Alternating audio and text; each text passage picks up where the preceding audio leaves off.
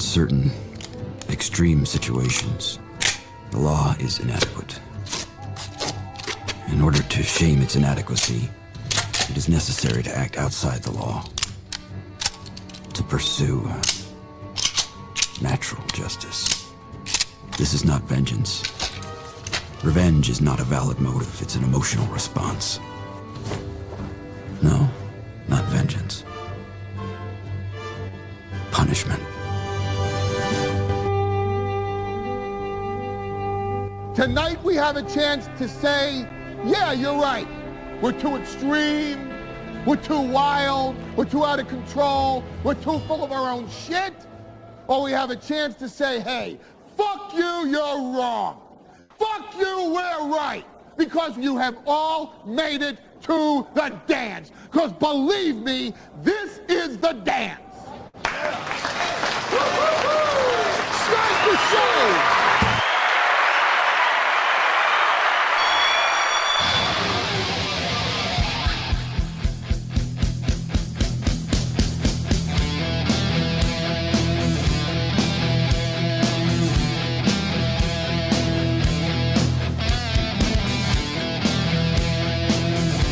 Good morning, everybody, and welcome to the Steel Toe Morning Show. I'm Aaron Imholt. I'm your friend here. Oh, get that shit off the screen. Johnny's not here yet. It's Tuesday already. We're, in the great words of Poet Laureate Chad Zumach, we are, in fact, doing it. What is it? Mediocre broadcasting. Welcome to the show. Very exciting. Today will be a day that will live in pain and discomfort. Not sure. Today is supposed to be the day that pain and discomfort goes away. Oh, look, my other Nazi coin. I've been looking for that. There you go. By your brother. Oh, there you go. Together we will conquer the Slavic people. Today, I have a thing where I go and I have, now as I understand it, I'm having one root canal done and one cracked filling repaired. And that's going to solve all of my problems. If I could make a list of the problems I have in life at the moment, I think they would start and end with hot tooth, as the kids used to call it. And I really don't think there are any other issues. I mean, we have a thriving morning show. We have a somewhat struggling evening show that is buoyed by the success of the morning show. So that, I can't even call that a problem. I have an amazing audience that's probably getting a show that goes till 11 today because we are dangerously close to that precipice of 400 memberships. So probably a 5-hour show today. So I can't really, my kids are wonderful. My girlfriend's fantastic. My family is good. My car is in fine form. Oh, always do this when you say that. My car is in fine form. My weight went back down yesterday. I mean, it's still too high. It still needs to come down, but we're off the ledge, as it were. And I even ate chicken and a biscuit before bed. I was worried about the impact that would have. But I grunted and sweated enough yesterday that I was able to offset. I was able to offset the 2 brownie cookies. God damn the shape I could be in if I didn't eat like a fucking walrus.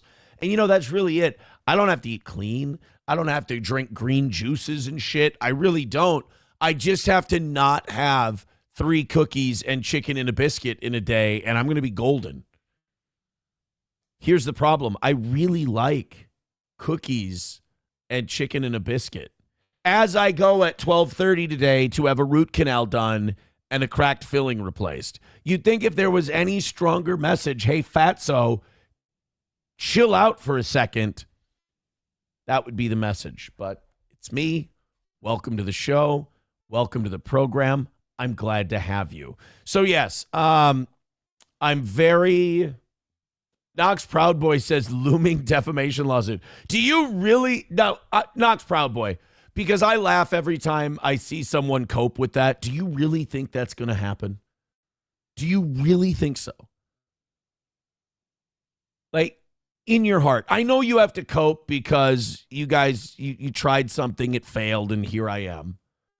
And it pains you every day. But you're like this close to being a fan anyway. Like none of the stuff that you're listing is a thing. But yet, I feel bad because I think it shows that the tricks are out of your hat, unfortunately. But I got my problems start and end right now with a cracked filling and a root canal. And I have to I have to get those done today at 12:30. And I'm excited. I'm excited for the aftermath. The only problem about a root canal is I don't want to go through the process. I wish they put you to sleep. I really do.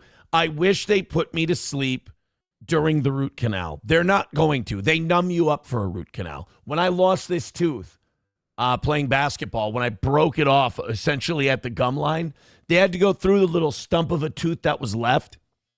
And they had to do a David P. Go fuck yourself. As I look over at the chat as I'm talking about this, David P. writes, nice denim top, howdy doody. I hate you.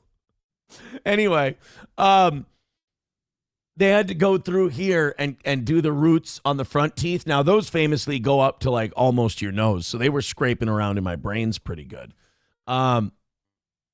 It's like an Adriana Chechik video. We'll get to her. She had a day yesterday. But anyway, it's the getting it done and it's the how you feel after getting it done that I'm not looking forward to, but I'm very much looking forward to these two teeth getting fixed up. I don't even remember what it's like to chew on this side of my mouth, although some would say that the chewing is part of my problem, that maybe less chewing, that maybe it's just the amount of biting with this mouth is getting me into a lot of trouble. Bigot on Socialist Media, thank you for gifting a membership. I appreciate it. Doesn't say who got it. Lich Gal needs one. David P. needs one. Did I see Cheese in here? Cheese already has one. What a guy. Gift those memberships. What are we, 17 away from 400 today? Yeah, we're probably getting a 5-hour show. 17 memberships away from 400. So I guess that means I should pace myself, right? We got plenty of shit. They're cooking rats in New York City. Tim Walz is leaving at the end of the year. I don't mean to look a gift horse in the mouth. Tim Walz leaving yesterday was great. And he pissed off the media, which, again, I've told you this before. It's hard to piss off the media in Minnesota if you're a Democrat because they're all to the left of Lenin. But Tim Walz gave his statement yesterday. And then after his statement was done, he said, I'll be answering questions tomorrow because he's kind of hoping everyone forgets and this all cools down and then people won't have a lot of questions for him. And the media yelled audibly to him, that's it? You said you were taking questions. Come back. Like they were not happy with Tim Walz. But I bet you they'll fall back in line relatively quick. But he's going to come back today. He's going to give an update on, the state's doing great. We're doing wonderful. And then he's going to take questions, and he's probably going to blame Trump for everything, more than likely. But he announced yesterday he's not running for office for a third term. I'm getting greedy. I want to see if we can take him down before that. I want to see if we can. The real victory is not getting him a second term. I'm realistic. Look, I know some people are like, he should be in jail. He ain't going to jail. None of these guys ever go to jail. Nobody's going to jail. I promise you nobody's going to jail. Fauci ain't going to jail. Hillary never went to jail. Walz ain't going to jail. Trump's the closest to going to jail, and he just got a bunch of Zionists to bail him out and make him president, and now he's paying them back in spades. By the way, I don't hate Miriam Adelson. I don't hate David or Larry Ellison. Brilliant investors. I mean, they paid their guy and they are getting a return on their investment. They took a guy who basically invented America first and got him to abandon it, and then got a lot of his followers to believe that he hasn't abandoned it. Dan Bongino, who was there, got back on Twitter yesterday and just took a flamethrower to America first and sucked Trump's cock and was kissing up to fucking cat turd. Imagine you get back from being the deputy FBI director and you're like, I got to retweet cat turd. Go fuck yourself. So Dan Bongino is Team Neocon. Lindsey Graham is out there doing his birdcage best to cheerlead more wars. This time he wants to go to Cuba. I mean, now that Trump is Israel first neocon, like the oldie days of the Republican Party. Lindsey Graham is like a kid in a candy store or a Lindsey Graham at a glory hole. And boy, he can't wait. He's pointing out countries. Oh, we're invading people and kidnapping leaders. How about Cuba? How about Iran? How about here? How about here? It's like these people have no memory. They're pod people, and they've never watched us try to do this before. Fucking around in Cuba always works out great. Fucking around in Iran always works out great. I don't remember who said it, but there are no George Washingtons in Islam. There are no Thomas Jeffersons in the Middle East. These Muslims don't want your fucking help. All right? They want one place on earth where we don't fuck with them. That's it. That's what all the 1967 wars are for, is 7-Day War, 6-Day War, Yom Kippur War, this war, that war, Passover War, Hanukkah War. They're all fought because they just don't want us fucking with them. Lindsey Graham's answer to that? Let's go fuck with them. It should work out this time. I don't know how we got there from a root canal and Tim Walz. Oh, you know what? 3 things that caused me great pain and discomfort throughout the day. Bingo. Lich Gal is the one who got that membership from Bigot on Socialist Media. Thank you very much. Pass that one along if you feel so inclined. Miss Tay gifting a membership to David P. Remember, if you get a membership, you don't have to watch ads. And isn't that what we're all looking for? Red Fox Mad says, yes, the governor of Minnesota can make a temporary appointment to fill a vacant U.S. Senate seat, but that appointee only serves until a special election is held to elect a permanent successor. Yeah, because the rumor is Amy Klobuchar is going to be running for governor to replace Tim Walz.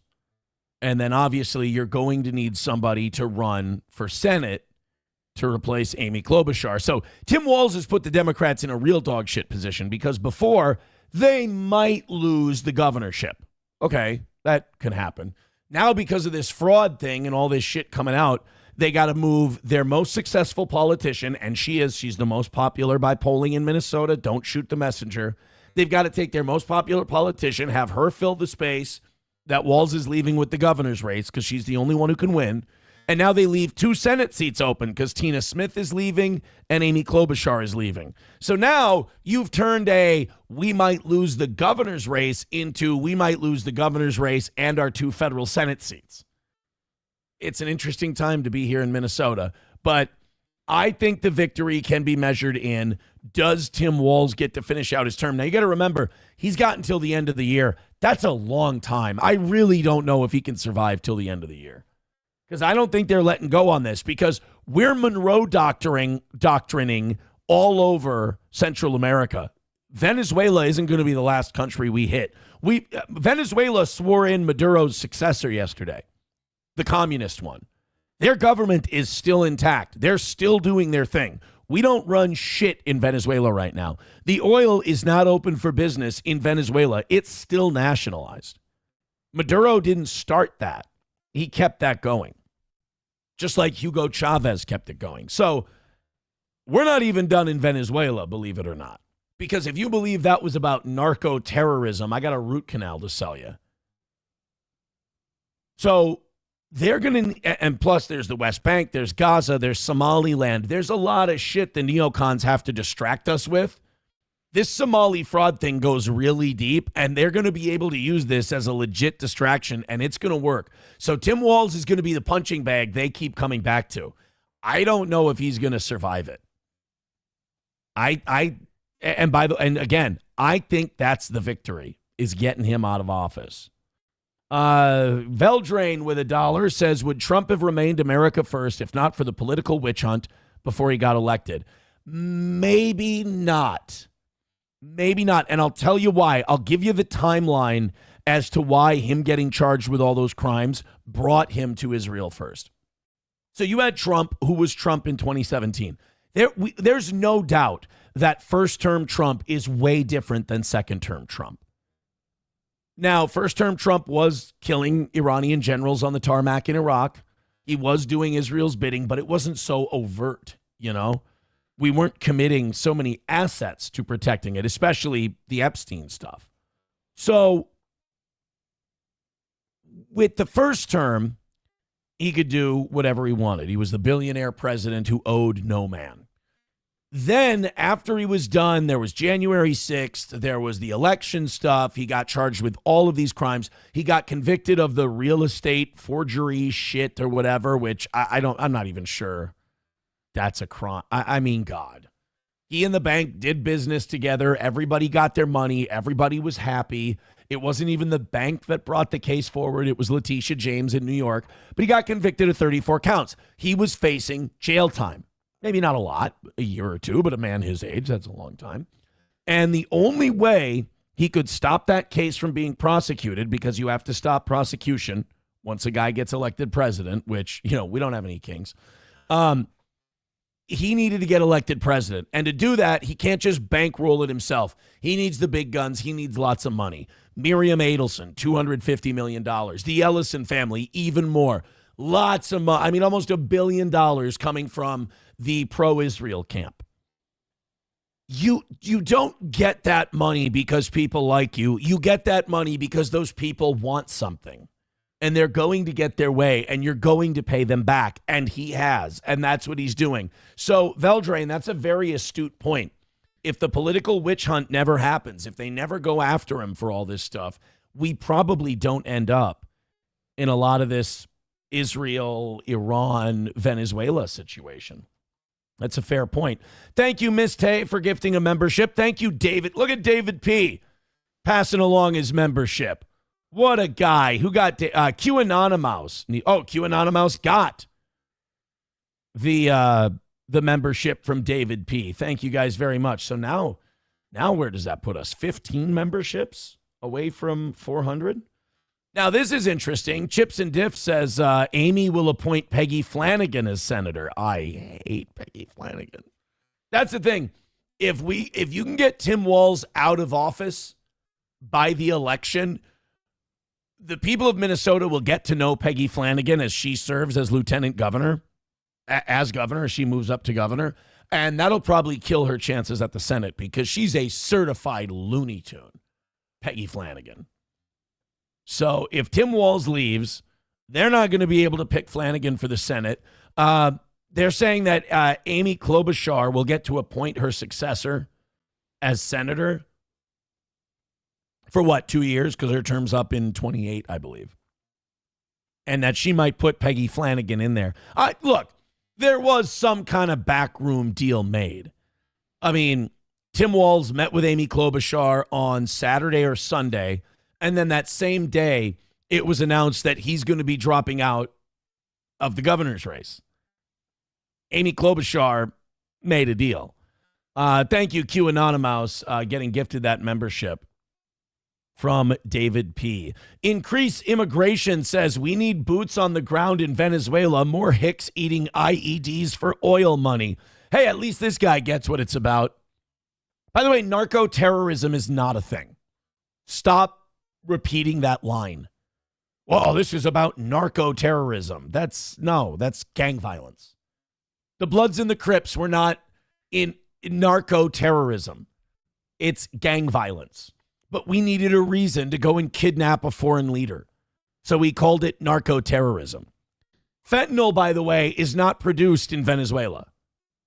Venezuela has those boats we were bombing. It would have taken them 6 refueling trips to get to the United States. Those boats were not going to the U.S.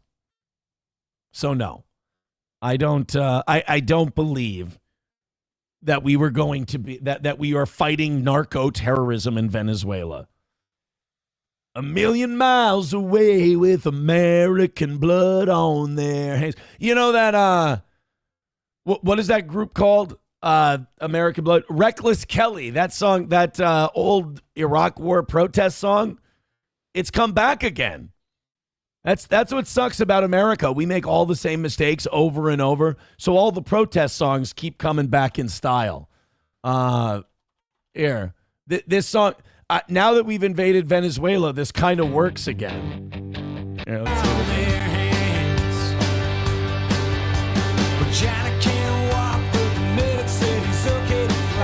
he'll be fun. Yeah, we got to make a PR thing out of him. This song works again.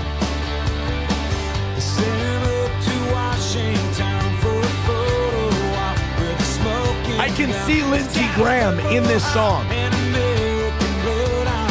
And the chorus still works.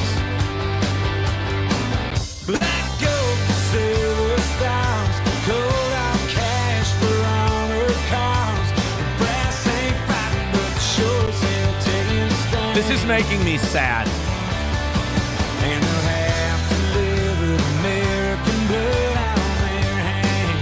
It's actually making me. This song was made in 2009. I believe I think it was 2009 or 2012, around there. And it works.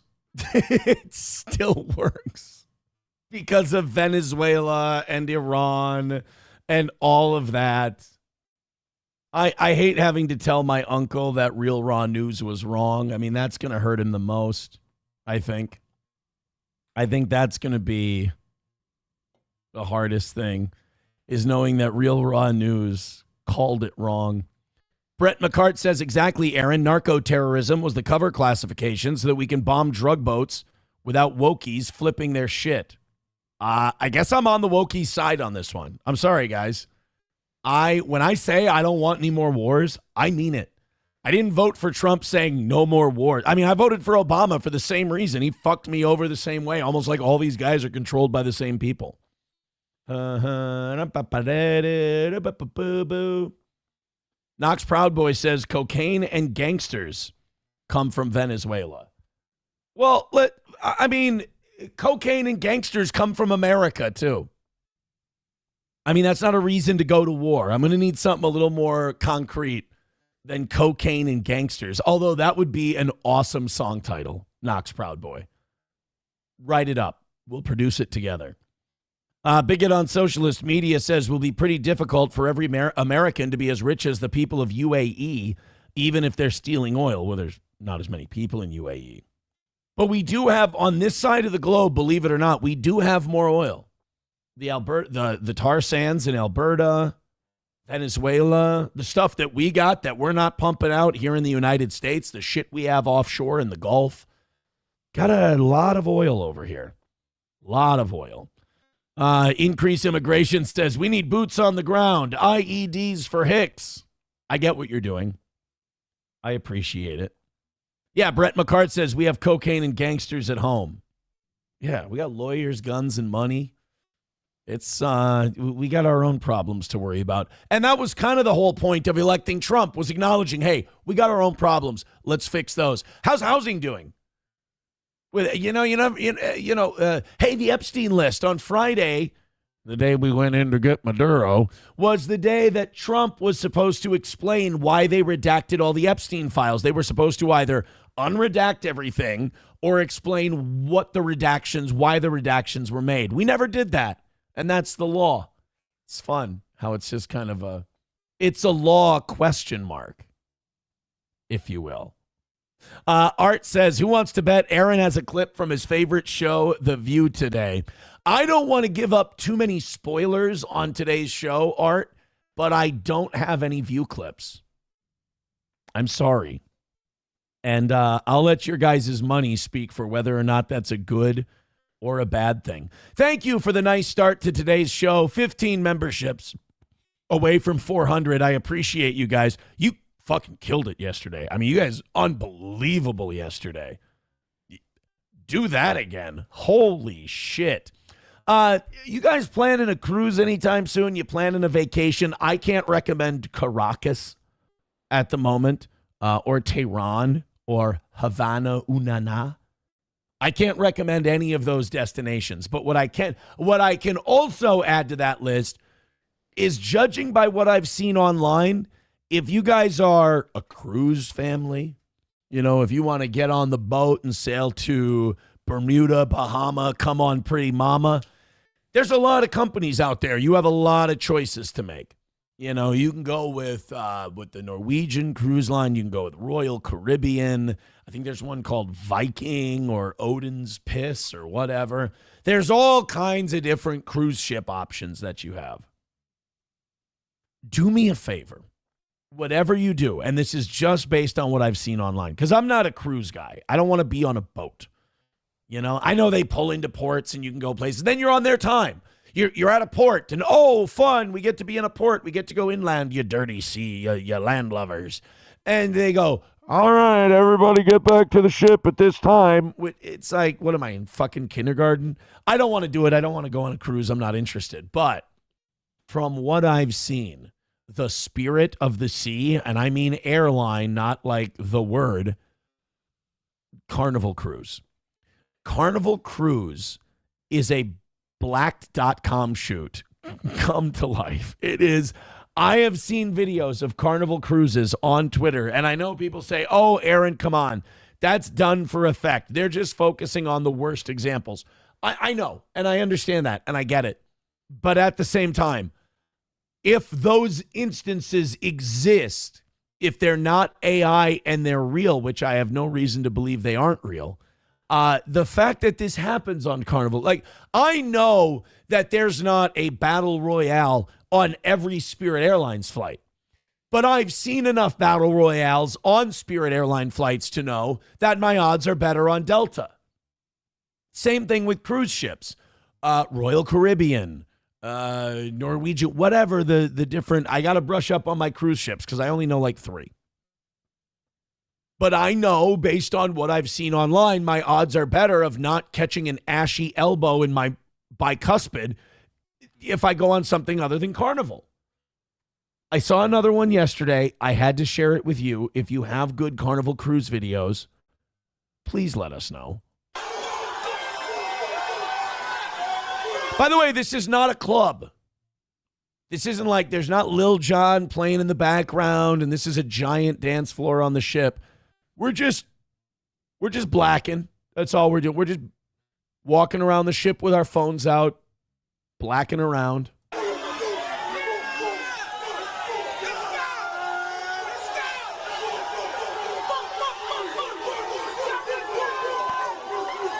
You know, some racists, some bigots, some white supremacists like to say sometimes that some of these people don't know how to act. I just think they're excited to be on a cruise ship. And I don't think this is a white culture, black culture thing. I don't think any of these people are hurting anybody.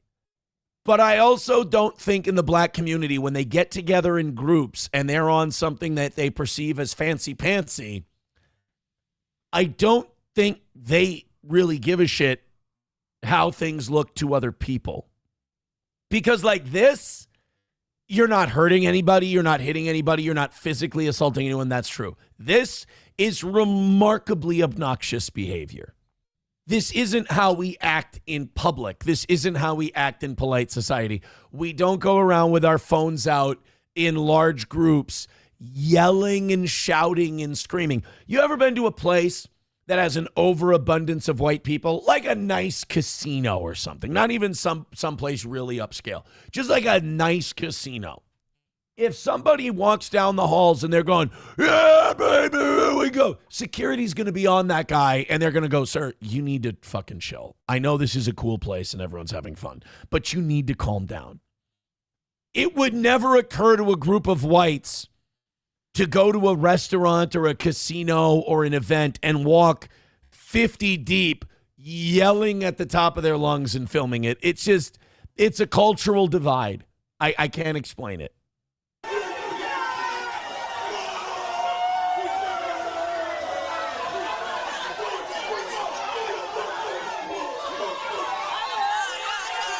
Yeah, do me a favor. I've never been a cruise guy. I'm not a cruise guy now.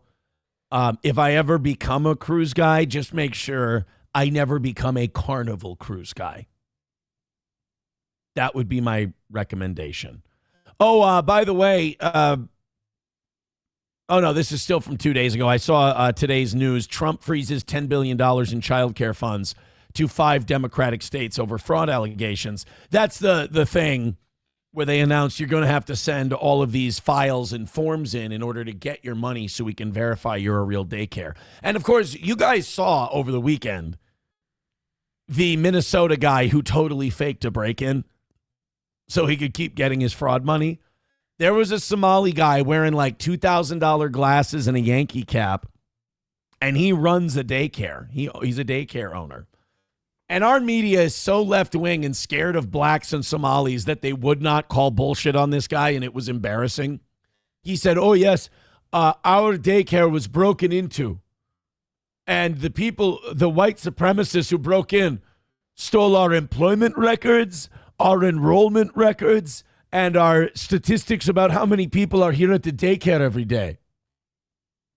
Dude, they broke into your place of business and they stole your records. They stole your paperwork. It's like, hey, I'm breaking into this bank. Give me all your fucking balance sheets. What? Don't you want the money in the safety deposit boxes? No, I want your goddamn financial statements. It's really, you could have probably just come in here and asked and we could have worked something out on the fucking ground. If I don't see some red ink or black ink soon, I swear to God. And nobody here pressed too hard on it. Everybody thought it was bullshit from the start, but our own media would not call it out.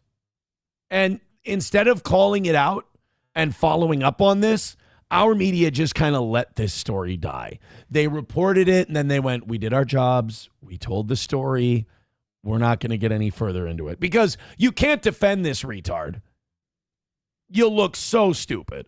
But you also can't attack him because you're a liberal Minnesota media news outlet and you don't want to look racist. So they did the best they could do. They reported the thing, they showed it on TV, and then they moved the fuck on the next day. Because they came out with this story. By the way, there's this racist slander going on that people say Somalis have an average IQ of 70. I don't know where that comes from. Unfortunately, we saw that there was important documentation, enrollment of the children, and also employee documentation that was gone. By the way, the Trump administration, the day before this happened, announced that they'd be freezing daycare money to Minnesota unless you could provide enrollment records and employee information. So it's just really strange that this guy had somebody break in and steal those that same day. Wow. I feel bad for this guy. All the money, like computers, any expensive equipment hanging around, that all stayed. Thank God. They just wanted those damn employment records. And by the way, you don't have those backed up on a computer anywhere. No. There were also checkbooks that were ripped from our check papers that were ripped from our book. They cutting checks. Wouldn't that be something if this was real? And he's like, they stole checks from our checkbooks, and now I'm worried they will make fraudulent charges. That would suck. This is devastating news, and we don't know why this is targeting our Somali community. I don't know why Mamdani even is doing this bit in blackface. I think it's really offensive. The man's gone too far, if you ask me. Los Federales with $1 says, never seen blacks get so excited to get on a boat since the slaves came over. Carnival Cruise is a floating ghetto. It's the Spirit Airlines of the sea. Art correcting me, saying they're almost $3,000 glasses. Shit. Zenman Build says it's not IQ of 70, it's 62. Get your facts straight. I apologize. Stefan Molyneux would be very upset with me for getting that wrong. Chevrolet JB says they really just got reams of blank paper. I mean, yeah, I said the employment and enrollment records. Veldrain with $1. Can't read that, Veldrain. Monkeys aren't great swimmers. That's just a random fact. So they are a bit uncomfortable on a boat, which is why it's a good idea to use chains to keep them. Jesus Christ, you guys are racist today. Main Vein with $1 says, is this the Planet of the Apes theme cruise? Somebody too with $1 says, we did the Alaskan Carnival Cruise, and it was decent, but then again, it was an Alaskan cruise. Yeah, I mean, don't tempt fate, I suppose. Look at you guys. Hitting fine form here by 6:30 in the morning. Thanks a lot. Viking River Cruises. Oh, that's a different thing. Yeah, there's There's a Viking river cruise that takes you basically down the same routes that the Vikings took, like up the rivers of Europe. I mean, they don't really tell. I mean, maybe they do, but they don't tell you on the trip that they're taking you down the same routes the Vikings traveled when they got off the boats and murdered and raped Europe. These are my people. This is where I come from. Art says, how much weed is on that cruise ship? I have no idea what you mean. I don't know. I have no clue. 15 memberships away from 400. Thank you guys very much for the generosity. All right, you want to watch a porn girl go crazy on a stream? No, not Scarlett Hampton. I will say this. She should be off the internet. People should stop taking advantage of a clearly mentally ill, broken porn star. No, I'm talking about Adriana Chechik, who was on a stream, I think, yesterday, and just broke the fuck down. Now, it is very rare that you see someone come from the adult films industry and they aren't emotionally and psychologically shattered and broken and damaged. I mean, it's almost like you have to stay in the industry, because once you get outside of it and you try to go to polite society, it then stands out how broken and fucked up you are. But if you're in the industry, everyone's kind of like that. So it seems normal. It's not that much different, aside from the money and, you know, I guess you have a little more say in the sex. It's not that different from prison and being institutionalized. You don't want to go to the outside. You're not sure you're going to make it. But if you stay on the inside, everyone understands you. Everyone gets your plight. So Adriana Chechik has been making her living these last decade, 5 years, whatever, as a streamer. Now, I don't know if she's still working. I don't know if she's still in porn. But this chick, she did it all. I mean, butthole, open view of the kidneys, the whole ballywick. I mean, this chick was all over the place. She was wild child. And now she's doing streaming. She's the one who at TwitchCon jumped into that foam pit and busted her tailbone and then sued TwitchCon. And it was their fuck up.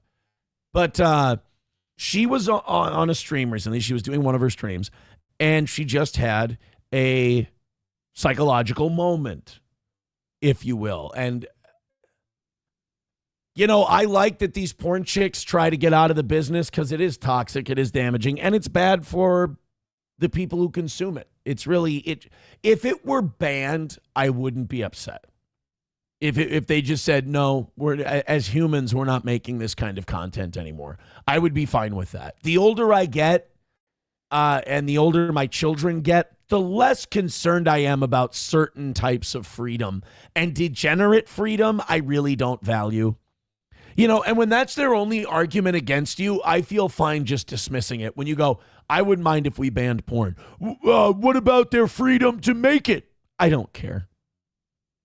And that's their whole argument. I mean, that diffuses their argument right away there. What about their freedom to make it? I don't support it. Does more harm than good. What's your argument after that? After the, what about their freedom argument? I'm willing to take that one away from them. Point blank, simple. Simple as that. I'm willing. You're going to take away people's right to make pornography? Yeah, I'm okay with it. I'm okay if that doesn't make me a libertarian. Ooh. So Adriana Chechik was on her stream, and she was having a rough go of it. I only got a chance to see a little bit of this morning before we put this in the sheets. I tried so hard. And got so far. But in the end, I tried really so hard.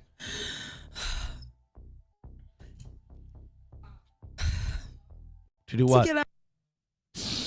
Did she say to get out of porn, but they won't say that? To get out. Yeah, to get out of porn. Okay. And my pimp, he just like, you know, I love my job. Was that too morbid of a joke? Was that a little too morbid? Oh, was she fucking around? A little too morbid for you guys? Because right after I started saying it, I was like, ooh, maybe. Wait a minute. Whoa. I saw a couple different versions of this where they said she's having Twitch streamer Adriana Chechik broke down in tears on stream while opening up about her current situation, and the ending caught everyone off guard. She was. That's even more fucked up, because like a lot of people go through that shit. Like, that is a very common thing in the adult films industry. Okay, now I get to hate her. This is okay. I like this version of this clip much better. This is a reality for a lot of women in that business. Oh my God, this is such a one-eyed Charlie black slaver thing to do. This is like Steven in Django laughing at blacks on the slave ships. Like, that's not like the scenario she just came up with. Ha ha. You may have gaped your asshole willingly. You may have done all your DP videos with a smile on your face and enjoyed what you did. There's a lot of people doing that shit because there's a man pushing drugs and money on them who are making them do it. And they can't get out. They're terrified. They're afraid. And they have to make that content for that person because of some bad decisions that they've made. And you're just going to shit all over that? Oh my God, she should be in hell. I'm never like, you know, women like this are fucked up. You know, she's going to have a moment where shit's not going well for her and she's having an emotional breakdown. Remind me to never feel bad for this chick ever in my life. Never feel bad for Adriana Chechik. Oh my God, that is, like I said, that is some one-eyed Charlie shit right there. Give me your best black slaver. Boy, I never want to hear a rant from Adriana Chechik where she goes, I support all women. Because you just took a big, wet diarrhea shit all over every woman who's being used, manipulated, and fucked with in that shithole of an industry you came from. Wow, that clip is way worse than it was pitched. What a piece of shit. Ew. Fuck you, dude, with $1 writes, merp. Very funny. It's a callback to last night's show. Thank you. Art says, why are people saying porn is bad? There's a lot of reasons. It ruins relationships. It desensitizes people towards sex. It desensitizes people towards, like, decency and what's real and what's not, and, like, what you should do to people and how you should treat people. It is, I think, a form of cheating. It's really bad. I mean, the fact that you're saying I don't get why people are saying porn is bad is part of the reason why porn is bad. It's that desensitization. Los Federales with $1 says, I'm 50-50 on Venezuela. I get he's a bad man. How is this any different from what Russia did to Ukraine? It's not the USA's business how other countries are run. Try that in China and see how it ends. Well, you know what I say? Try that in a small town. Sorry. I have a thing in my contract with Rumble for the creator program, one Jason Aldean reference per show. People in the chat saying, I could fix her. I encourage you. I encourage you to go try to fix her. Would you says she looks fucked out. Would you believe me if I told you she's 26? No, I'm just kidding. Knox Proud Boy with a good point says if they stop making it tomorrow, there's enough to watch a new video every minute for 100 lifetimes. Yeah, I mean, you'd have to go in. You'd probably have to arrest people, destroy things, probably kill a few people, like in order to enforce it. You'd probably have to do that. Stoned Out calling her a top tier hoe. I don't like that. I mean, I don't like that, you know, have your cake and eat it too. I don't like that whole, I'm speaking out for women in the industry. I'm speaking out for this. I'm doing that. And then mocking people who live that reality. Yeah, fuck her. Stoned Out says, I ain't trying to fix her. Just fuck. You know what? Again, I'm not going to stand in your way. I'm not standing in your way. Tim Finman says, porn rots your soul, period. Fair enough. Art says, I get on better with my stepsister and mother because of... What are you doing, step bro? Knox Proud Boy is correct. He says porn is made by Jays to weaken and control strong American men. I don't disagree with him. Look who owns not just Pornhub, but like all of them. OnlyFans. I mean, I don't think it's a coincidence. How about this? How about we make a law where we ban it, but the only kind that's allowed is like the 70s porno stash giant bush pornography that will compromise. Hear me out. We'll compromise. We'll bring the shit to shoe level. And we'll do it that way. Oh, Knox Proud Boy, I apologize. He says, don't drop your seed unless it's in your wife. When you trade cells and shit, that's actually good for you. Yeah. When you get a good bust with the one you love. It's a magical thing. Yeah, fuck Adriana Chechik. She's a horrible human being. She's a terrible person. 515 of you checking out the toe right now. I appreciate that. Good first hour numbers. We're going to head to 600 today. We got over 700 yesterday. How about 800 today? That might be a thing. Hit like, hit subscribe, hit follow. That's the way we do it in the algorithm. Is we hit like, we hit subscribe, and we hit follow. Chips and Diff with a good question for Knox Proud Boy. He says, does it have to be your wife? It's a good question. That's a good question. What is the rule? I think Knox Proud Boy would prefer that it's your spouse. I'm not saying that everybody should do that. Certainly that ship sailed for me a long time ago. I'm an old man, but like, I don't think it's not a bad thing to aim for. The tits. No, it's not a bad thing to aim for staying celibate until you're married. But I understand it's an unrealistic expectation. I bet you we'd be a happier society if people tried to do that. Knox Proud Boy. See, Knox Proud Boy, this is how we lose our morality. This is how we end up in Sodom and Gomorrah. They pressed Knox Proud Boy a little bit on this, and they said, does it have to be your wife? And he said, I don't know, actually. At least a loved one. You see, we're already into co-ed gangbangs now. You just gave them wiggle room. See, I think what Knox Proud Boy proved is we need Gilead. It's the only way this is going to work.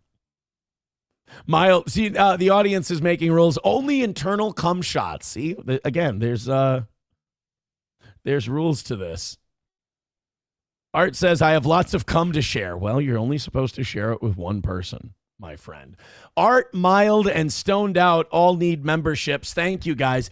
15 more memberships, and I go until 11 today. Thank you very much. Okay, let's get into some of the Venezuela stuff. We've got 1, 2, 3 clips for today on Venezuela, and I think we can get through these by the time Johnny gets here.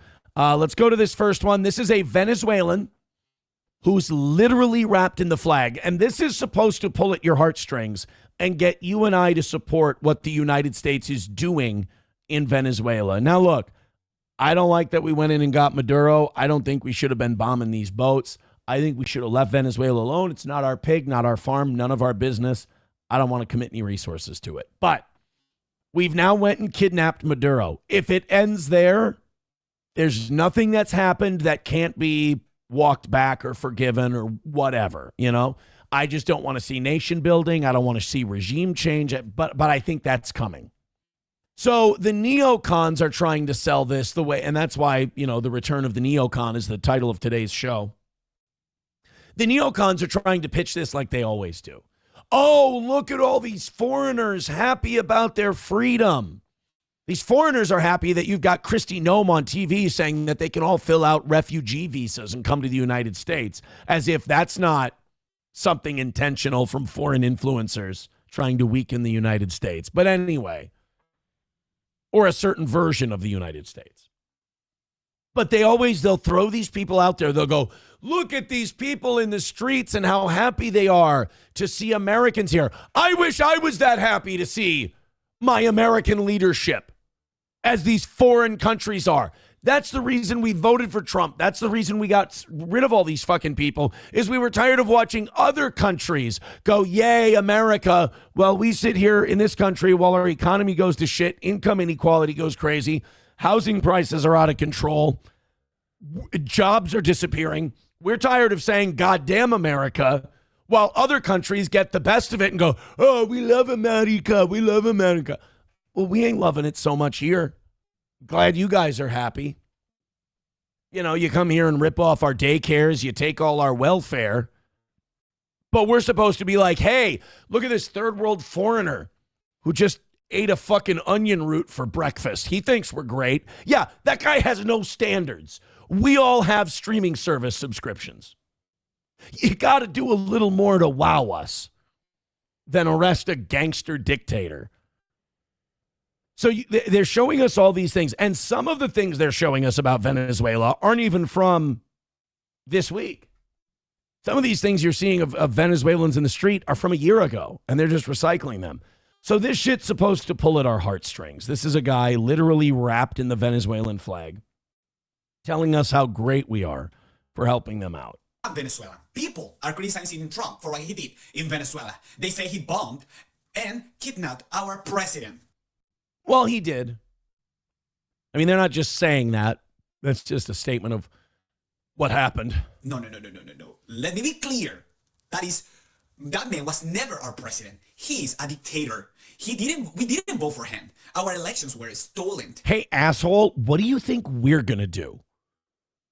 When's the last time you watched America overthrow a dictator and replace it with anything but a dictator? Hey, Ukraine tried to elect a president that was more loyal to the Ruskies than he was to us. And the people of Ukraine chose that guy.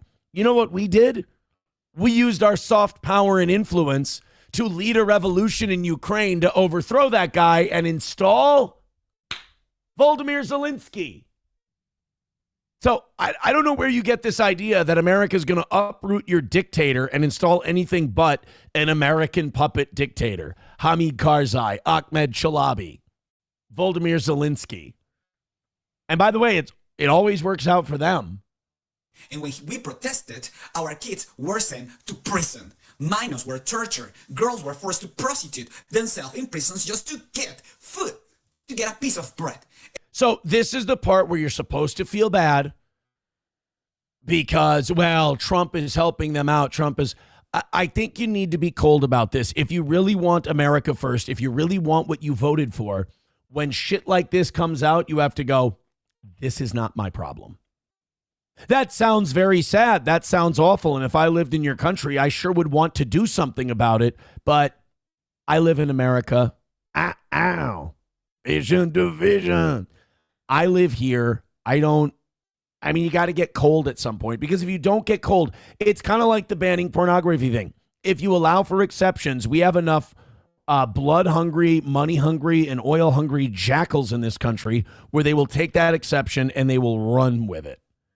So you have to have a hard line and you have to go, hey, that sounds like shit. Really glad it's not my fucking problem. And I don't want anything to do with it.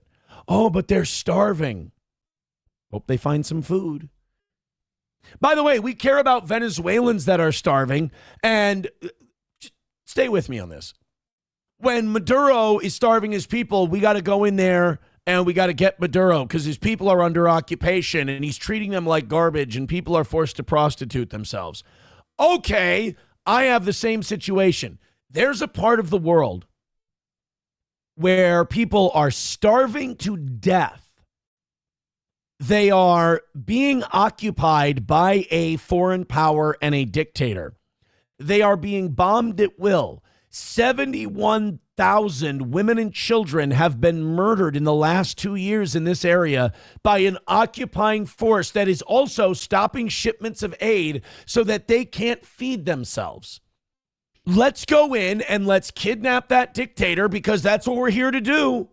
We're here to make sure that all the dictators that are occupying people and killing them and treating them like garbage, I would say the people I'm describing in that part of the world have it way worse than the average Venezuelan. So if we're getting Maduro, then don't we have to get the guy who's doing that thing in that part of the world? Now, that guy would be Benjamin Netanyahu, and those people would be the Palestinians in Gaza. This is what I mean. Don't fall for the Lindsey Graham neocon shit of, oh, these poor people, they live in poverty. We're going to keep them there. None of this is about poverty. None of this is about eco-terrorism. This, and I'm sorry, Tucker Carlson, none of this is about gay marriage. Tucker's losing his mind. This is about oil, and this is about Israel. That's it. That's all this is about. And when they put, I mean, this is so cynical and shitty. When they put those people on there and they go, oh, the people of Venezuela. Okay, first of all, I don't have to give a shit about the people of Venezuela because the people who decided to go get Maduro don't give a shit about the people of Venezuela. They give a shit about what's under their feet. That's all. Chips and Diff wants to know if Maduro was Adriana Chechik's pimp. No, she liked her pimp. Remember? She thought he was aces. She thought he was okay. You people didn't know that Exxon and Conoco pulled out of Venezuela investing, but France and Norway and Chevron have a contract with Venezuelan oil, stealing from France and Norway oil. Venezuela nationalized their oil in 1975, so you'd have to deal directly with the Venezuelan government. So, yeah, I mean, I watched this in 2002, 2003. When we bombed Libya, I watched, oh, what about the people? I don't know. I think the people of Libya got along just fine. They weren't exactly wallowing in self-pity. They were jamming things up Muammar Gaddafi's ass until he bled to death. I'm pretty sure they were in good spirits there in Libya. That was brutal. The way Gaddafi died. You want to wonder why Iran might still want nuclear weapons? What happened to Gaddafi happened to him after he made a deal to give up his nukes. He got sticks shoved up his ass until he died. Which is also a fate that Adriana Chechik seemed headed for a while there. Also, let's not forget, the other shitty thing about all this Venezuela stuff is it's making me agree with Democrats, which makes me feel gross because I know these fuckers would do the same exact thing if they were in charge. They're just mad that they're not the ones who have a say in it, that it's the other party. I didn't come here today to agree with Hakeem Jeffries, but here I am. That the American people are supposed to believe that the military action that the Trump administration took had anything really to do with a counter-narcotics effort. Thank you for not calling it narco-terrorism. By the way, this guy has the charisma of a grape. Is belied by the fact that it was Donald Trump just a few weeks ago who pardoned the former president of Honduras. He's not wrong. In fact, look at a lot of the people Trump has pardoned lately. There's fucking weirdos in there, man. Big time weirdos. Who's one of the world's leading narco traffickers. The former president of Honduras was convicted by an American jury of narco trafficking, of jamming more than 400 tons of cocaine into the United States of America. 400 tons. He was sentenced. I think I saw that in a bathroom once. After being convicted by an American jury to 45 years of hard time in federal hard times, baby. And that will be gorilla shit all over down there. Former president of Honduras said he wanted to jam cocaine down the nostrils of the gringos. And this is the person that fucking based. Fucking race war with cocaine. All right, stop selling me on the guy. I'm buying. I mean, he's an adversary, but a worthy adversary. I want to jam all of the cocaine up the nose of the gringos. All right, this guy's not fucking around. I like an enemy who presents himself to you on the battlefield. I can respect that. You know, it's not Benjamin Netanyahu sitting here going, oh, all of this is so good for America. We're doing this as a sacrifice so that you guys do better. Don't lie to me, bitch. You ain't that smart. I want to jam cocaine up all the nose of your white babies. All right, this guy I can fuck with. This guy's okay, this Honduras guy. Oh, so you want him to jam? No, I don't want him to poison our white blood, but at least I can see him coming. We'll fight this one out and see who comes out on top. Oh, actually, when we commit this genocide and then it inspires Muslims to knock down your towers and we don't tell you about it, we're doing it for you. Do me a favor. Stop doing us favors. Enough. I will hear no more of this Hebrew nonsense. Donald Trump pardoned, and the American people are now supposed to believe that this whole situation that has unfolded in Venezuela has anything to do with a counter-narcotics operation. Get lost. I mean, I agree with him. I agree with Hakeem Jeffries on this one. He's not the guy who pulled the fire alarm, is he? On that day in Congress. He's not the fire alarm guy. Either way, I agree with him. I mean, he's not, just because he's dumb doesn't mean he's wrong. And that's what I hate about Trump going back on America first and all this shit, is that I have to agree with people that I'd really like to think are retards. Los Federales with $1 says, as long as big booty Latinas can stay, that's all that matters. Yeah, Alex Stein's take on the Venezuela thing is he's kind of a one-issue voter on this. He just wants the big booty Latinas to stay. Cheeseburger Pie with $1 says, Democrats can't even agree with themselves. Remember, no kings? What is a dictator? I don't give a shit about dictators in other countries. Sue me. I care about what we do here. Fuck these people. Joey Caravello with $2 says, Aaron, would you move to North Dakota? It's close to you so you can see family. A Republican state and very low income tax and sales tax. Property tax also cheap. I'd consider North Dakota, but I'm so close to my children and my family here. I don't know. Cost of doing business, call it. Balls Deep gifting a membership on YouTube. Thank you. There's so many Somalians in this bitch. I appreciate that, buddy. Thank you so much. 15 memberships away from 400 over on the Rumble end of things. Yeah, here's this is Alex on the Venezuela thing. Good to see Alex landing on his feet after the blaze. So we're here in Dallas, Texas, protesting the unfair and illegal arrest of Maduro. I stand against it. We stand with Maduro and we want to protect big booty Latinas. No war on Venezuela. Stop bombing Venezuela. Stop bombing Venezuela.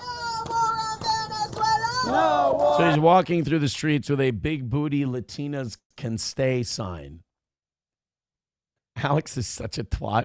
Alex made a video the other day where he's got a shit-eating grin on his face. Like, I love Steel Toe. Steel Toe can do no wrong. He's my favorite. And I'm like, I'm watching the video and I'm laughing, but at the same time, I'm like, does Alex think I love Alex. I think Alex is great, but like when he says that, I'm like, I can't help but feel a little insulted. I'm like, Alex, you're laying it on really thick. You do know that I know you're fucking around and being disingenuous, right? Like, I'm willing to laugh at the bit with you. I just have this paranoia in my soul that Alex thinks I don't think he's fucking around. And that bothers me for some reason. I don't know why. I love Alex. I like the videos. I think they're funny. If he knows that I know they're funny and over the top, great. If he makes them and he goes, I bet you Steel Toe Joe thinks that I'm being for real, that I'm keeping it 100. No. It's the only part that 56,000 views in 2 days. I don't know why I give a shit about Alex's view count. I just want to see him land on his feet after the Blaze thing. I just want to see him do well. So I don't know why I keep checking the view counts, but I do. 56,000 in 2 days. That's, I mean, what's 15? If that's fully monetized, what's 15 times 56? $840. Make a couple videos a day. What's that? You're going to make about 80 grand a year? Single guy with no kids could live off that. You make 2 videos a week that hit the 50-some thousand mark. Why not? Knox Proud Boy says, I know Alex. He really does watch all this shit. It's all we've ever spoken about. I know. I like I said, I like Alex. And also, Knox Proud Boy, no need to apologize. You're forgiven. You are forgiven, sir. Let's bring Johnny in here and let's have ourselves a fine show this morning. Thank you very much. By the way, I got to keep track of old Joey Caravello there because he's threatening to sneak in to that top 5. There he is. Good morning, sir. Good morning. Look at that energy. Spare moment, I could use that camera. I fucked it up. See, you came in with the right energy. Everything's good, and then I don't do. It's all good. Son of a. Do you like Alex? Was it you who had a problem with Alex? Oh, we had that like beef thing when we did the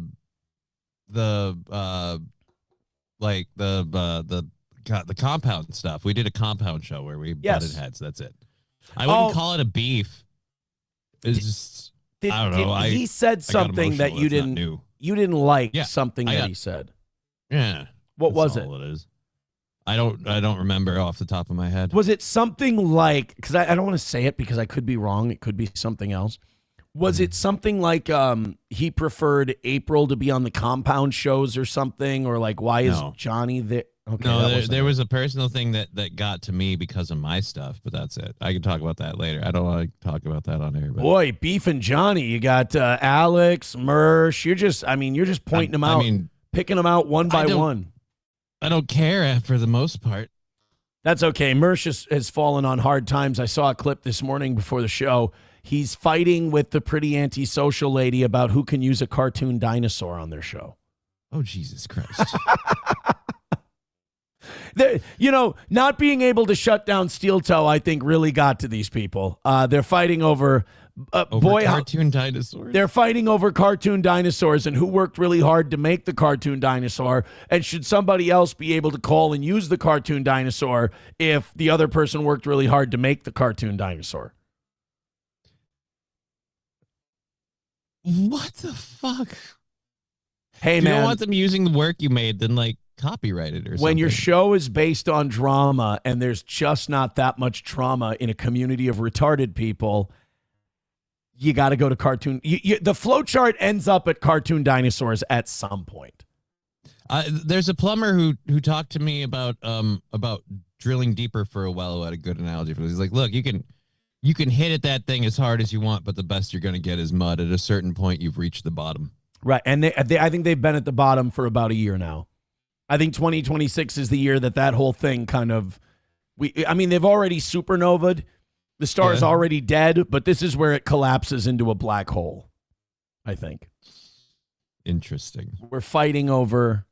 And Knox Proud Boy says, does anyone but me know what you're talking about? No, and I think that's what makes it beautiful is I'm like, hey, there's a part of the internet where they're fighting over a cartoon dinosaur. And the people who don't know about it go, those are the retards who thought they were going to take you guys down? I'm like, yes. The audacity. Yes.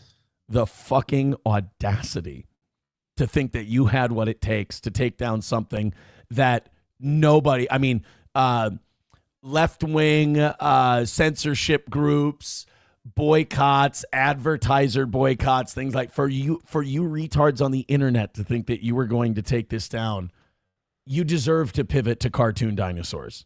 It's weird. You guys have the internet. You have access to a wealth of information. You should know by now. The only person who can take down Steel Toe is him. I mean, if the last 2 years hasn't proven that the only person who can do damage to me is me. In fact, I went way too far in proving that point to people. But I committed way too hard to the bit. Work yourself into it. But I believe I reinforced the idea and I proved it did help win the war as I went, you can't do shit to me. Watch what I do. Perfect. Tim Finman with $1 says, if you are one of those still falling for the false dichotomy of Democrat versus Republican, then congrats. You're part of the distracted to be divided idiot moronic masses being entertained to be controlled. That's why I said I hate agreeing with the Democrats on this, because I know they'd be doing the same thing if they were in charge. Joey Caravello with another $2 says, good morning, Sir Jonathan Crutches. First of all, congratulations on your new title. Duke of Lacrosse team and respected Freemason. Talk us through how you will seduce Digger. Oh, I'd love to hear that. I already did seduce Digger. Oh, shit. She's moving to this side of the fence if we can get it to work. Are you 90 Day Fiance in that shit? Have you contacted that show? We've been talking for a year, so it's more than 90 days, I would say, but kind of in a way. Dude. Like, we're going to meet first. Like, no one's going to just commit to anything. We're going to meet in person first. But we should absolutely contact the 90 Day Fiance people and get you on that show. Yes, we should. Contact 90 Day Fiance. Are they still running that shit? Oh, yeah, here we go. I hope so, because I know I saw like a 90 Day Fiance thing on either Amazon or Netflix. I saw it on one of my streaming services. Because I've been watching a lot of like reality competition shows and reality survival shows like Alone and stuff. So now that stuff's coming through in the algorithms. So I know one of them had 90 Day Fiance. So I hope to God they're can you take this down for me? Can you write this down? What do you need? 90 Day Fiance, Love in Paradise .castingcrane.com. Crane with a K. All right, 90 Day Fiance, Love in Paradise.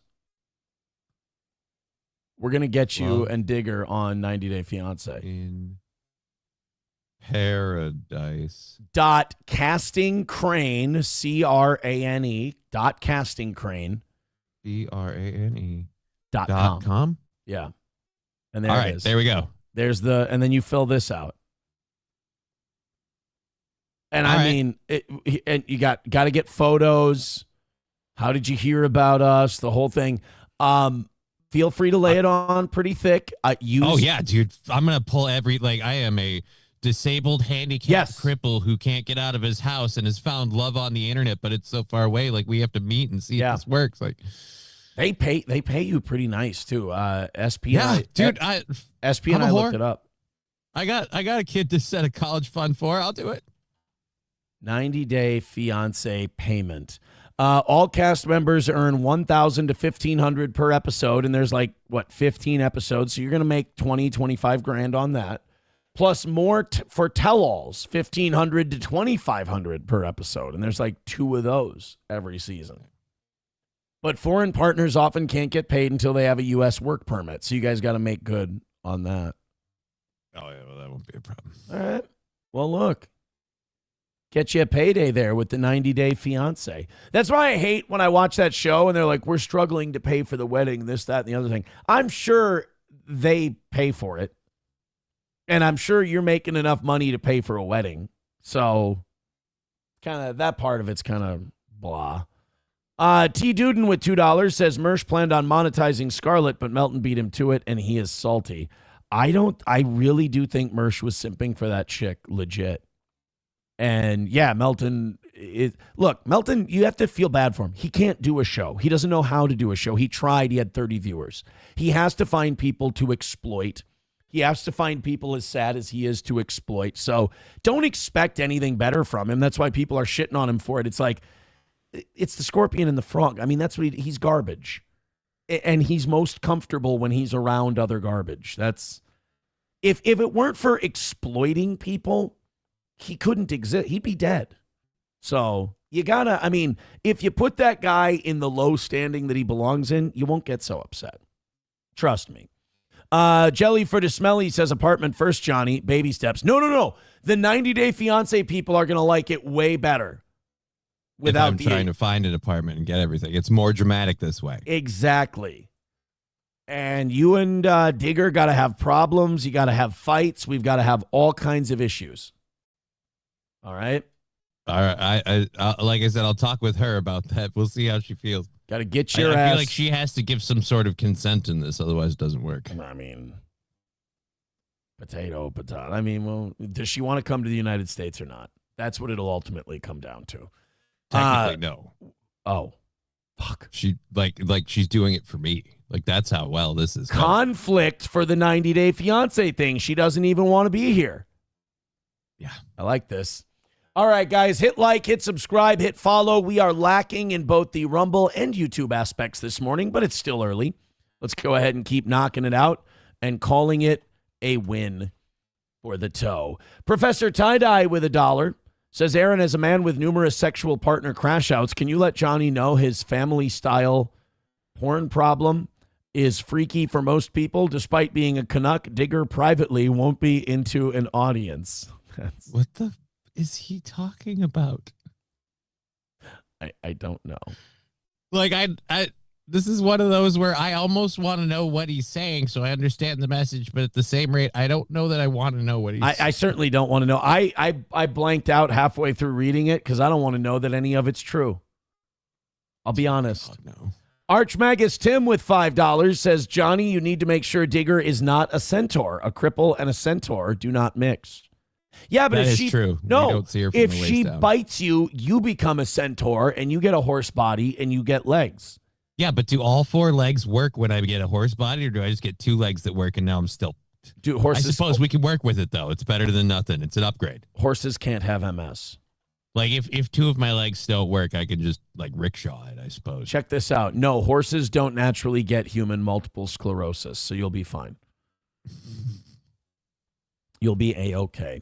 Keep going with those memberships and shit. I appreciate it. We're trying to move on here, but you guys keep being so damn generous. $2 from Joey Caravello says, what if Johnny comes home and finds Digger having hot lesbian action with the female babysitter? Wait, but if Digger's home, why would there be a babysitter? Why would there be a babysitter if Digger's... All right, I'm not going to fuck with his bit. Let's see. Okay. All right. What if Johnny comes home and finds Digger having hot lesbian action with the female babysitter? Will Johnny join in and hit Digger from the back while she eats the chick's way? Okay, you're just trying to jack yourself off, Joey Caravello. It's getting gross. You're just trying to whack off and you're trying to use us. And I don't know. I don't like it. He likes hearing you read his narrative. I know. That's my problem is I'm reading this scenario and I'm worried that he's cranking off. I feel so used and dirty. And then he just wrote in the chat, thank you. None of this is good. Thank you guys very much. Somebody with $1 says, horses may not get MS, but if a horse's legs don't work, they will get a bullet. That is the risk you run. If you become a horse and your legs don't work, we do have to kill you. That sucks. It's not good.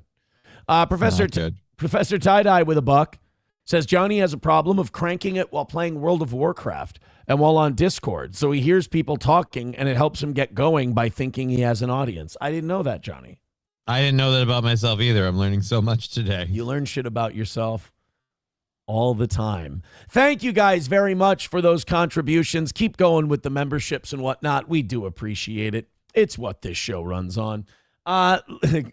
Dude, this is why you don't overthrow dictators. This is why you don't go tromping around the Middle East and South America and going on these foreign adventures, because if you invade sovereign countries or attack sovereign countries 3 times, like saying Beetlejuice, a wild Lindsey Graham appears and it's just flaming and bitchy.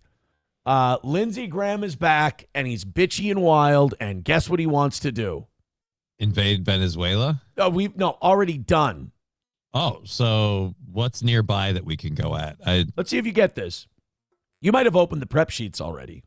Oh, I have the prep sheet sitting up here. I know we have a thing about Lindsey Graham right at the beginning. Okay. But, do you know what he talked about doing? Let me read through. Don't read. I want to see if you can get it before we do it.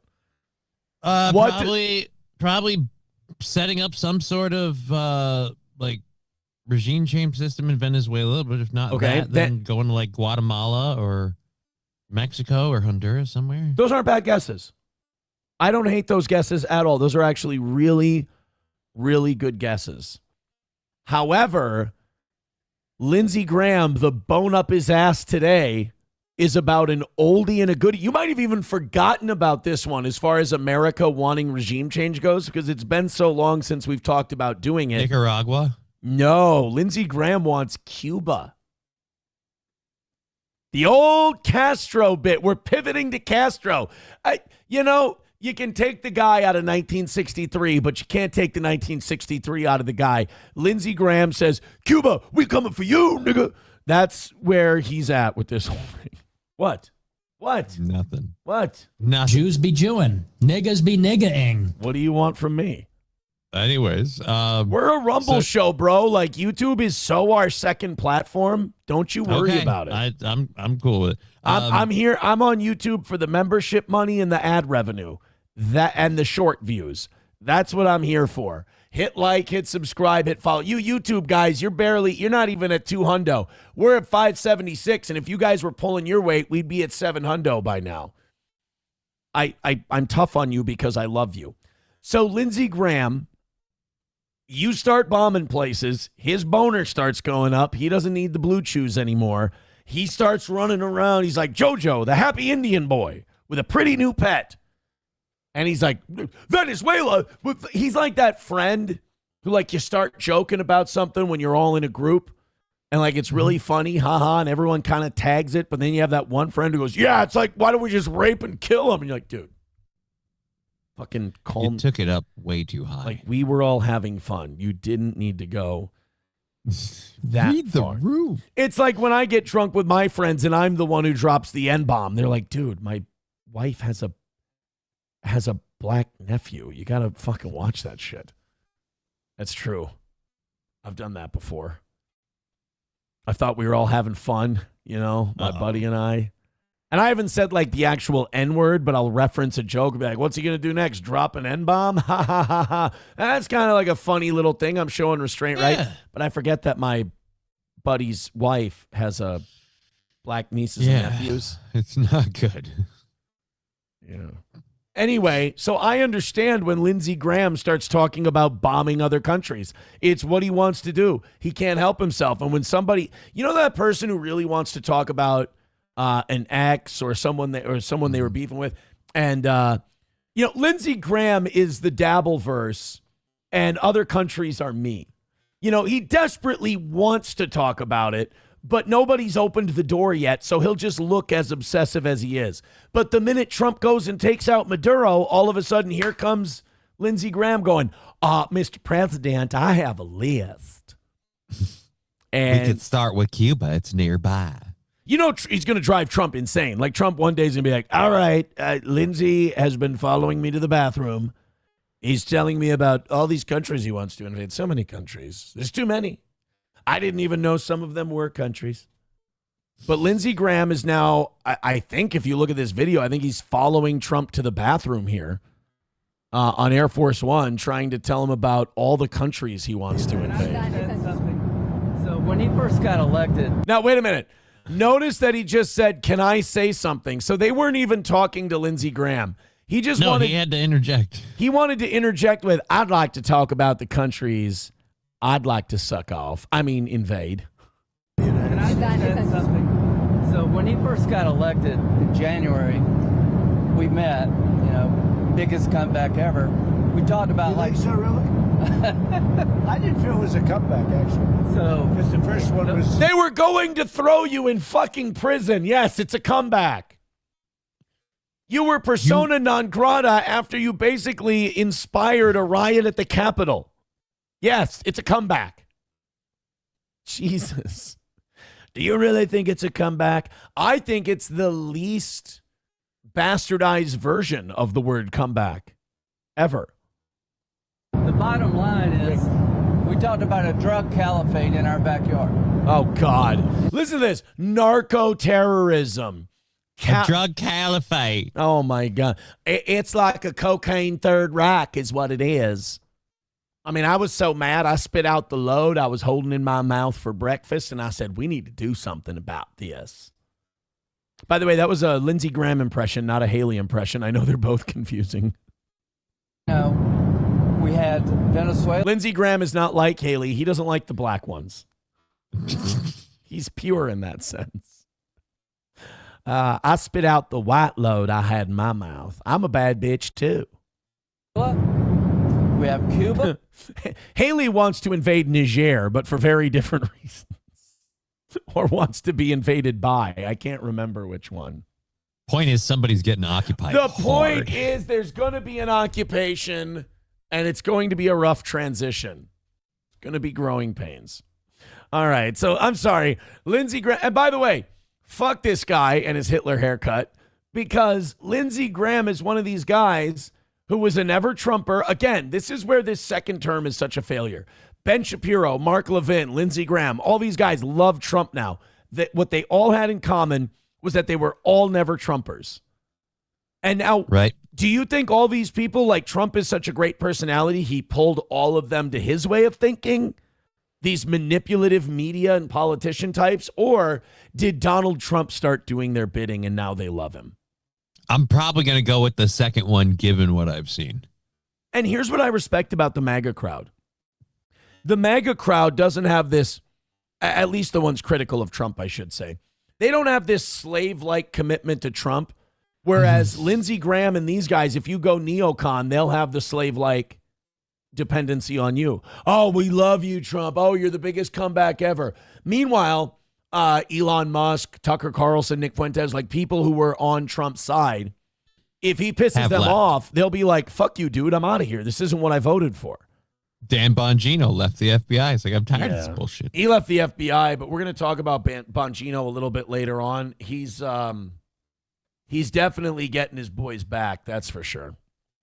Okay. He's fighting with, he's endorsing Cat Turd and fucking, and the right with the neocon guys, and everyone else is woke right. That's the new thing. If you're we used to be called America First. Now we're the woke right because we don't want to bomb other countries. We basically want to hold Donald Trump to his promises. So we're woke right now. Oh, boy. We have Colombia in our backyard. Colombia. And these three countries have been condemned ever since I've been in politics. I would say that that's an argument for term limits, that you've been in politics so long that all these countries have been condemned since you started. I'd say if you've been arguing to go to war with these countries this whole time and you've never served in the military, yeah, you probably shouldn't be in charge anymore. And these three countries have been condemned. Wait, I forgot. I missed the three countries. Venezuela, Colombia, and who? You know, we had Venezuela, we have Cuba, we have Colombia. Motherfuckers got a wish list. This is why you don't bomb countries while Lindsey Graham's alive. Because then all of a sudden he comes to you and he goes, I got some countries I'd like to vacation in with Cabana Boys. I mean, invade and have regime change because of, what was it? Crypto? No, what was his new term? They were a drug caliphate. Drug caliphate. Wow. Drug caliphate. Wow. Oh, buddy. What? In our backyard. And these three countries have been condemned ever since I've been in politics. Joe Biden put a $25 billion bounty on Maduro's head. Oh, so we like Joe Biden now. So Joe Biden's totally cool. All right. Did he do that with the auto pen or during his stolen election? What the fuck? Isn't that funny? When all these guys agree on invading countries, all of a sudden they're all pals. They're all great and they're all pals. It's like this Democrat-Republican thing doesn't exist. But yeah, remember, Joe Biden was a retard who was mentally insufficient to be president the entire time. But now that we're invading, supposedly a puppet. Yeah, now that we're invading countries, oh, he's so smart for what he did with Venezuela. Chris Smith, today he got inaugurated, said, I hope Trump will hold Maduro's feet to the fire. You did. So what has he done? He's going to clear our backyard of a drug caliphate, countries run by narco-terrorist dictators who murder, rape, send drugs into our country to kill thousands of our citizens. They can't kill anybody who doesn't do them. They're not holding these people down against their will and making them do coke. You know what else can fix this? Us having a demand problem. Us doing all the fucking drugs. No business is going to keep stocking an item if the item ain't selling. Right? It's not like these countries are going to keep... They don't flood the United States with all these drugs because they're evil and want to kill Americans. That's bad business. They're flooding the country with drugs because we keep wanting more drugs. They're not risking their lives to get this stuff here and sell it to us because their love of the game. And also, do you think any of the shit Trump's doing right now has stopped a gram of fentanyl from getting across the border? Fuck no. Hey. Because we don't get it from them. But wait a minute. We're worried about all these drugs coming across the border, so we have to bomb and overthrow all these countries. I thought the border was locked down. I thought it was airtight under Trump. I thought nothing could get in or out. Why do we have to go overthrow these dictators if our border's secure? Doesn't seem like Seems we weird. should. We need the frogmen.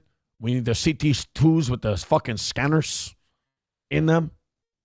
You know, we still got to take that shit to Miami, man. Democratic friends, you should be celebrating this. Oh.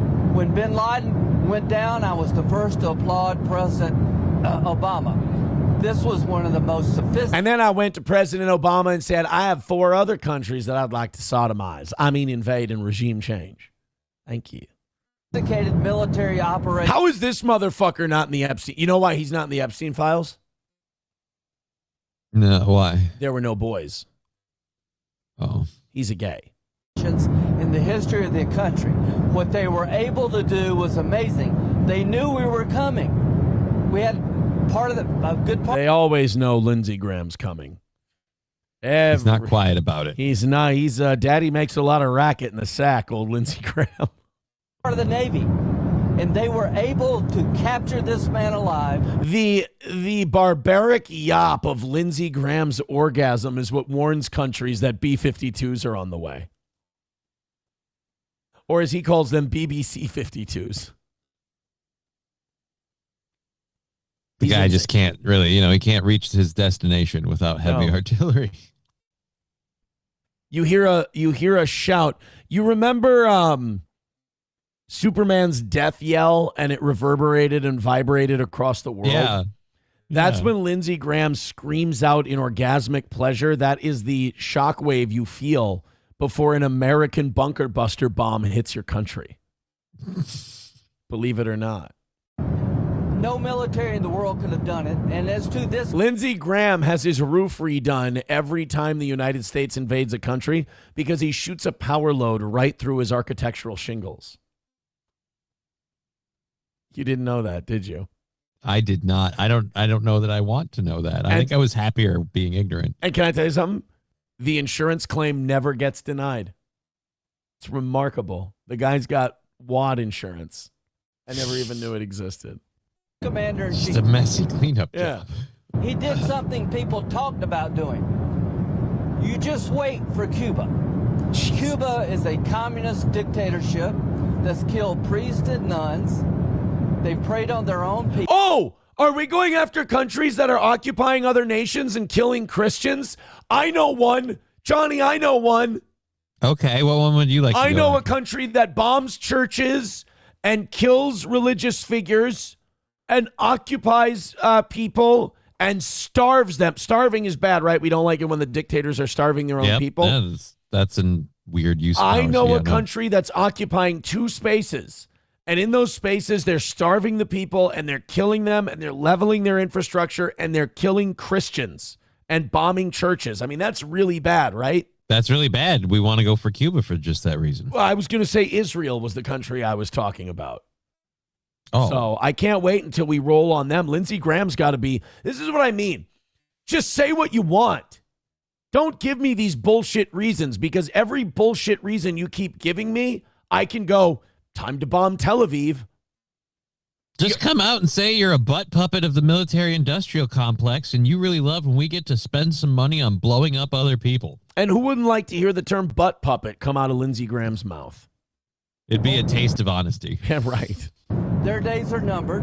We're going to wake up one day, I hope in 26, in our backyard, we're going to have allies in these countries doing business with America, not narco-terrorist dictators killing Americans. This is All right. I respected him until that last part. At least he told the truth. It's about building up puppet states in those countries so we have a hegemony politically in the Western Hemisphere. Okay. I respect that rationale. But then he goes, and not these narco-terrorists. You don't give a fuck about the drugs. When have you guys done shit about drugs other than profit off of it? It's a big frigging day. And everybody in the world is thinking differently than they were just a few days ago because of what you did. Do you think this guy, have we ever seen him speak this passionately about the American people? Mm-mm.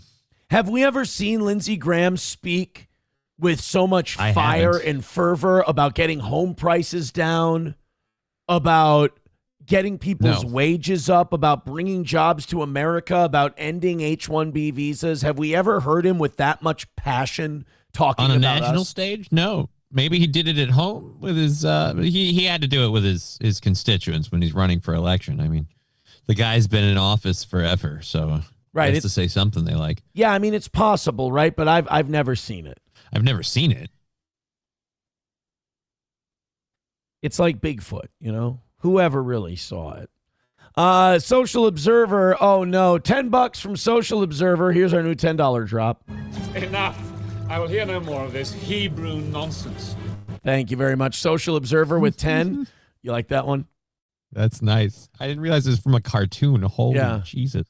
Says, whatever you do, do not Google Lindsey Graham and ladybugs. Do not. I'm warning you. I have to. Well, now that you said that, that's a movie, isn't it? Ladybugs? I can't not Google. Wasn't it like Lindsey a family movie about a girls' soccer team? Graham. Ladybugs. Sounds so familiar. Oh, no. Oh, no. Your Mom's House with Tom Segura. Who is Randy? Don't bring anyone mother into this. Shut up. Story. Maybe we could start with the other story first. Oh, yes. Then let's put a giant umbrella of allegedly over this first story. Allegedly. Yes, but you're aware of Senator Lindsey Graham?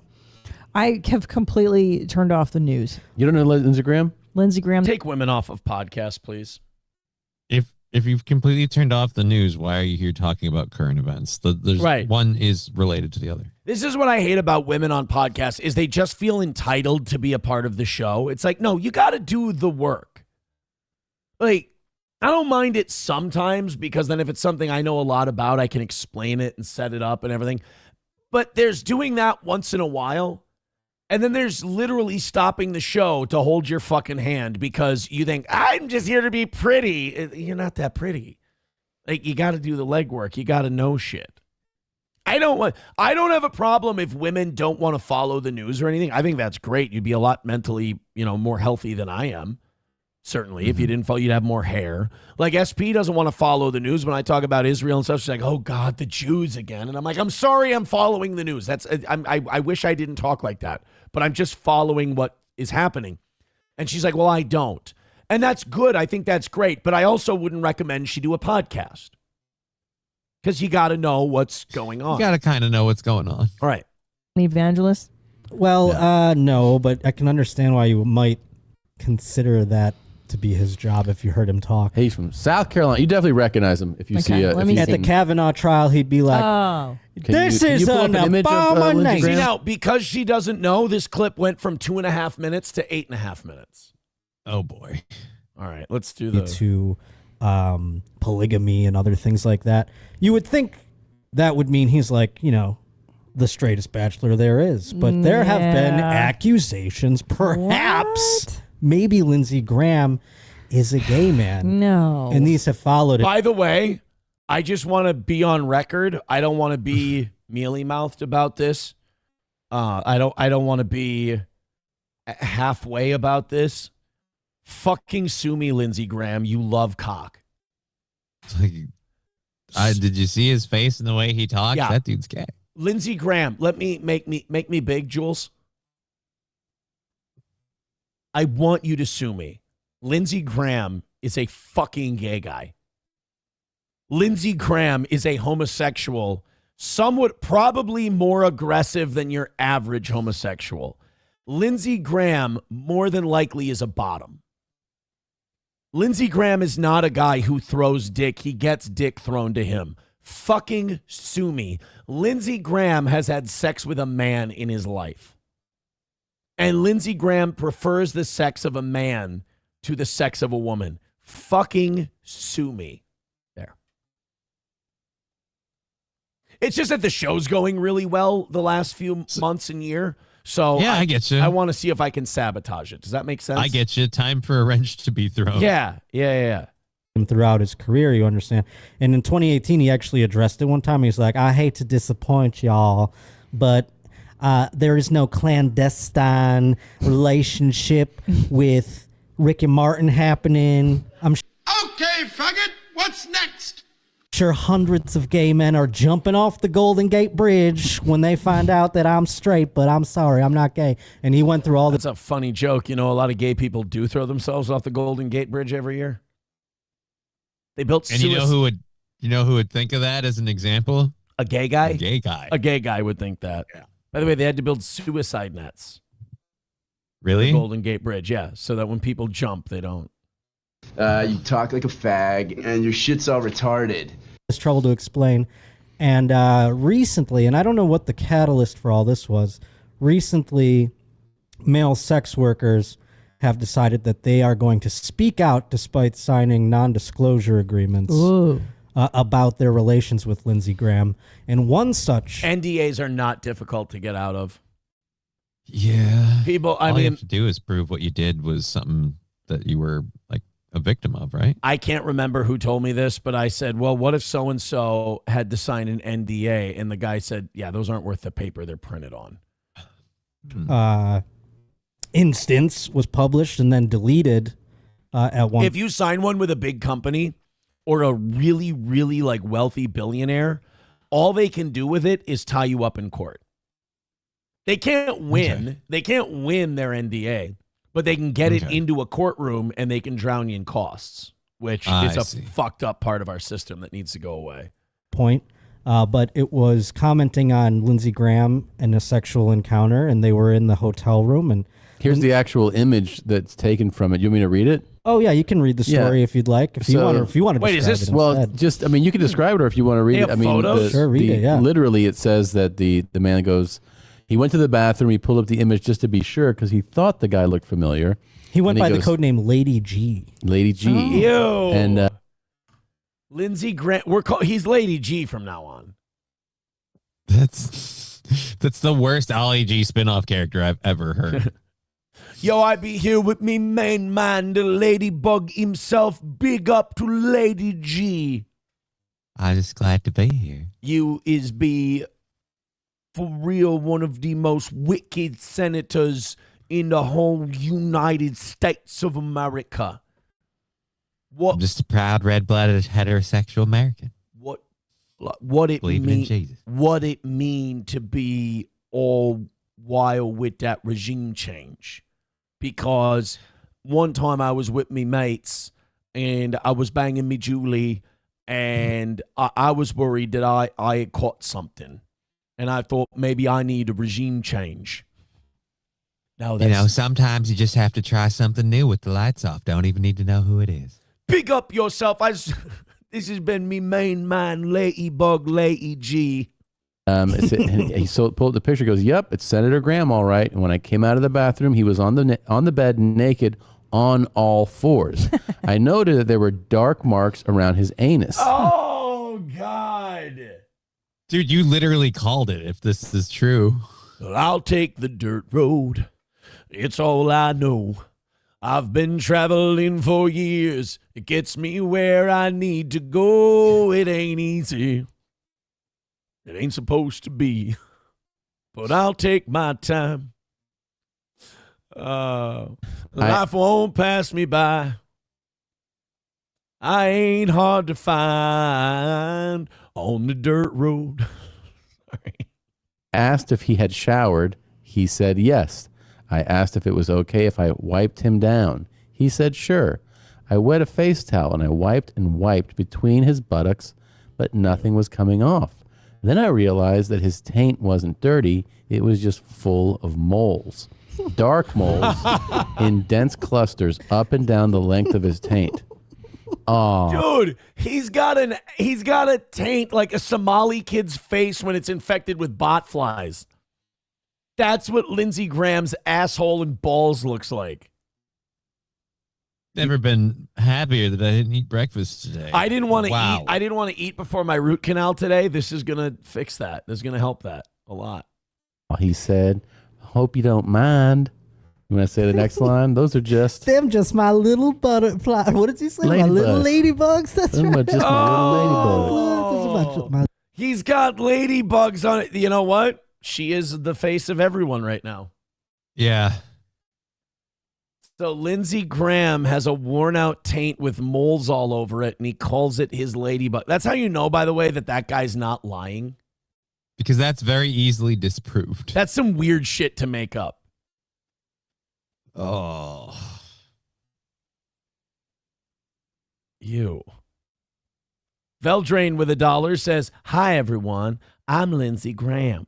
Just want to say, savages, barely even human." Oh, God. You're right. I should not have Googled Lindsey Graham and ladybugs. Joey Caravello with $2. Thank you, Joey Caravello. He says, "Don't you ever try to fuck me, Tony. You will die. That's all. Sosa is a known AIDS patient, Tony." Yeah. Did you know that? We figured this out on an evening show, I think, that the guy who played Sosa died of AIDS. I didn't know that. Yeah. So it takes, like, watch Scarface again now, knowing that guy's gay and had AIDS. And that movie takes on a whole new meaning. Yeah. "Don't you ever try to fuck me, Tony." That wasn't a threat. That was a friendly warning. Like, literally. You'll get AIDS if you literally. Like, Don't you ever try to fuck me, Tony. You will catch a horrible disease that we do not quite know how to treat yet. I'm a lethal bag. They will give you AZT, which will kill you faster, Tony. So don't you ever try to fuck me. It's being run by this guy Fauci, and he's killing people. I hope they never make that mistake again, Tony. I hope they never put him in charge of another disease as long as he lives, Tony. Rob with $1 says, "Wait until we take down that drug caliphate Iran." Yeah, that's... If there's one thing Islamic radicals love, it's drug use. Really big on it. Thank you very much, Real Fringe, for gifting a membership to Be More Lents. I appreciate that. Hey, that puts us 14 memberships away from 400. Nice. Please and thank you. Appreciate you guys. Coltrane with $1 says, "I need some laughs today. My dad passed away at 63 this morning. Could use a membership too." Well, you heard it from Coltrane, guys. We need you to gift a bunch of memberships for Coltrane's dead father. So please and thank you. Yes, I mean, obviously. The man lost his dad. Show some support. The one thing Coltrane's dead father would want, Johnny, is for you to gift a membership to the Steel Toe To this Morning show. Right. You know, Coltrane's dad once told me, he said, "I would have been dead at 53 if it hadn't been for your show. It kept me going all those years." And I really appreciate that. I don't even think Coltrane knows that his father and I spoke. He may not be aware. Yeah, he sent me DMs on Facebook regularly. And he said, "I'm so happy that I've discovered your show." And Coltrane is right. When Coltrane's father passed, he left a note. And that note said, "In lieu of flowers, send memberships to the Steel Toe Morning Show." Coltrane, if you could back me up on that, I would appreciate it. That would be nice. By the way, after all, his dad's dead. Warm thoughts and Exactly. well wishes aren't going to do dick for him, but those memberships will help us now. he wanted memberships. That's what he wanted. He also said if memberships don't work, PayPal, Venmo, Super Chats, and Rumble Rants work just fine. That's what, yeah. People are not taking the ladybugs thing very well. I think Social Observer was right. People are saying that Lindsey Graham may have anal warts. Those may be anal warts. I just kind of thought it was from like just getting pounded out so much. Yeah, I thought he just had like a perma bruised butthole. Yeah. Like his tailbone is just constantly in a state of flux from the fucks. Coltrane says, "Dude, I'm going to be fucking sick." Your dad wouldn't want that. Hooters Girl says, "Well, there goes my appetite for today." You're going to be fine. I promise you. You're going to be fine. Oh, shit, I lost my chat. I hate when I have to do this. I have to refresh. And that means that I'm going to get the chat back. Yeah, there we go. Brett McCart says, love you, Coltrane. Das Optic Nerve says, my condolences. Conditioner on my D says, that never happened. How fucking dare you? That's the wishes Speaking of ill of the dead? Yeah, the wishes of a dying no man. respect? Piece of shit. T. Duden says, I just checked back in. Did Lindsey Graham kill Coltrane's dad? Well, that depends. Was he a third world Latino? Then probably. He was on, apparently he might have been on death's door and someone told him the ladybug story and that just sapped the last of his will to live. Approachable with $1 says, what the hell, dude? Your dad just died. That means you're getting your inheritance soon. Buy your own fucking subscription. So now we're fighting about Coltrane's dead dad. Apparently. Coltrane responded to that. He writes, ha ha ha, his wife is still alive, so probably won't be getting much. If someone gifts me one, I will gift it to someone else. And Coltrane also confirming, he says, yes, that's exactly how it went, Aaron. See? Mm-hmm. See? Exactly. So don't call me a fucking grifter. I'm telling you exactly what Coltrane's dad said. He was an American hero. You know he fought in the war? I did not. Yeah. He was a soldier for this country. And I'm not going to have him be disrespected. Okay. Approachable says, I'm glad he laughed at that. I felt like a real dick. Yeah, I mean, it was a risk. You definitely threw up a prayer there on the telling a guy after his dad died to buy his own, quote, fucking subscription. All right, we are we're behind in both Rumble and YouTube right now. Hit like, hit subscribe, hit follow. We did get over 600 today. We're at 615 at the moment, but that's a low number for the toe. Hit like, hit subscribe, hit follow, and let's spread the word. And let's do a better show, Johnny, you and I. All right. And pump that up. Sounds like a plan. We are 14 memberships away from 400, and if we get to that number, we will be going until 11 o'clock today. This is a little misleading. So you have a lot of people who are going to throw a lot of shit out there about New York City now that Mamdani's the mayor. Mm-hmm. They're going to take pictures and video of New York City, and they're going to go, look at what shit shape New York City was in. Let's not lose focus just because Mamdani's the mayor and we don't like socialists and we don't like Muslims or whatever.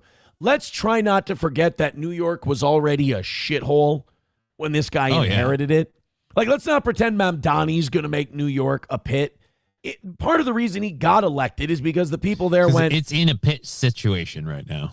Yeah, it's already a pit. So, you know, fuck it. Let's try it. They're going to go, oh, look at Mamdani's New York and look at... Let's be very clear about what New York is. You know, I know we all watched Oliver as a kid. I know we listened to Frank Sinatra and Billy Joel and Why Should I Worry? And I know that we're bebopping to the idea of old New York, right? New York is the fucking armpit of the United States of America. It's disgusting. It's gross. It's got some flashy shit, don't get me wrong, but it's full of putrid, sick-looking people. It's a third world. Like, you know who was right about New York? And he got castigated for it, and he got yelled at and fired from his job and became public enemy number one. John Rocker. Do you remember John Rocker? I do not. John Rocker was a pitcher for the Atlanta Braves. They played the Yankees in the World Series one year. And John Rocker, they asked him how he likes New York. And him being a Southern boy, he didn't like New York. I want to see if I can find the original quote from John Rocker. I love this article. I'm going to guess it's something to the fact of like he's used to open spaces, big cities like that probably. From June of this year, John Rocker still feels the same way about New York City 25 years later. Fuck New York. I love this guy. I want to see if they'll actually show the quote. Oh, here we go. 25 years ago, losses. Okay. This is the quote that John Rocker had about New York, and everyone was offended by it, and he got basically blacklisted from baseball. Do you know Eastbound and Down with Danny McBride, the TV show? Yeah. That character was based on John Rocker. All right, I love John Rocker now. Kenny Powers is based on John Rocker. So Rocker said about New York, quote, "How the hell did they get in this country?" Talking about foreigners. And comparing a trip on the 7 train to riding through Beirut. He said, "I'm next to some kid with purple hair, next to some queer with AIDS, right next to some dude who just got out of jail for the 4th time, right next to some 20-year-old mom with 4 kids. It's depressing." I'm picturing all of this being said by Danny McBride right now, just so we're all clear. And by the way, at the time, that was considered really offensive and terrible. Now, I mean, I believe that's Nick Fuentes' show. That's spot on accurate. Yeah. So he got all kinds of shit for that. They asked him about it 25 years later. You're like, "You've had time to think about what you've said. What do you think?" And he's like, "I'm still there. Still think it. I still think it's a horseshit place to be." I'd like to double down. Yeah. So they're going to show you all kinds of things about New York and go, "This is Mamdani's New York." Don't let that propaganda fool you. This place is a third world piss hole and has been for a while. $2 from Joey Caravello says, "Prepare for 1 point this month for a $100 Rumble rant for both Steel Toe and Just Kidding FAG." Oh, well, it's LLC, but I you know what? For the $100, you can call it FAG all you want. Yeah, you can treat me like an FAG. No. I love Red Lindsey. Boys. Yeah. Easy, Ladybug. You know what I think? Here's what I would say to Joey Caravello. No better time than the present. Right? Who's waiting? I say to all of you who are looking to drop $20, $50, $100 on Steel Toe, why wait, right? I don't understand the waiting. I mean, shit, we're 13 memberships away from 400. 20 would definitely put us over the top. That's what I say. No, thank you, Joey Caravello. I appreciate that. And so does Just Kidding FAG. Yeah, if I could say for the FAG, it would be best on Friday because that's the big fundraising show where we do all the stupid gimmicky shit to torture ourselves. Digger's joining in with the jelly beans, so it's gonna be fun. What's her name? Digger. Okay. She's my Digger. Enough. I will hear no more of this Hebrew nonsense.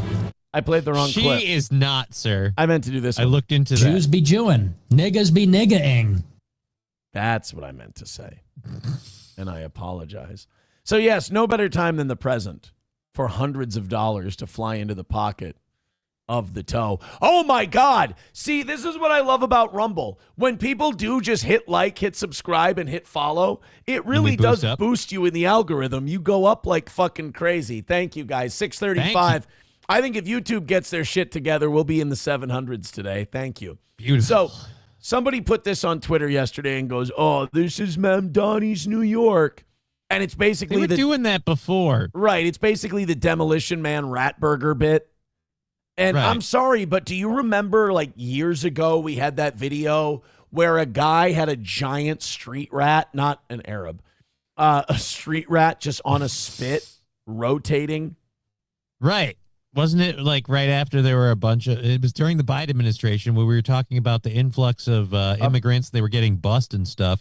And we were like, oh, look, and there's literally a dude on the street corner just grilling a rat. It was during the Eric Adams teaching people how to use a garbage can era.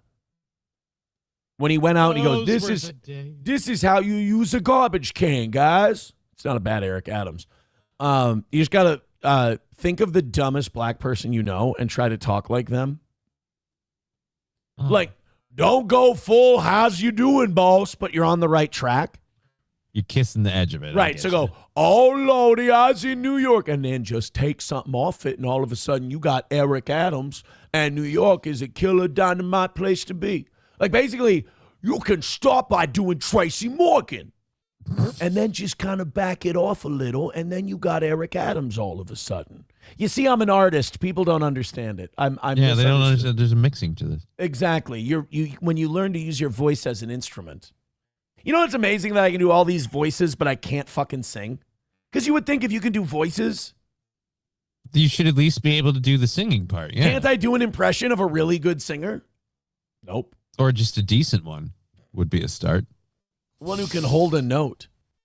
All right, so this is on karaoke night. I appreciate it. I'm glad this woman's wearing a mask, by the way. We want to be healthy when we're breathing in shit fumes in New York City. Right, she doesn't want to cough on your rat burger. Yeah, I'm cooking sewer rat. I'm not trying to get anybody sick. I got to wear this mask. I would eat sewer rat, by the way. I'd try it. If it's fully cooked, possibly. No, I like my rat steaks rare. Fire, viral. Look at the line. Look at the line. I told y'all. Look at the line. Oh, my God. Look at this hoochie mama and her fat fucking... I bet you she's got some ladybugs. Oh, she is a plumper. And at least 2 baby daddies. Oh, God. Oh, it's not Haley. I'm going by the cart. Have some respect. Jesus. The cart. You mean the carton of Newports? Whatever this thing is that she's got in front of her, it looks like it's meant for moving children. And ample amounts of menthol cigarettes. Oh, look, I called it totally right. There's literally 2 kids there. Yeah, but neither... I'd like an apology. Yeah. Making sure everybody's good. Nah, I ain't doing that. You respect this woman. Anyway, look at that. Look at that. Look at that. Look at it. Yo, but she got competition now on the other side. Look. No, I think she is the food truck. God, I hope so. Either way. I mean, if you're going to show me that New York's a shithole, I don't need some guy who's on, out on bail for a felony charge telling me that, oh, man, this be fucked up. It's like, at least there's food. I mean, that's an improvement. You guys are eating. You guys have a socialist. And not each other. You guys have a socialist mayor. Enjoy these times. Enjoy those days where you had rats to cook, you motherfuckers. $2 from Shuli Madoff says, Xavier de Rousseau, dumbest Newport I know. I don't know who that is. Neither do I. I'm not aware of that particular individual. Coltrane did get that membership from Lab Glass, which is great. Thank you. And now Coltrane has passed that one along to Stank Cheese. Stank Cheese now has a membership. Thank you very much. Hey, boys and girls, we're just 12 memberships away from 400 and an extra half hour on the toe today. Thank you. Thank you so much. You Need Me More says, what is up with you and the big girls? I think you secretly love them big. SP talks to me about that too. She's like, you're really, like, some of your commentary about, like, women's looks it's fucking bad. And I'm like, really? She's like, yeah. I'm like, I'm just trying to be funny. Like, I don't realize they're people. Like, no, even the hot ones. I just see them as an object. I don't really. I'll try to let you into my brain for a second. When you've been doing this for like this in December, it'll be 20 years for me that I've been broadcasting. And when you're doing a show every day and you're looking for content and you talk a lot, you really stop seeing people that you're talking about as people. They're just a vehicle to get a joke or a point out. Right. I've always an object. I've always said about this show, we're not always going to be funny. When we're not being funny, I hope we're interesting. When we're not being interesting, I hope we're being funny. But when it comes to, like, the way I talk about women, SP will call me out about that. You Need Me More calling me out about it. And I understand it. I get it. But I think what they're missing is we just body shamed a man that we accused of being a closeted homosexual for the uncontrollable amount of freckles that he has on his asshole. Right. I mean, that's just as bad as anything we say about women. I think women get more sensitive about it the way men get more sensitive about it because they're women. Okay, I can understand that. They're critical. I talk really shitty about men, too. I don't think most men care. That's what I mean. Oh. But yeah, I could probably, do you think I could probably be a little nicer? Do you think I'd lose audience if I was nicer? To the fat black lady? I don't know. I to hope any not. lady, fat and black, If I was nicer to any lady, would people stop watching this show? Probably a couple, yeah. Okay. Trump Around says John Rocker was right then, still relevant and spot on today. He's actually, I think he's actually like, I don't know how to say this, like more liberal today because he's like a guy who just got out with 5 felony charges. And it's like, dude, that's like up to 20 nowadays, Johnny boy. Yeah. I'm sorry. It's like a guy with 20 charges. Got out of jail for the 20th time. Get it right, bud.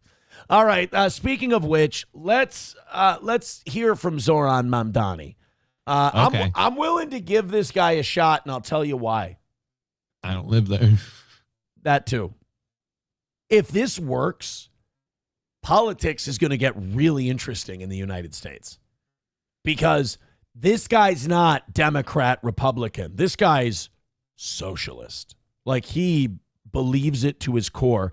And in New York City, you have a little more leeway to do shit and get things done than you do if you're a congressman or a socialist senator like Bernie Sanders or anything else. Mm-hmm. This guy's going to get to turn New York City into America's socialist experiment. City. Right.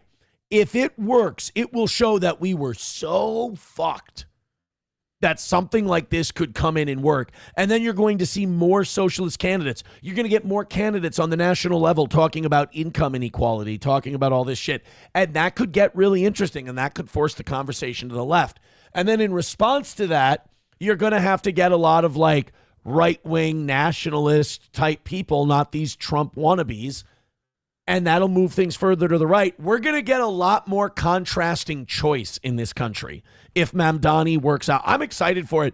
I kind of want the guy to win because of what it could mean for opening up choice. If he wins, there's going to be an action on the left and a reaction on the right. And we're actually going to get people who might actually disagree with each other and might actually want to do different things for the country. Because right now, we just have the same country club niggas trying to do the same things with each other.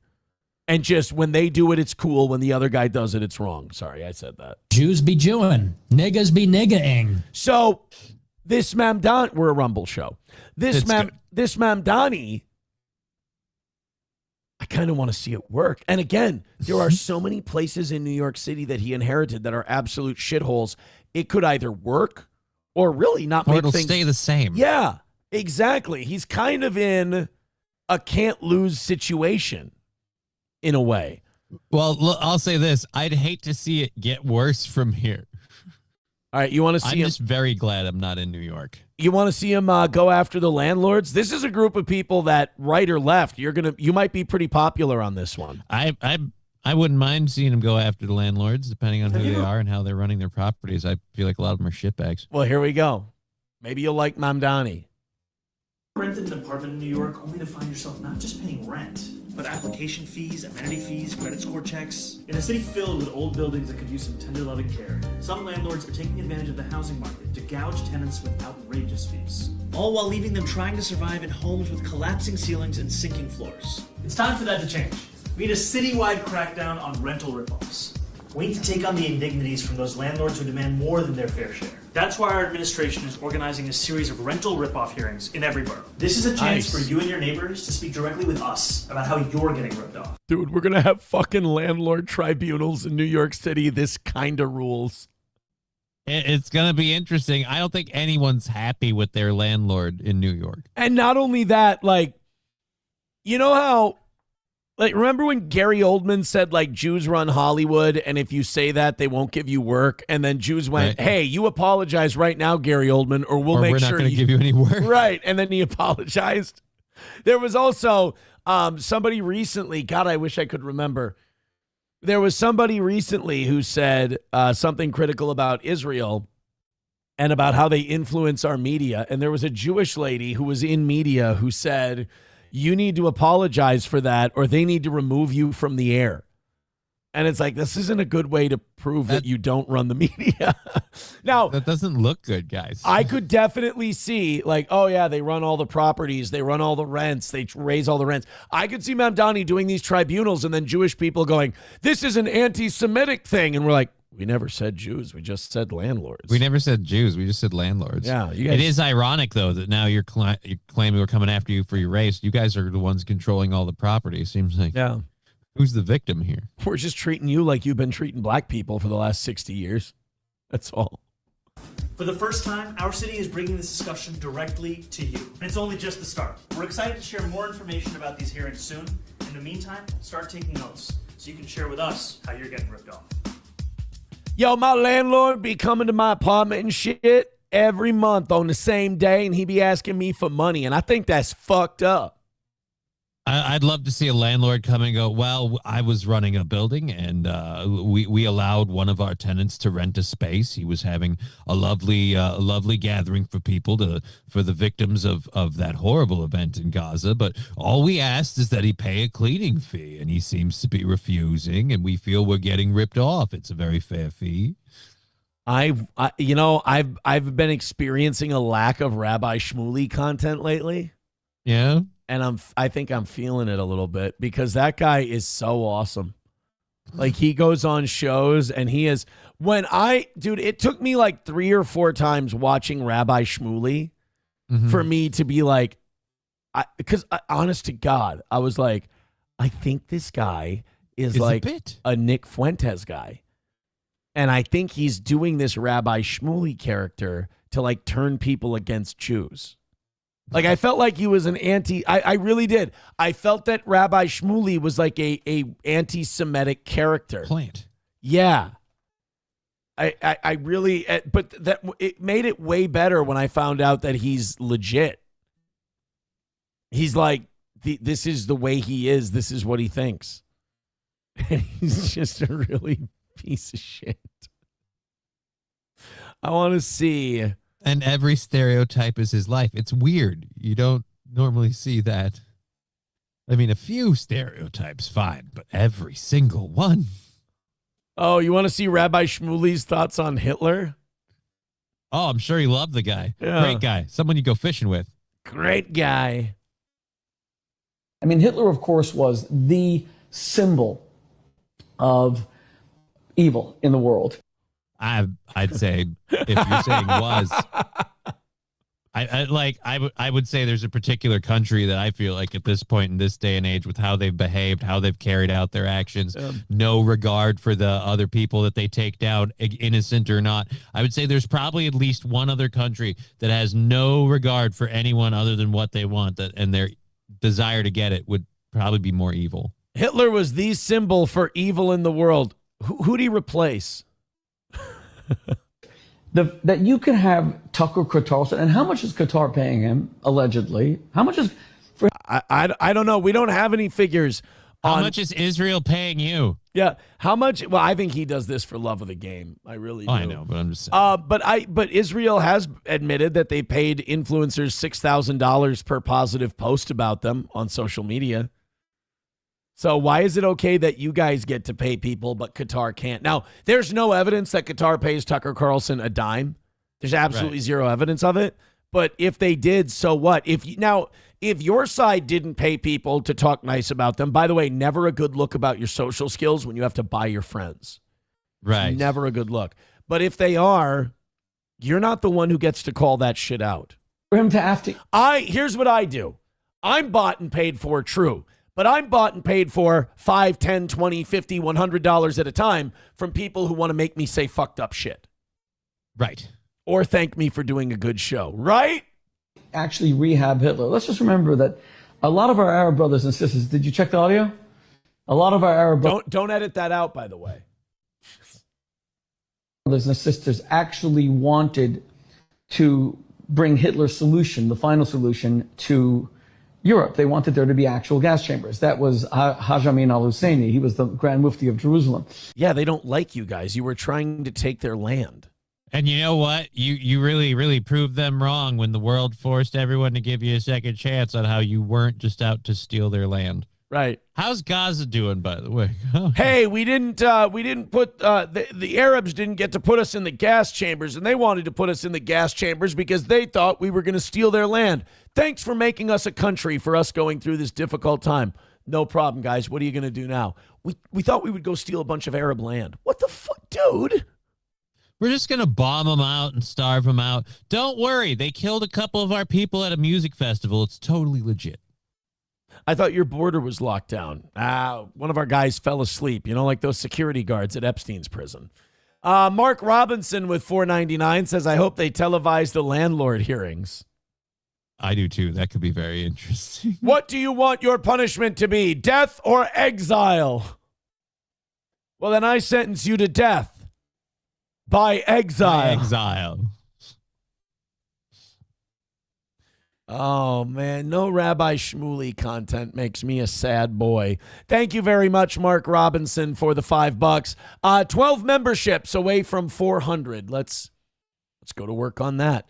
Yeah, Dan Bongino has come back to the private sector, and he's confirms that he's declaring war on the black pillars and grifters trying to hijack MAGA after exiting the FBI, saying cutesy time is over, Dan is back.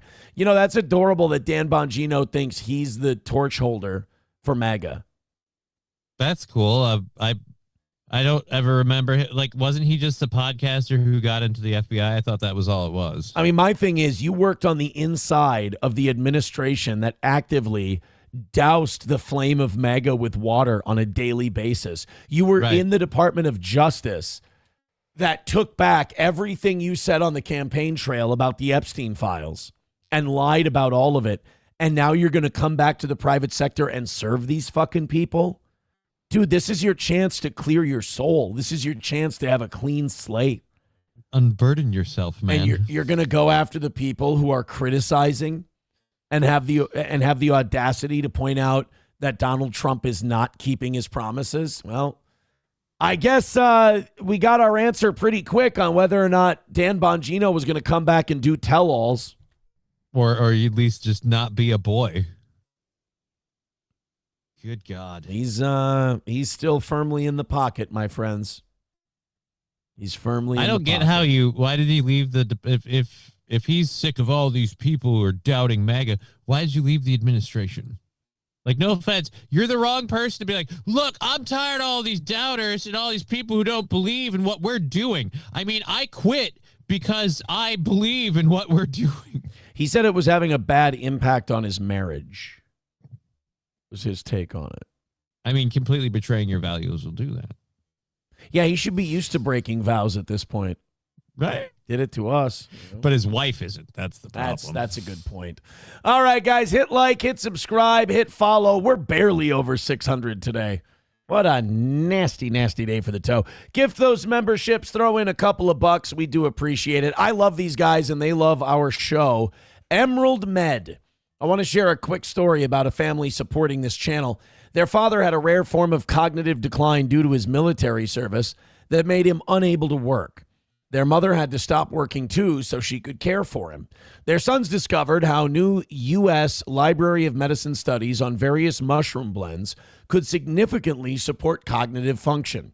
So they began creating a complex mushroom supplement based on that research, not just to help their own family, but to help others. They nearly quit after multiple setbacks, plus having their first big batch stolen. Fast forward, they now speak at medical conventions nationwide. Their company is called Emerald Med, and their product massively supports brain, immune, blood, and heart function. Your cognitive function optimizes everything you do. You can get knees, heart, and kidneys replaced, but you can't get a new brain. So investing in the only brain you'll have for the rest of your life matters. If you want to support a company that supports our channel and free speech with their marketing, and you want to try a strong mushroom supplement, they're running a New Year's deal. Just click the link below and use the code for 30% off today.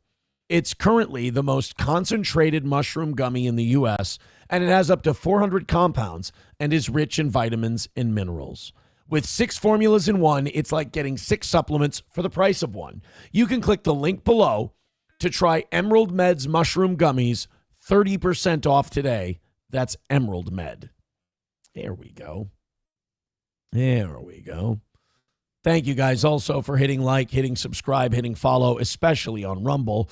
YouTube, look, it's been very clear for a long time. YouTube doesn't want us. YouTube doesn't love what we do. We'll stick it out. We'll stick around. But this is for sure a Rumble show.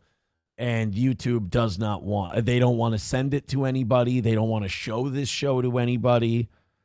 And look, they don't boo nobodies and they don't hide nobodies from people. If you were harmless, they'd show you to people. Put it that way. Hit like, hit subscribe, hit follow, and grow our show as it has been on Rumble. Thank you. And support this show via a couple of bucks, via memberships, via nothing on PayPal or Venmo today. Let's break that. Let's pop that cherry with some of our ladybugs. if you will. God, I'm never going to forget that. I think we're like 12 memberships away from 400. Oh, guys, I have terrible news. You're going to hate this. If you're a member on the YouTube channel, we covered this live yesterday. We did a special for you because you were so generous. So we have major breaking political news out of St. Paul, Minneapolis, Minnesota. Tim Walz will not seek re-election as governor, and what a fall from grace this has been for him. You might recall in the spring of 2023, he pushed through several progressive ideas to the state legislature that caught the attention of Barack Obama, who went to Twitter to give his endorsement for the programs, which eventually caught the attention of people like Kamala Harris, who chose him to be her running mate as the vice president. Introduced in Chicago. By the way, did you see his, let's flip over to his his statement he gave yesterday. His statement? Yeah. Did you see how old and like beaten he looked? No. Oh my I just know what he said as his statement, and I just found it funny. It was more, like, I gotta quit to do the work. And it's like, well, you've had 2 terms. When did you want to start, sir? Well, it was more blaming Trump. Yeah. And it was more, it's everyone else's fault. It's not mine. He left his announcement yesterday without taking questions, and that pissed off the media. This was him. You can hear, we're going to turn this up a little bit. The media people yelled to him. They're actually pretty surprised. He just said, I'll be taking questions tomorrow. Okay, bye. Appreciate it. Thank you.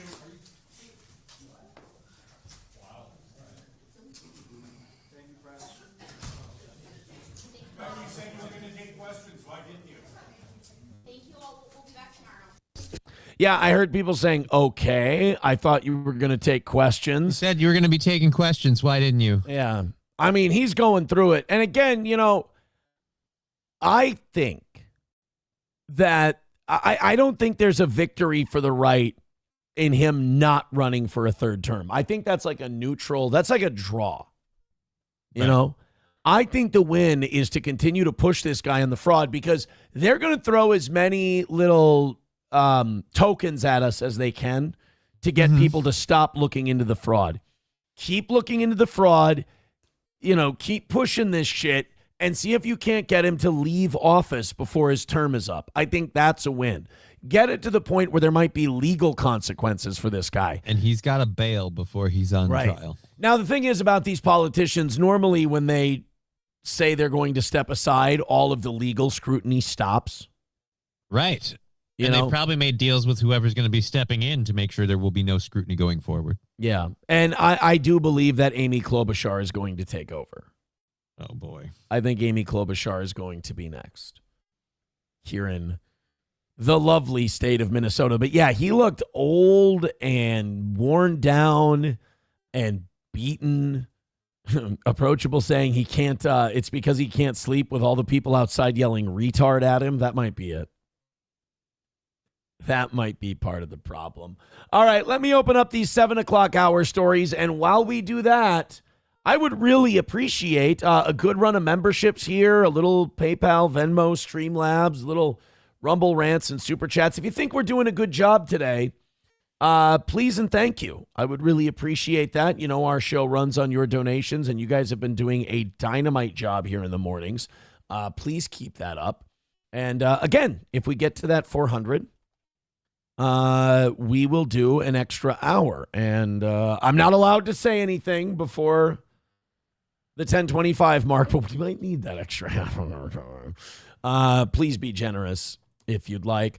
We're only at 6:09 right now. It's down in general today. What are you going to do? For every great day like yesterday you might run into something like today. Throw a little something at us while I talk to you about Stoney's in downtown Rockville, Minnesota. Our friends at Stoney's have a lot of great days coming up. They got 225 cans on Thursday. They've got live music on the Fireball stage every weekend. And you can still check out those college football playoff games, Timberwolves games, play some pool, play some darts, get yourself an ultimate Bloody Mary during the day. I mean, a little day drinking, why not? Drink responsibly, though, at Stoney's in downtown Rockville. I don't know of any Wednesday promotions that you guys hint at. I don't really understand what you're talking about. Even Cheetos, he claims to know. I'm not really sure. That's Stoney's in downtown Rockville, Minnesota, right there on Broadway. Visit Stoney's. And then we've got Midland Armory in downtown Foley, Minnesota. MidlandArmory.com for carry, home protection, personal protection, knives, optics, parts and gear, ammunition, and the suppressor process start to finish. How about Midland Armory? Go visit Derek and Tracy today at Midland Armory in downtown Foley, Minnesota, or check out their selection online at MidlandArmory.com. We should get a gun show announcement at some point this week. And shitty weather this morning. Icy rain, slippery roads. The kids' school was 2 hours late this morning. If you go in the ditch, if you have problems, All Care Towing, make sure you've got their phone number in your phone today. 320-253-5203. You might need All Care. Nobody intends to, but it's good to have them. And they are the fastest out of any service I've ever used. These guys do not mess around. Tim and the team are quick at All Care Towing. That's 320-253-5203 for All Care Towing of St. Cloud. Oh, my God. Thank you very much, Veldrain, for gifting a membership. All of those are huge. I appreciate that. Let's go, baby. Let's go. I love those. I love coming back to the chat and seeing those and hanging out with you guys. So please and thank you. 11 memberships away from 400. All right, here we go. I want you to tell me what you think about this one, because I know that this story, it's a human interest piece. We're done with news. We're done with news for a while here. I understand why this mom is upset. There's a mother in, I want to say this is Georgia, but I could be wrong. Her daughter was denied service at a nail salon. Her daughter, it's not a black thing. Her daughter has a disease. I think she has cerebral palsy. And with the cerebral palsy, it causes her fingers to be malformed. And so it's not easy to do her nails. So a nail salon that the mom took her daughter to said, I'm sorry, we can't serve your daughter. The mother then went to the news and made a whole big fucking deal out of it. And now I'm sure there's going to be people locally that are going to be all pissed off and angry and calling and yelling at this nail salon. I really think this is unfair. Yeah, I'm on the nail salon side. It's not their fault your daughter's, a special case. Look, did they like do a bad job and bill you for it? No. They were straight up with you. Like, look, we can't do this. We can't handle it. A custom gig. Yeah, we can't. I mean, this is outside of our pay grade. We can't handle it. Now, if they told your daughter to go fuck herself and get the hell out of here and they were really rude about it, okay. I mean, call them out. But if they were like, look, we just don't think we can handle something like this. I mean, you can go to anywhere. You can go to mechanics places. You can go. I mean, I went to my dentist for this tooth and they said, we got to refer you to an endodontist for the root canal. We don't do that here. We're not qualified for this gig. Right. And that's totally fine. I think this woman going to the news, I think this is a real low blow. Let's check it out. Yeah, Mom, that woman looked straight in my eyes and told me no. A TikTok video now going viral. Fucking TikTok again, dude. TikTok is ruining us, but it's mostly ruining women. Look, because, as she's getting her TikTok, I got to be ready to present myself so I can get on the news. Like, again, this is all about you. For you, this isn't even about your daughter who got refused because of her disability. No, because they weren't qualified to handle it. Yeah, you paint her fucking nails. This is really unfair, and all this TikTok shit allows people to be as self-indulgent as possible, not have any empathy for anyone else, and see if they can hit. And the fact that this woman hit, and this was in Savannah, Georgia, the fact that this woman's TikTok hit is not going to be, it's not a good sign for the future, because she's going to keep doing this shit. She's going to now be, and I hate moms that do this, and I'm going to guess she's a single mom. I hate single moms that use their children's disabilities or shortcomings and own them for themselves and make them give themselves notoriety because of their they carry the child. victim badge for their kid. Yeah, that's really obnoxious. Really obnoxious. And then if you attack her, or if you criticize her for it, she hides behind the kid with the disease. Yep, she's a shield. She's gross. On Girl wheels. captures Paula Connolly's frustration after she says a local nail salon refused to serve her daughter Nakaya, who has cerebral palsy. The condition has left her fingers permanently bent. The name of the nail shop. So she couldn't get her Savannah Mall. What? She couldn't get her fingers straight. So they like, oh, we can't do this because your fingers are down like this and in a weird position all the time. That doesn't work for us. That's not their fault. I know, like and you know, maybe you have like a bucket of lollipops or something, and you go, oh, here you go. I want you to have a really good day, and then tell the mom, yeah, look, we can't. I don't think we're qualified for this. Look, that's U.S. Nails in the mall. You need to go find like an old Korean lady. If she turns you down, now you know you're getting some bullshit. Korean lady will take a fucking sander to your daughter's nails if they have Right? to. She'll get it done. No. You went to a white lady. That's your problem. Paula Connolly says the refusal came almost immediately. Right off the bat, looked at Nakaya, saw that Nakaya's hands was folded, and just basically just started saying no, her nails would mess up, they won't dry. When she puts them under the light, she can't hold her hand out, you know, and I'm telling the lady, look, I can hold my daughter's hands, which I do all the time, and then hold your hand out. She can hold her hands out. The salon... Yeah, but to put them in that machine, you have to hold your hands straight and put it in the thing. I mean, it would be a pain in the ass. Could this place do it? I think they could have done it. But they made a decision as a business that, like, look, this is really difficult for us. And There could be a risk, and they don't want to get that her ends up doing something, gets her hurt, and now we got a lawsuit on our hands. Because I totally believe that this mom would sue. Like, oh, yeah. They hurt my baby. Right. There's no win for the nail place. Like, let's say they try to straighten out her hands and they fuck up her wrist. Now, now they injured my baby with cerebral palsy. Yeah, that's going to play well. And now she's tattling to the news and tattling to TikTok about this place. This is a shitty move on her part. Responded to Connolly. Now, again, if we have video of this store going, why don't you go fuck yourselves and leave our goddamn store, you weird, crippy lady.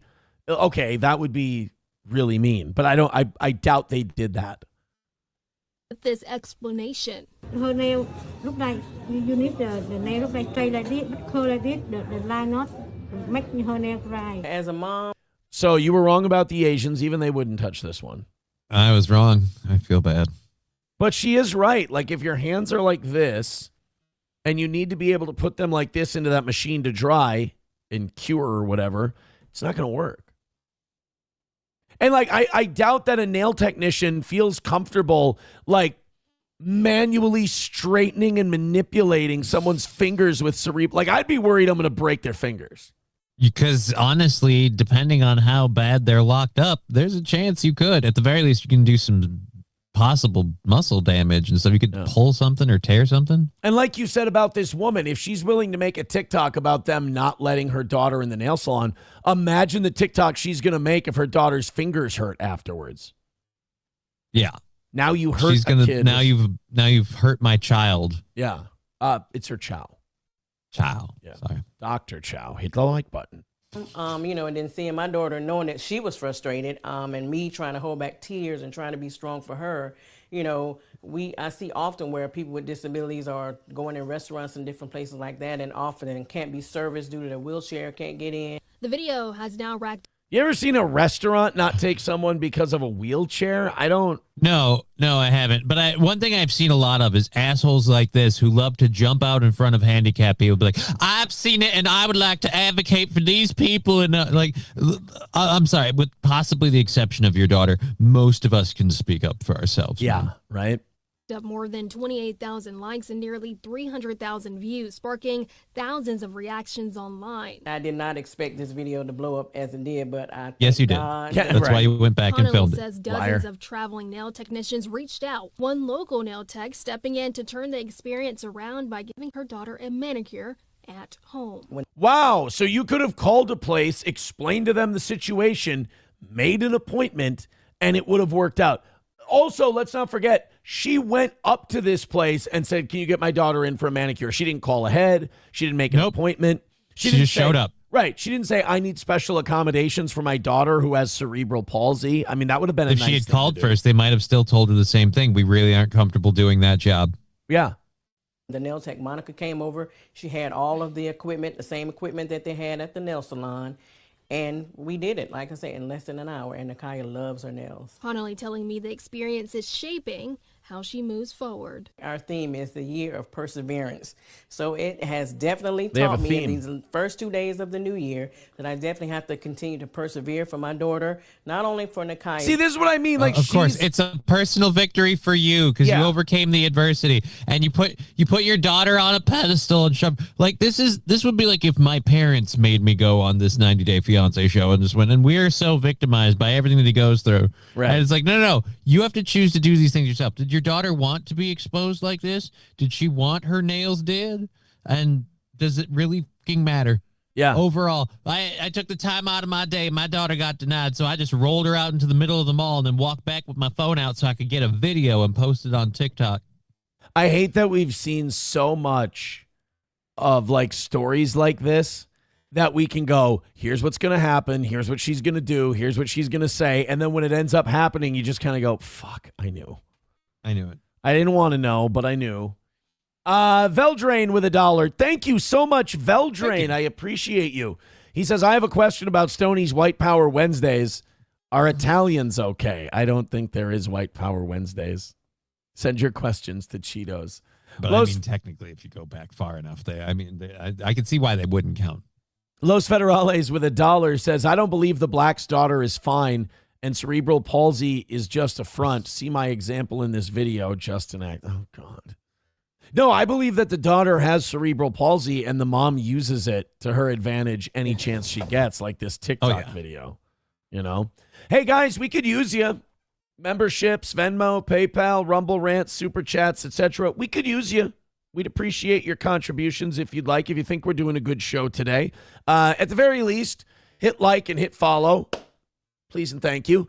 At the most, if you feel like throwing something the Toe's way, the Toe would very much appreciate that. All right, let's see what Los Federales sent us here. The people who send money today get paramount treatment, that's for sure. The fuck, dog? What? Bitch, I'm tripping? Hell nah, these undercover motherfuckers. Oh, shit, that's the police? Hell yeah, that's the police. First of all, fake as fuck. But, okay. Yep. Do not roll my motherfucking window. It's only one on. They shouldn't even come around now. I got one about my motherfucking. I got my seatbelt on today. Oh my god. Oh my god. I got it. My name is Laverne. I'm fuck that. What you got a warrant for? I'm going. Oh fuck that shit. God damn, dog. What the fuck? Here you come. Here you come. Hey, go along. Play along. Hey, you know what to do. I'm finna record everything. I bet that on my. Yeah, that's a real police uniform. Yep. No badge. Los Federales. No equipment. You sent us shit. That was a hard tap there, officer. No, I pulled you over. No, you scared though. You were doing a Yeah, because people with cerebral palsy always have grills and tattoos all over the place. That's normal for people with cerebral palsy. He's been trying to get this video played. He sent it to me yesterday. It was like, Did he oh, really? check this video out sometime. And I was like, yeah, maybe later. I'm gonna make you watch this. This is fucking dog shit. Yeah, people with cerebral palsy, they have they can sit still for pinky tattoos. No way. I didn't even know. I'm just trying to get my cousin here home. Registration? Yeah, sure. It's all right. It's all right, buddy. It's all right, buddy. I'm gonna get you on the grandma in a minute. Passenger, man. Ugh, it's fucking awful. You know, there are those days where things are a little slow going, and I'm like, that's fine. You know, you win some, you lose some, it'll be fine. But then there's days where it's slow going, and then something like that happens, and I go, now I'm upset. Now I'm in a way. I'm gonna say this. I stand by not watching that video before. Yeah, it was the right call. Buttshine says ban him. You know what? This close. I will ban Los Federales if we can make $150 in the next 10 minutes. And for the people watching who are like, I think Aaron might not be making a lot today. Yeah. When I start throwing the numbers out there, just gift a few fucking memberships and we'll be fine, all right? Get us to that 400 number. And we'll cruise. You know, I can't tell you anything because I promised I wouldn't, and the shows are better because of it, but fuck's sake, guys. You know, I think I'm over the Mark Maron, Joe Rogan feud. But you know who's not over the Mark Maron, Joe Rogan feud? Mark Maron? Mark Maron.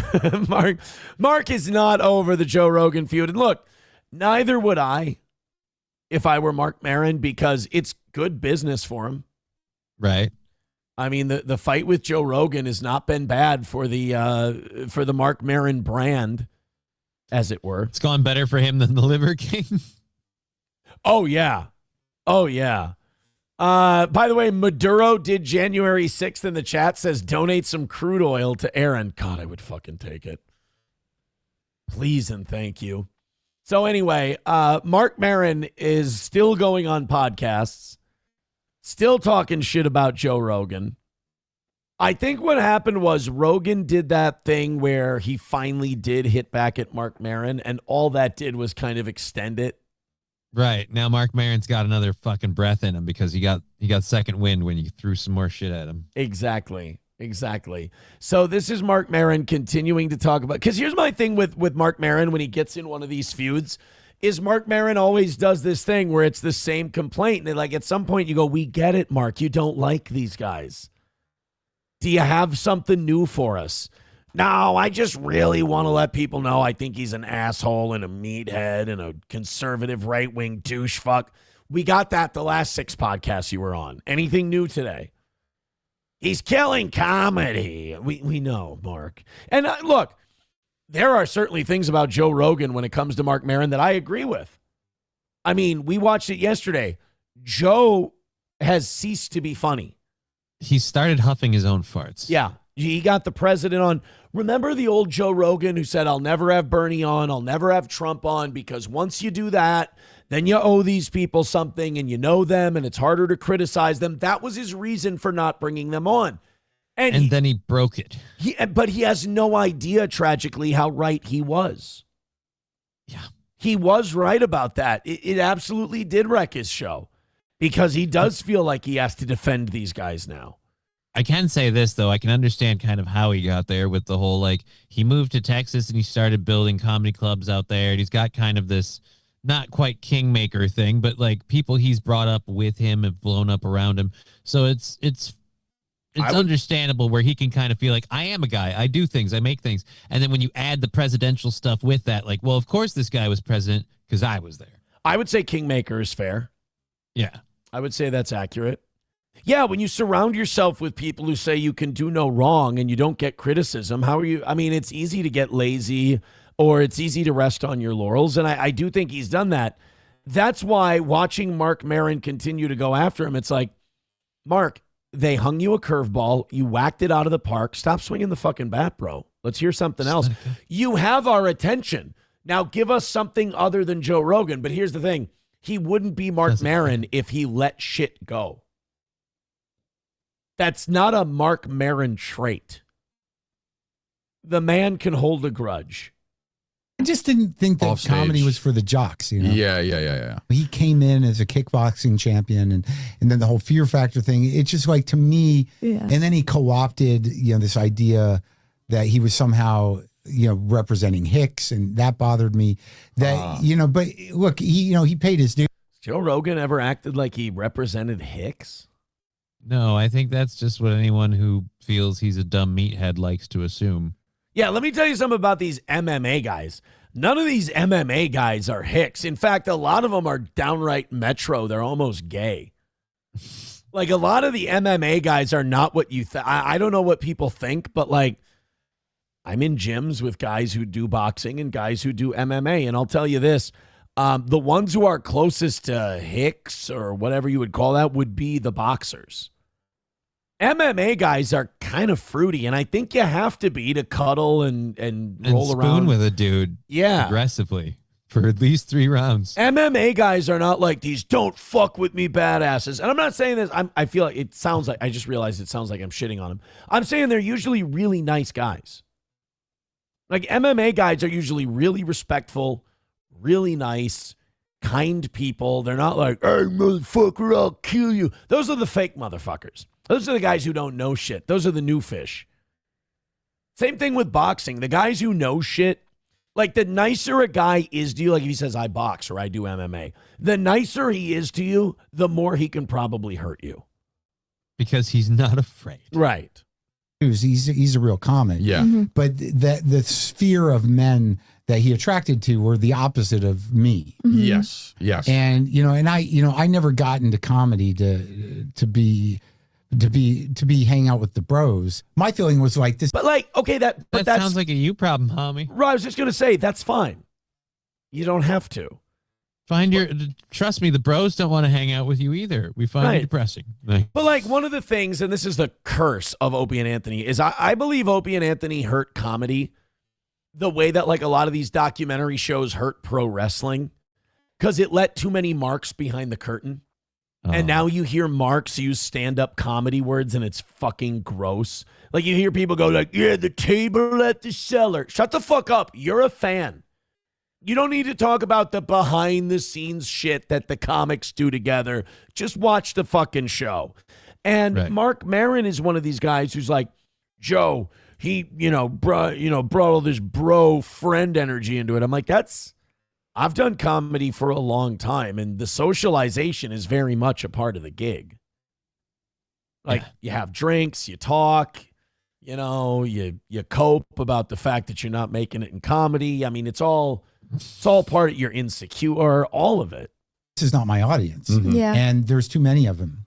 And they took over the place. So me performing for bros is not a great matchup. No. Yeah. I'd rather just have, tourists. Yeah. Yeah. Who are like, what are we watching? As opposed to that is nice. Like I feel like in a way, and this is why I always felt I was cheating in comedy. I always felt like every time I would kill on stage, it wasn't fair. It didn't count because I was performing for my audience. Right. Usually in comedy, it takes you 15, 20 years to find an audience. And because I had a very popular radio show, or when we were doing shows during the podcast times regularly, I have a successful podcast. You would have my audience would fill a room with 200 some odd people, and they would laugh at anything I'd say. I didn't have to craft bits and spend nights working on them and switching this over here and putting this here and changing the entire premise of the joke because it worked in this town, but it didn't work in that town. There's something about a guy, and this is where I'll agree with Marin. There's something about a guy going into a room full of strangers who don't know who he is, making them all laugh. To me, that's comedy at its purest form. That's why I think Bill Hicks kind of ruined comedy. A lot of these guys who were really good and exceptional ruined comedy because a lot of regular motherfuckers who aren't exceptional tried to do that thing.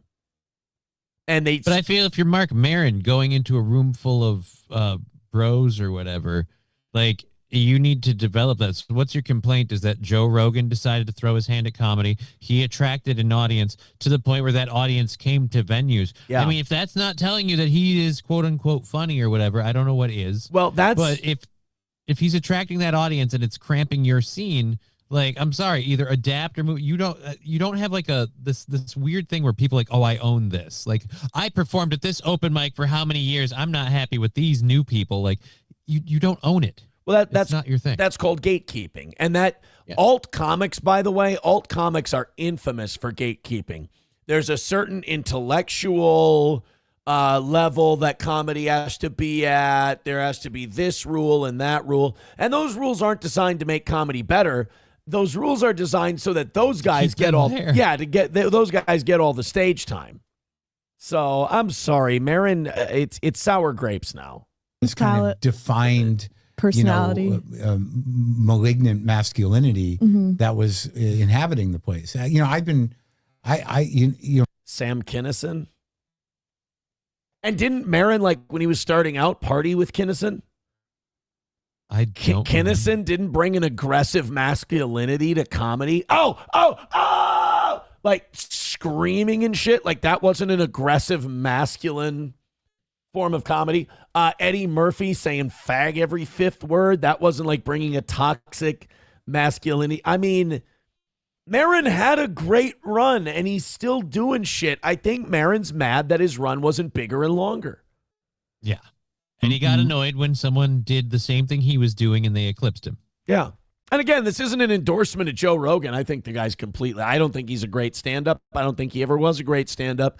And I think he's he hasn't used his funny muscle long enough or in a long time. And he's starting to lose a little zip on his fastball. But like for Marin, this just sounds like nobody said he wasn't successful and he's trying to defend himself against his success level. And it's not necessary. I've been sort of at odds with those people since probably the beginning of time. I mean, cry about that it. They're, and this sort of replicates high school in a lot of ways. Just the archetype of. Boy, this is really beating that God. stereotype that stand-up comedians are just immature people who never got past high school. Who never got past the fact that they were the nerd in high school. Yeah. Yeah. I also have to say, for a podcast about a comedian talking about his thoughts on comedy, I really need to stop laughing before I suffer a lung muscle. Do you, holy Jesus. Do you mind if we don't listen to the last 50 seconds? Yes, I would love to not listen to the last 50. Oh, man. Mark Maron is intolerable. Yeah, and you know something else? By the way, thank you to Crack Amico's Twitter for that clip. Thank you. I appreciate it. But, the thing about Maron is that, again, it's just, it's that continued, it's not only the continued vitriol, but it's the like, you want to ask Mark Maron, what more do you want? Where did the Joe Rogan podcast touch you? Yeah, like what more do you want? And this comedy podcast, all right, I think we've got enough comedy podcasts talking about the art of comedy. I think we had enough of that in 2010. And these motherfuckers keep popping up. Never wanted it. Oh, TJ, that's the thing. Like I said, Opie and Anthony let way too many marks behind the curtain in comedy, and now they act like they know shit about it, and it's really, really obnoxious. If you do open mics, you get really, really sick really, really quick of everyone telling about the art of comedy, because every person tells you like they're the expert. It's like, motherfucker, we're all here on a fucking Wednesday night because we don't have anything better to do and we want to make jokes for people. TJ Fisher with 199 says, do you think Trump will go after Colombia next? You know, that is funny that everyone's like, well, like there's got to be a next. Like he's going to go somewhere next. Doesn't have to. I hope he doesn't. No, he doesn't. But according to Lindsey Graham, I would say Iran and Cuba are probably tops on the list. Mexico and Colombia, I'd put on the next rung after that. But I hope that, it would be really nice if this was just the end of it. I really hope it's at least somewhere local. My brother's got his last tour coming up, and so he'll have to go on a duty tour somewhere.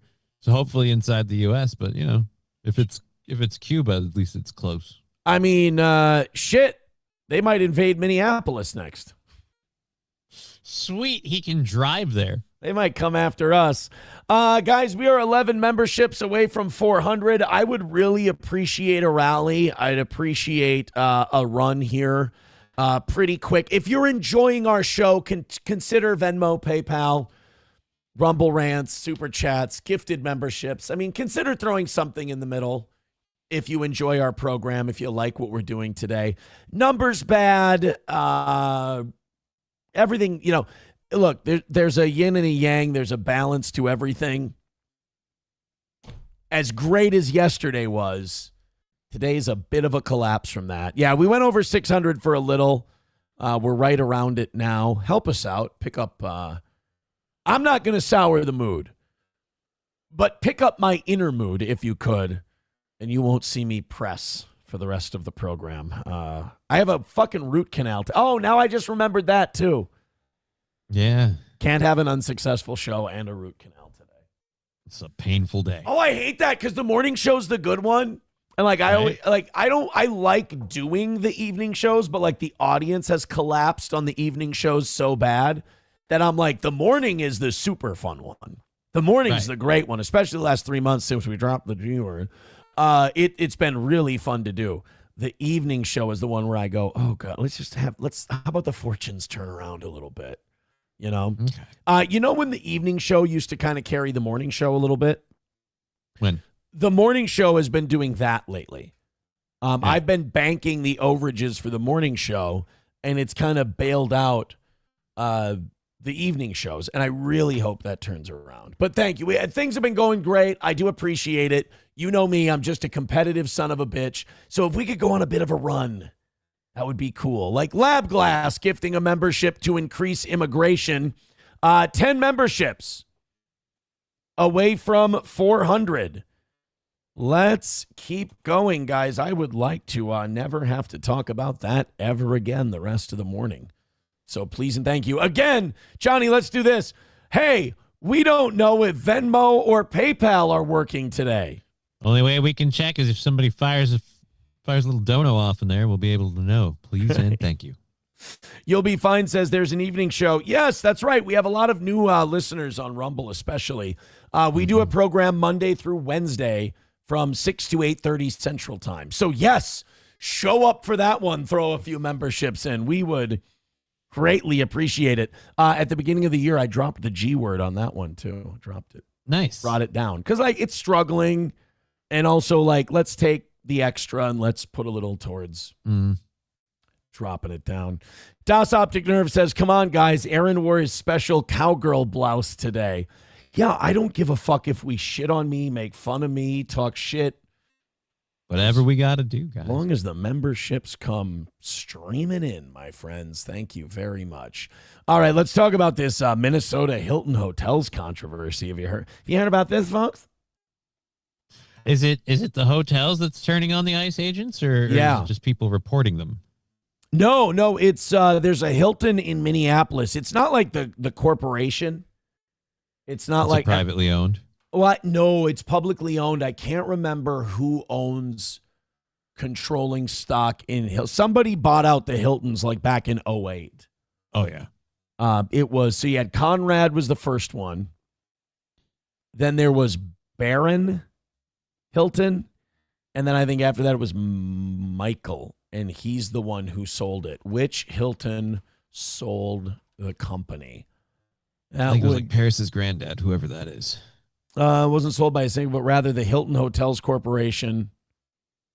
Oh, wait.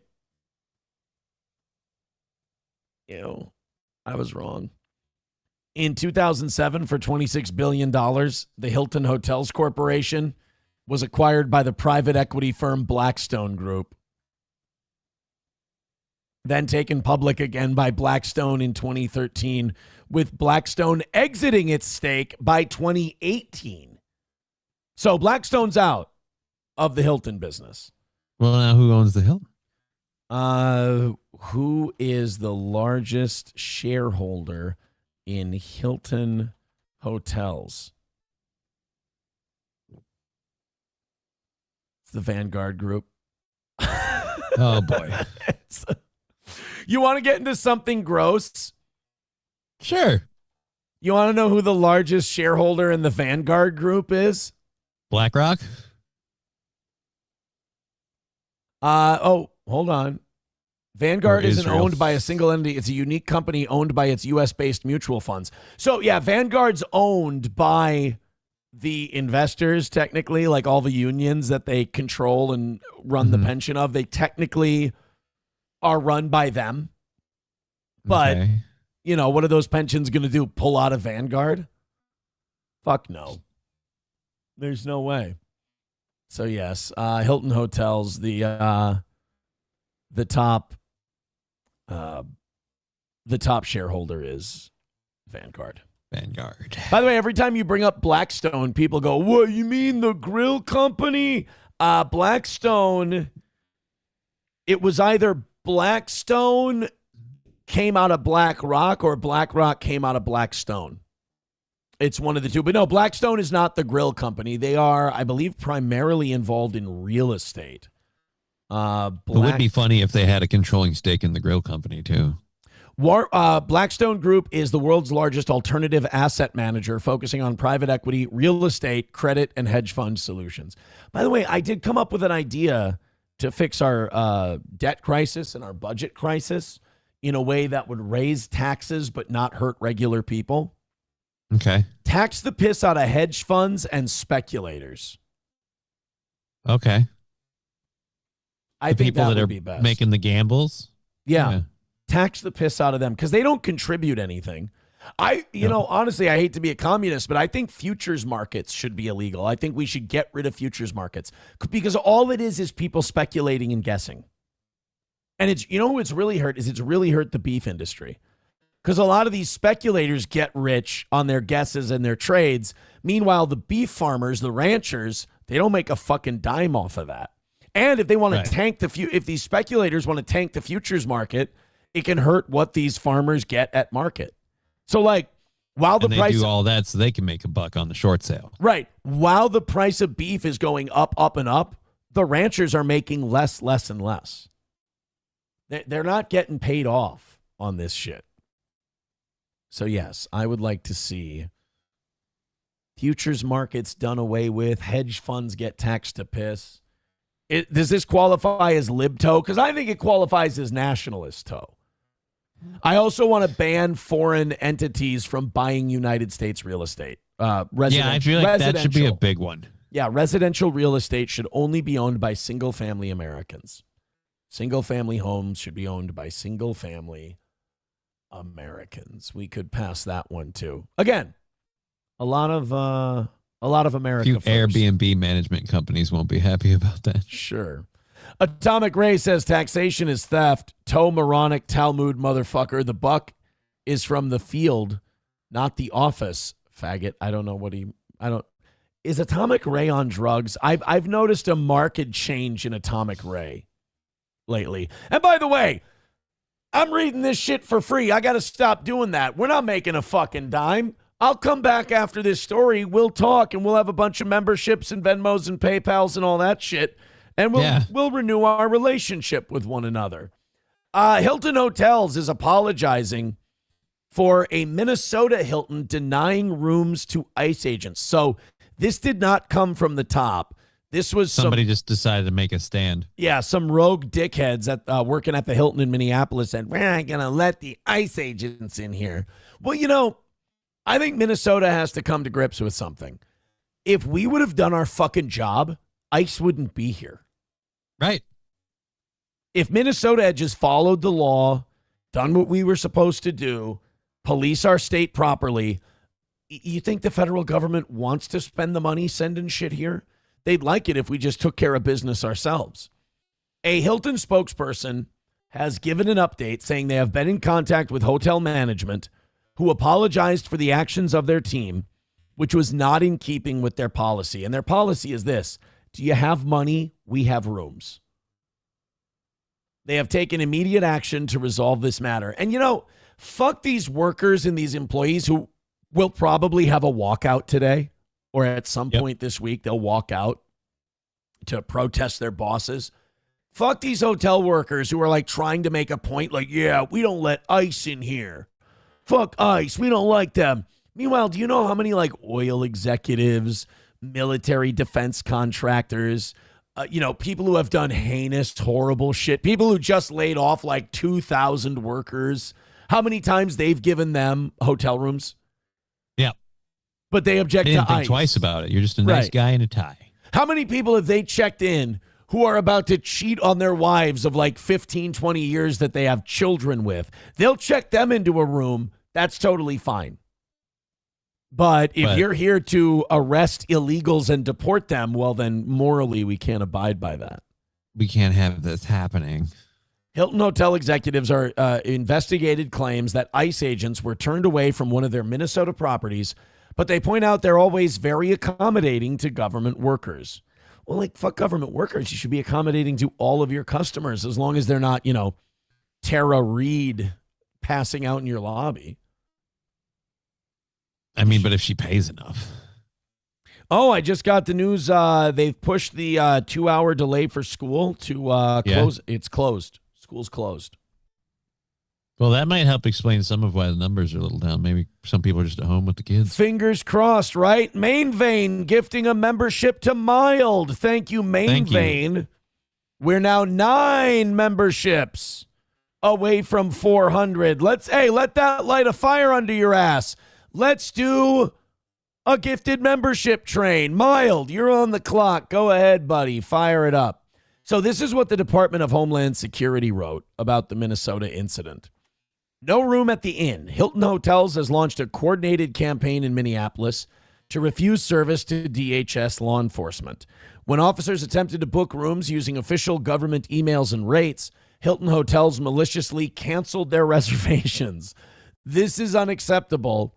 Why is Hilton Hotels siding with murderers and rapists to deliberately undermine and impede DHS law enforcement from their mission to enforce our nation's immigration laws? Yeah, I mean, they're not just grabbing random Mexicans off the streets and, sending them to Peru or whatever.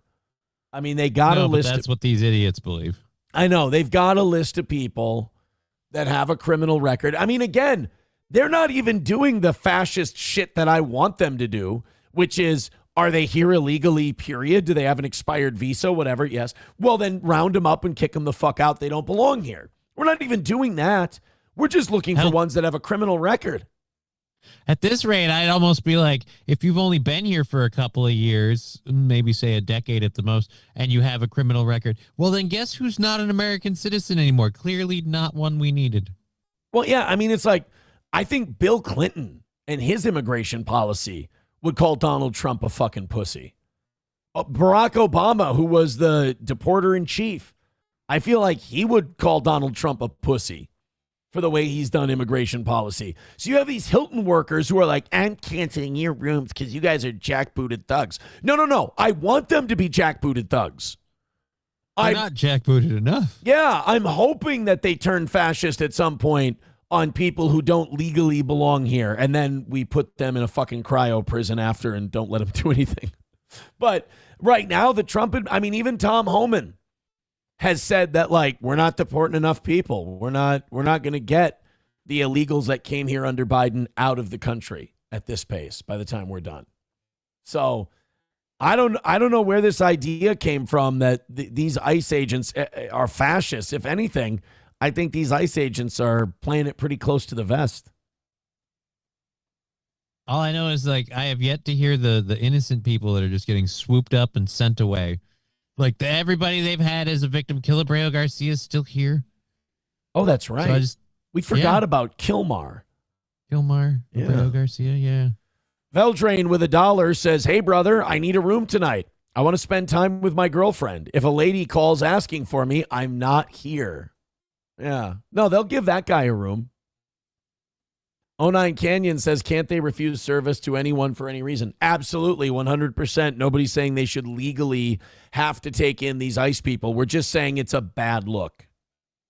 Especially since they took the reservations and then canceled them. Yeah. We're just saying it doesn't look good from our rocking chair.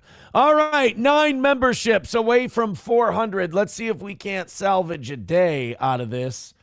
Yeah, we're under 600. We're, at least, give us a good day, guys. That's all I'm asking. Give us a good day.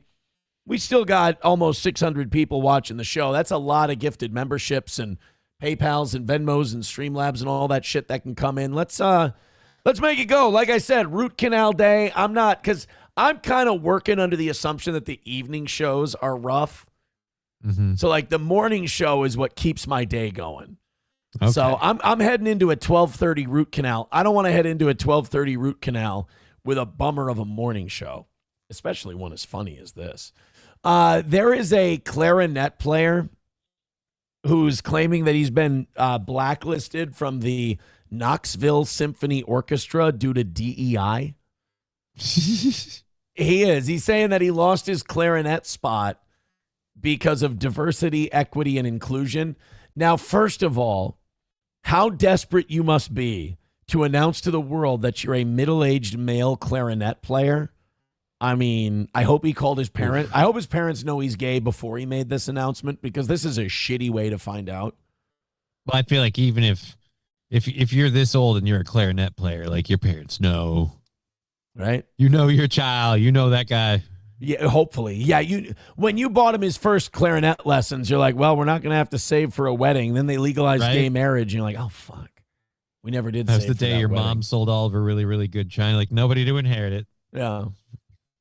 So let's go to let's see if you believe this guy, because anytime something like DEI becomes a thing, a lot of people end up bastardizing it and using it to like pursue their own agenda. Like, oh, this is censorship. Oh, this is the left.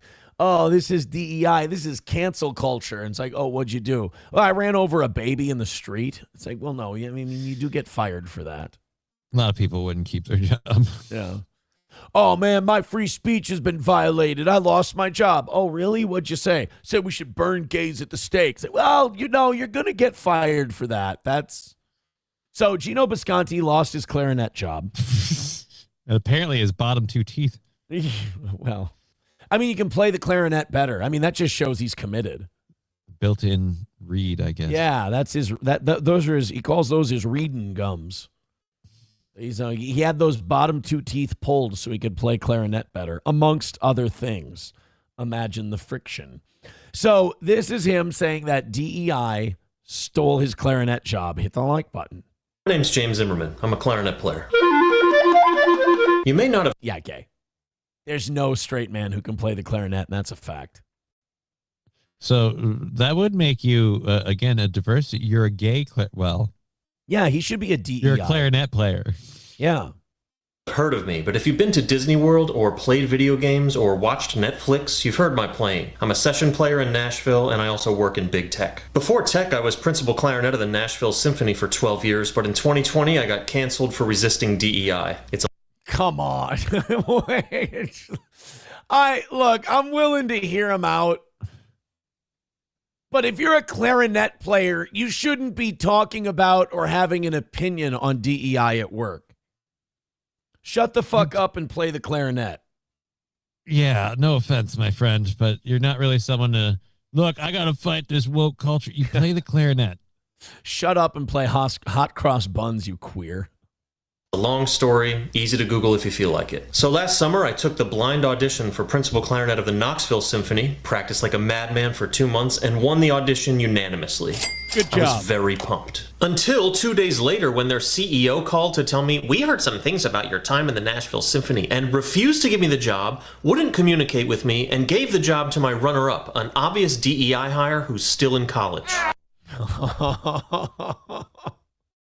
I love when people have a very personal issue and they want everyone to piggyback with them, because it's so uncomfortable to watch them. It's like, hey, bro, learn the difference between you have a problem and we have a problem.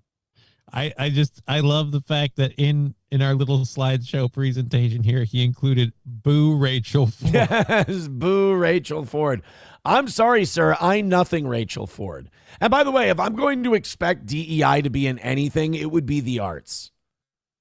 I would expect liberalism. And this guy went into the arts and then got surprised to find out it's progressive. Like, dude, you guys, you play wood instruments, sir. If you weren't aware of what side of the team you were on, I'm sorry. Bro, jizz holds up your man bun. Let's not pretend you didn't know what was up in this business. Which is not just uncool, it's illegal. So a couple weeks ago, I sued them for a year's salary plus $25,000 to compensate me for the 100 hours I spent practicing for the audition they invited me to, with the understanding that they'd give me the job if I won. But wait a minute. You only make $47,000 a year playing the clarinet for the orchestra? Did he say $25,000 on top for the practice? For the audition and the practice and all the stuff he did. Yeah. I mean, he wants to be in a famous orchestra, the Knoxville Orchestra. He's $250 an hour. Like an hour of his time is worth $250. Yeah.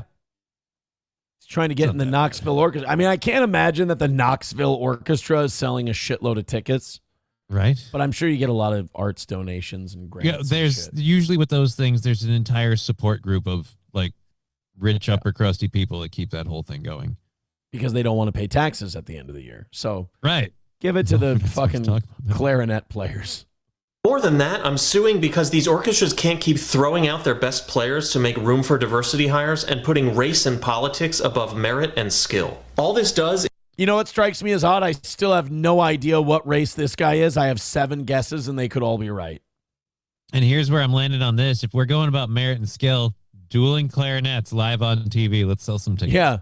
White, Mexican, Armenian, Slavic. I thought Indian at first, but then he was way too white-skinned. Brazilian. Like there's at least six, seven different ethnicities this guy could be. So Aaron, I mean, he's American. He's a melting pot of several ethnicities in one. Or as they like to call him, a mudblood. I just like I like the idea that this guy's like, you guys got rid of me because of a DEI hire, and they're like, wait, you're white? No fucking clue. Is lower the quality. You were Armenian. Of the music, alienate audiences, and turn the arts into politics. The Nashville Symphony got away with acting like this in 2020, but maybe the Knoxville Symphony shouldn't be able to in 2025. That's right. Stand up for my life's mission of getting my clarinet back in the orchestra. Thank you for that perfect pause. That's the greatest still frame of this guy. Well, he's vaccinated against COVID, so. I wish I didn't have to do this. I was just looking to get back in the game, put 2020 behind me, and earn money for my kids' college doing what I love. But if I'm blacklisted, it's either push back against the people in charge or walk away. And if Knoxville thought I was walking away from this, they were sorely mistaken. Hopefully I'll win my lawsuit and make an example of the Knoxville Symphony, and orchestras will go back to hiring the best players the way they did before DEI ruined the business. How do you know who's the best player? Like, I feel like once you're at Knoxville Symphony level, you all sound close to the same. Like, you're all really good. They could go with like 7 different people and they'd all be good. Right. And the biggest differences between these are variances so slight that most of us would never fucking notice. Hannibal Lecter notices, and then he kills and eats the guy. Well, yeah. And he serves them to his guests for dinner. If I tell you, I'm afraid you wouldn't even try it. That or leftists keep running orchestras into the ground until they're gone completely, all in the name of diversity, equity, and inclusion. Bro, it's not 2024 anymore. We're done with that. Like, now we're on to we hate Jews now. We think Israel's the great Satan now. We're done with we don't care if black people play clarinet anymore. You look vaguely Venezuelan. Tell us what you think about us bombing your homeland. Yeah. If a chick with a dick took your clarinet job, shoved the clarinet up her ass, and then waddled into the women's bathroom, I mean, you might be able to get something there. But, yeah. Or if a Somali took it to subsidize their daycare, you might have a shot. But DEI, barking up the wrong tree, brother. Thank you to Bowls Deep for gifting a membership. I love that. I need those. That is very important to our existence at the moment. 9 memberships away from 400. Please and thank you. Hey, Johnny, I'm going to see what we... Father Justin Queso gifting a membership over on Rumble.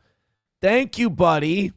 We need a big rally, and I feel like it can happen. I feel like we can rattle loose a big rally here. We're 8 memberships away from 400. Let's fucking go, guys. Let's do it. Veldrain, keeping me in the chat at least with those $1 chats, says, I'm suing McDonald's. They said if I could flip a burger, they'd hire me, but they gave the job to a DEI hire. His name is Jose Gonzalez, who only knows 3 words in English. Yes, no, and manijar. It's really all you need in McDonald's. You know? I don't think you're... Maybe fries, but I think they can point. I feel like. Those! Vamonos! Perfect. You've got it. Oil, hot. Yeah. I don't think you need to get too intertwined in the complexities of the English language. The timer will go off to let them know to pull the basket out. That's fine. Yeah, there's a bell. It rings. The dinger. You go get the dinger. You're good. Joey Caravello says, fun fact, my aunt's ex-husband was legit called Jose Gonzalez. Well, I mean, that's like saying Bill Smith. You know, or Muhammad Atta. It's fine. Labglass says, Aaron loves the flute. I don't know why what would compel you to say something like that. Oh, Bapa Shab says Aaron is gay. Oh, see, I didn't understand. Yeah, because he's talking about flutes. I thought we were talking, like, I'm a strings guy. Yeah. So I usually like stringed instruments, guitars, violin. Yeah, I was wondering where that came from because I've never given an indication that I'm into flutes at all. Right. They're saying that I jam them up my asshole and I do gay things with it.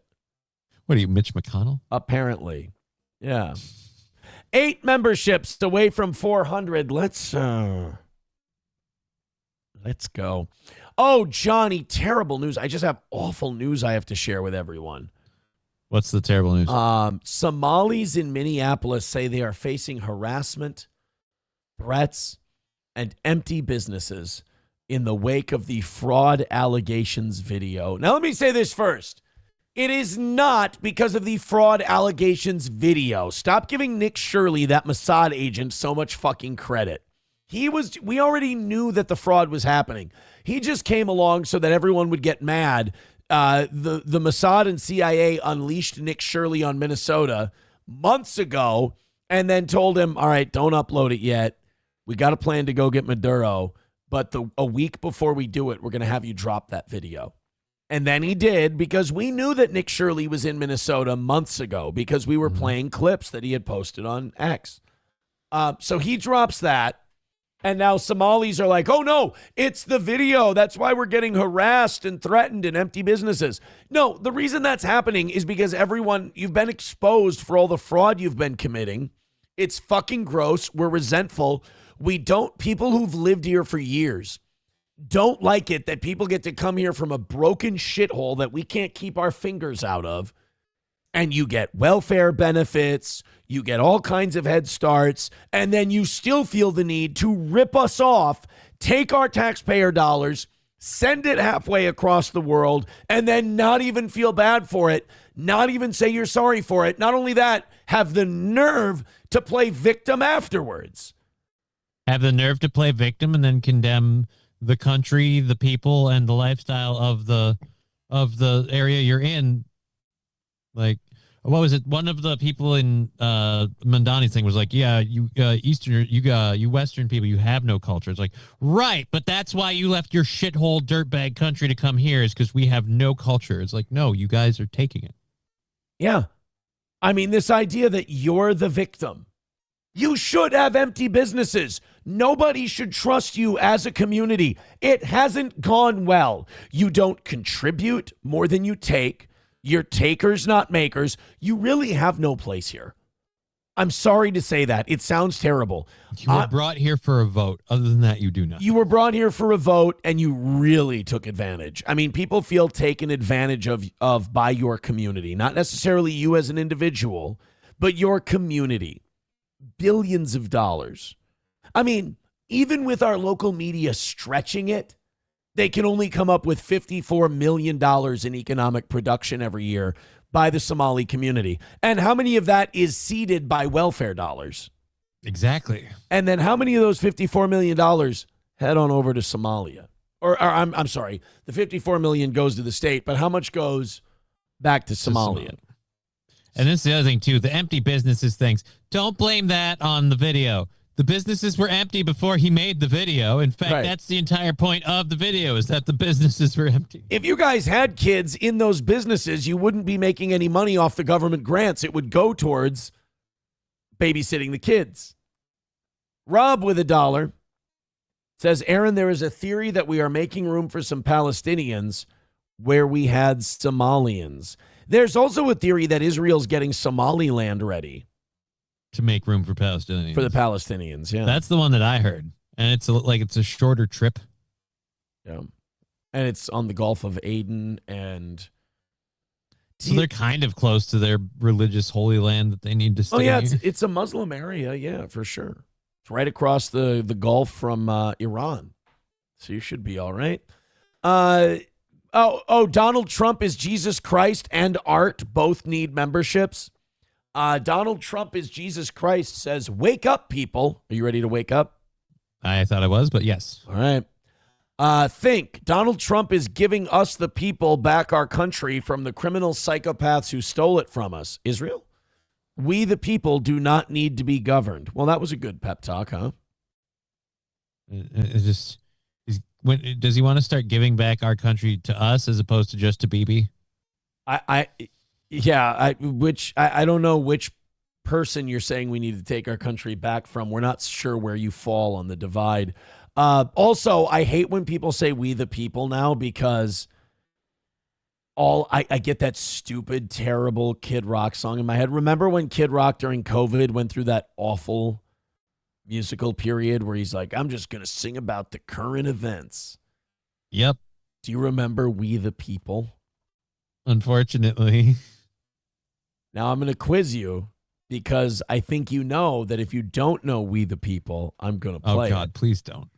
What is the chant they do in "We the People" by Kid Rock that makes you cringe harder than anything? See, now I'm going to fail. "We the people." And then what's the chant? Oh, fuck, dude. We're going to play this if you don't know it. This is for the audience. I know "We the People" was not a song I enjoyed. I deliberately, it's one of the beauties of being a pothead. I can commit like marijuana to obliterating parts of my memory, and then I never have them again. Gift your memberships. Throw in your Rumble rants. Today is fucking brutal. Let's see if we can make some money today. Let's see if PayPal and Venmo are broken, please. And in the meantime, here you go, Johnny. This is not the cringiest Kid Rock song. The cringiest Kid Rock song was "Ain't Nobody Gonna Tell Me How to Live" featuring Monster Truck. This one is "We the People" that came out shortly after. It's a fine start, right? Just Kid Rock playing the drums. We the people, and all we do, reserve the right to scream, fuck you! That's hardcore, dude.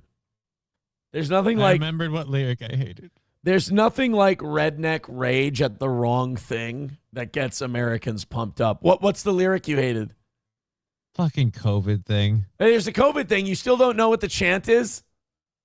Something COVID coming to town. It's going to be bad. You're going to hate it. You're going to be so mad. I get this song.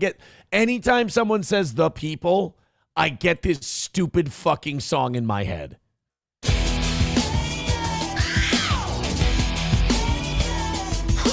Wear your mask, take your pills, now a whole generation's mentally ill. Yeah, dude. Fuck Fauci. Oh, my. COVID's near, it's coming to town. We gotta act quick, shut our borders down. Joe Biden does, the media embraces. Big Doc does it, and they call him racist. Ready? Here you go. Here's the chant.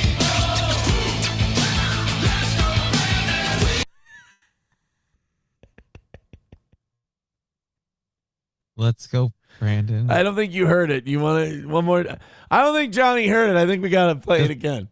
Doesn't quite come through the Zoom all the time. Rudy, I think he said, "Let's go, Brandon." Rudy doesn't understand. I got to show him again. I'll turn it up a little for you.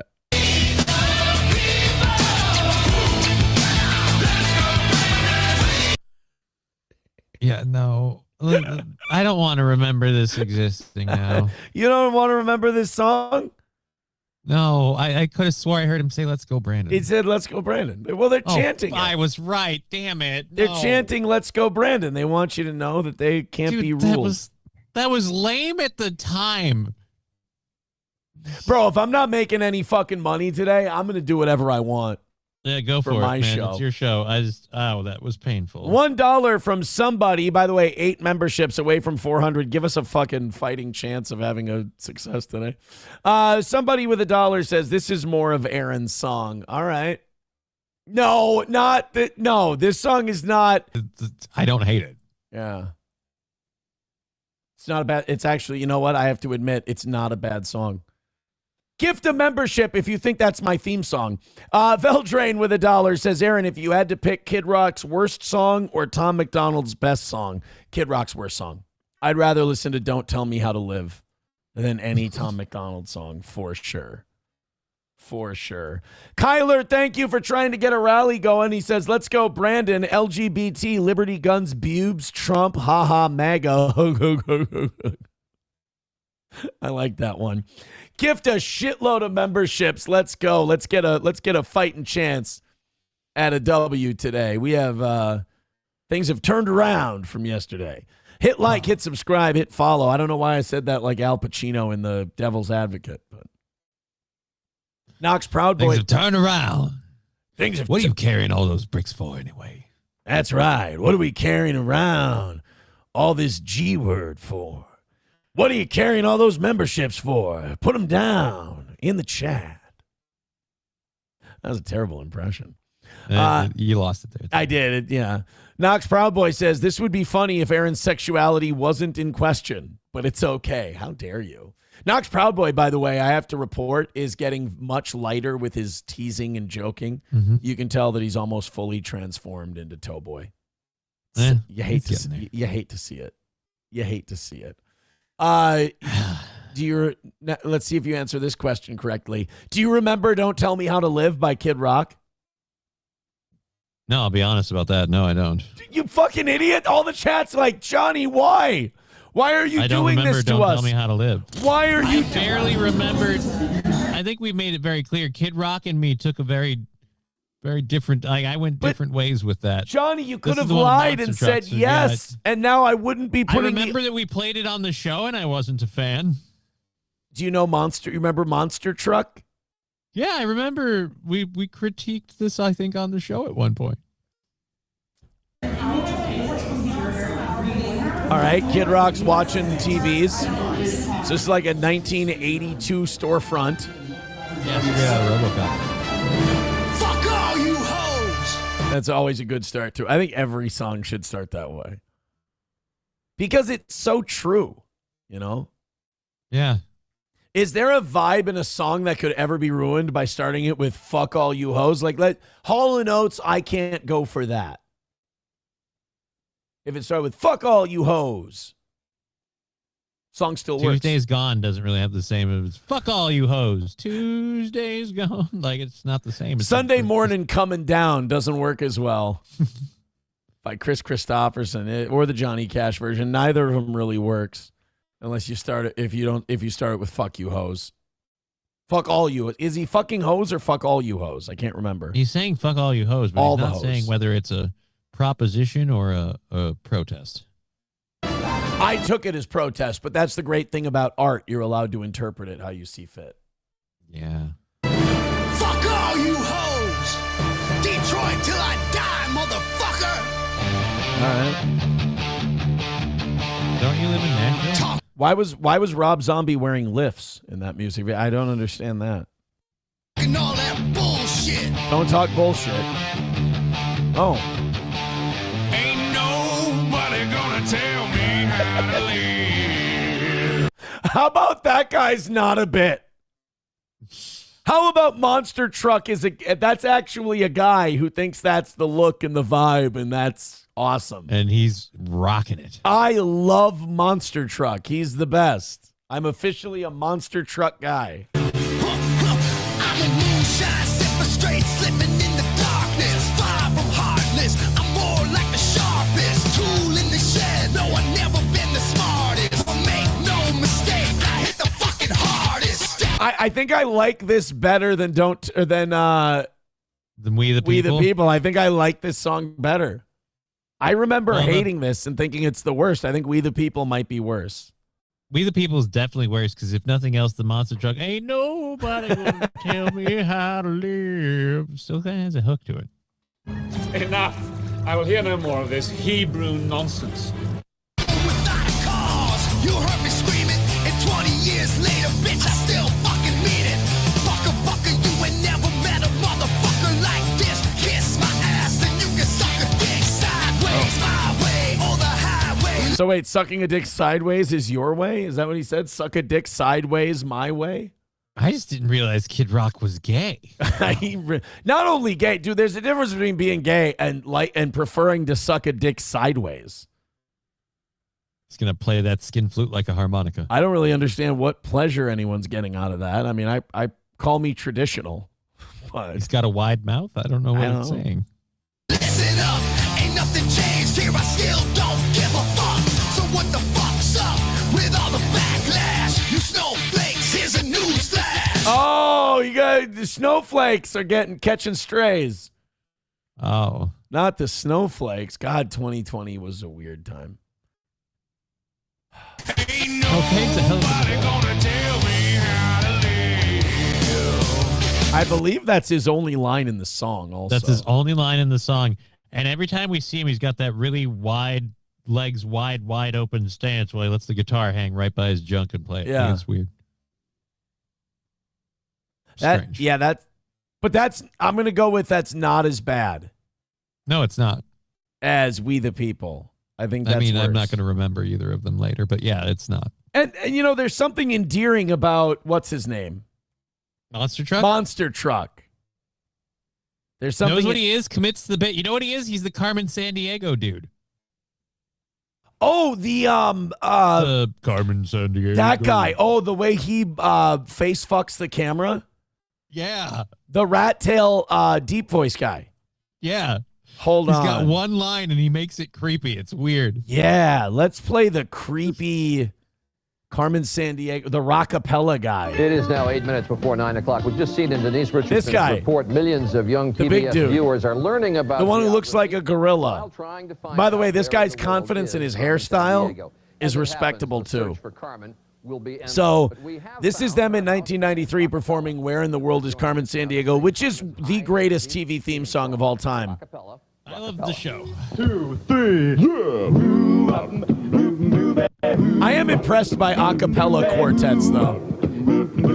Or quintets. Well, she sneaks around the world. Okay, get ready for our guy. Get ready for our guy, because he fucks. Take you for a ride on the most in China. Tell me where in the Get ready. world is Carmen Sandiego. Oh, that guy's he knows. He's like, I got one job, and I'm going to be the best goddamn guy at that job. I'm never going to hit a high note, but I'm throwing so much big deck energy on this that Mom at Home has to change. That camera just came.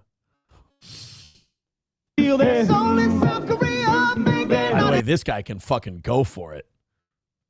my uncle from the red state of Greenland, singing the blues. Well, they never Arkansas us here. We come from a jungle. Tell me where in the world is Carmen Sandiego. I want him to recreate this, but I want him to be doing shit during the verses, and people like, oh shit, he's gonna forget the camera. He's gonna forget the camera, and every time he just turns around like he's making waffles or something. Yeah. And just looks up right on time. He's cutting a steak, and they're like, oh man, he's not through that steak, and he just turns over his shoulder and he goes, Carmen Sandiego. Pulling a Jenga block, and they're like, there's no way he's gonna do it in time, and he just gets it right at the moment. Looks up, Carmen Sandiego. There's a guy who's about to jump off a bridge and kill himself. He's dangling from the edge of the bridge. This guy's got him by one arm. His hand's starting to slip, and they're like, focus on saving the man's life. Carmen Sandiego. Just right into the camera, and then goes right back to helping the guy. Spoiler alert, he does live in that scenario. But yeah, this guy does not miss his mark. Nashville to Norway, Bonaire, Look at him get into it. Zimbabwe, Chicago to Czechoslovakia and back. Well, she'll ransack Pakistan and run a scam in Scandinavia. Then she'll stick 'em up down under. It really is just a good song. She took a missing misdemeanor when she stole the beans from Lima. Tell me where in the world is Carmen Sandiego. Ah! Oh, tell me where can she be but swine? Be great. They go, where in the world? And they're still doing their pum pa pum, and he just goes, rape. they just all go quiet. And they're like, what the fuck? Where in the world is Asian slaves from China? Whoa, dude. Dude, that's not that's not the line. That's not what we're supposed to say at all. At all. We were not supposed to say that. Where in the world is Jews be Jewing, niggas be nigga-ing. That's not gonna fly on the news. That's not okay. Not gonna work. Somebody too with $1 says, "Oh look, Aaron, they are building the jail right by you." They're building a jail? I've served my time. Rob with $1 says, have you seen the 6ix9ine Aiden Ross song? If not, here it is. Not for $1, I haven't. I mean, Jesus.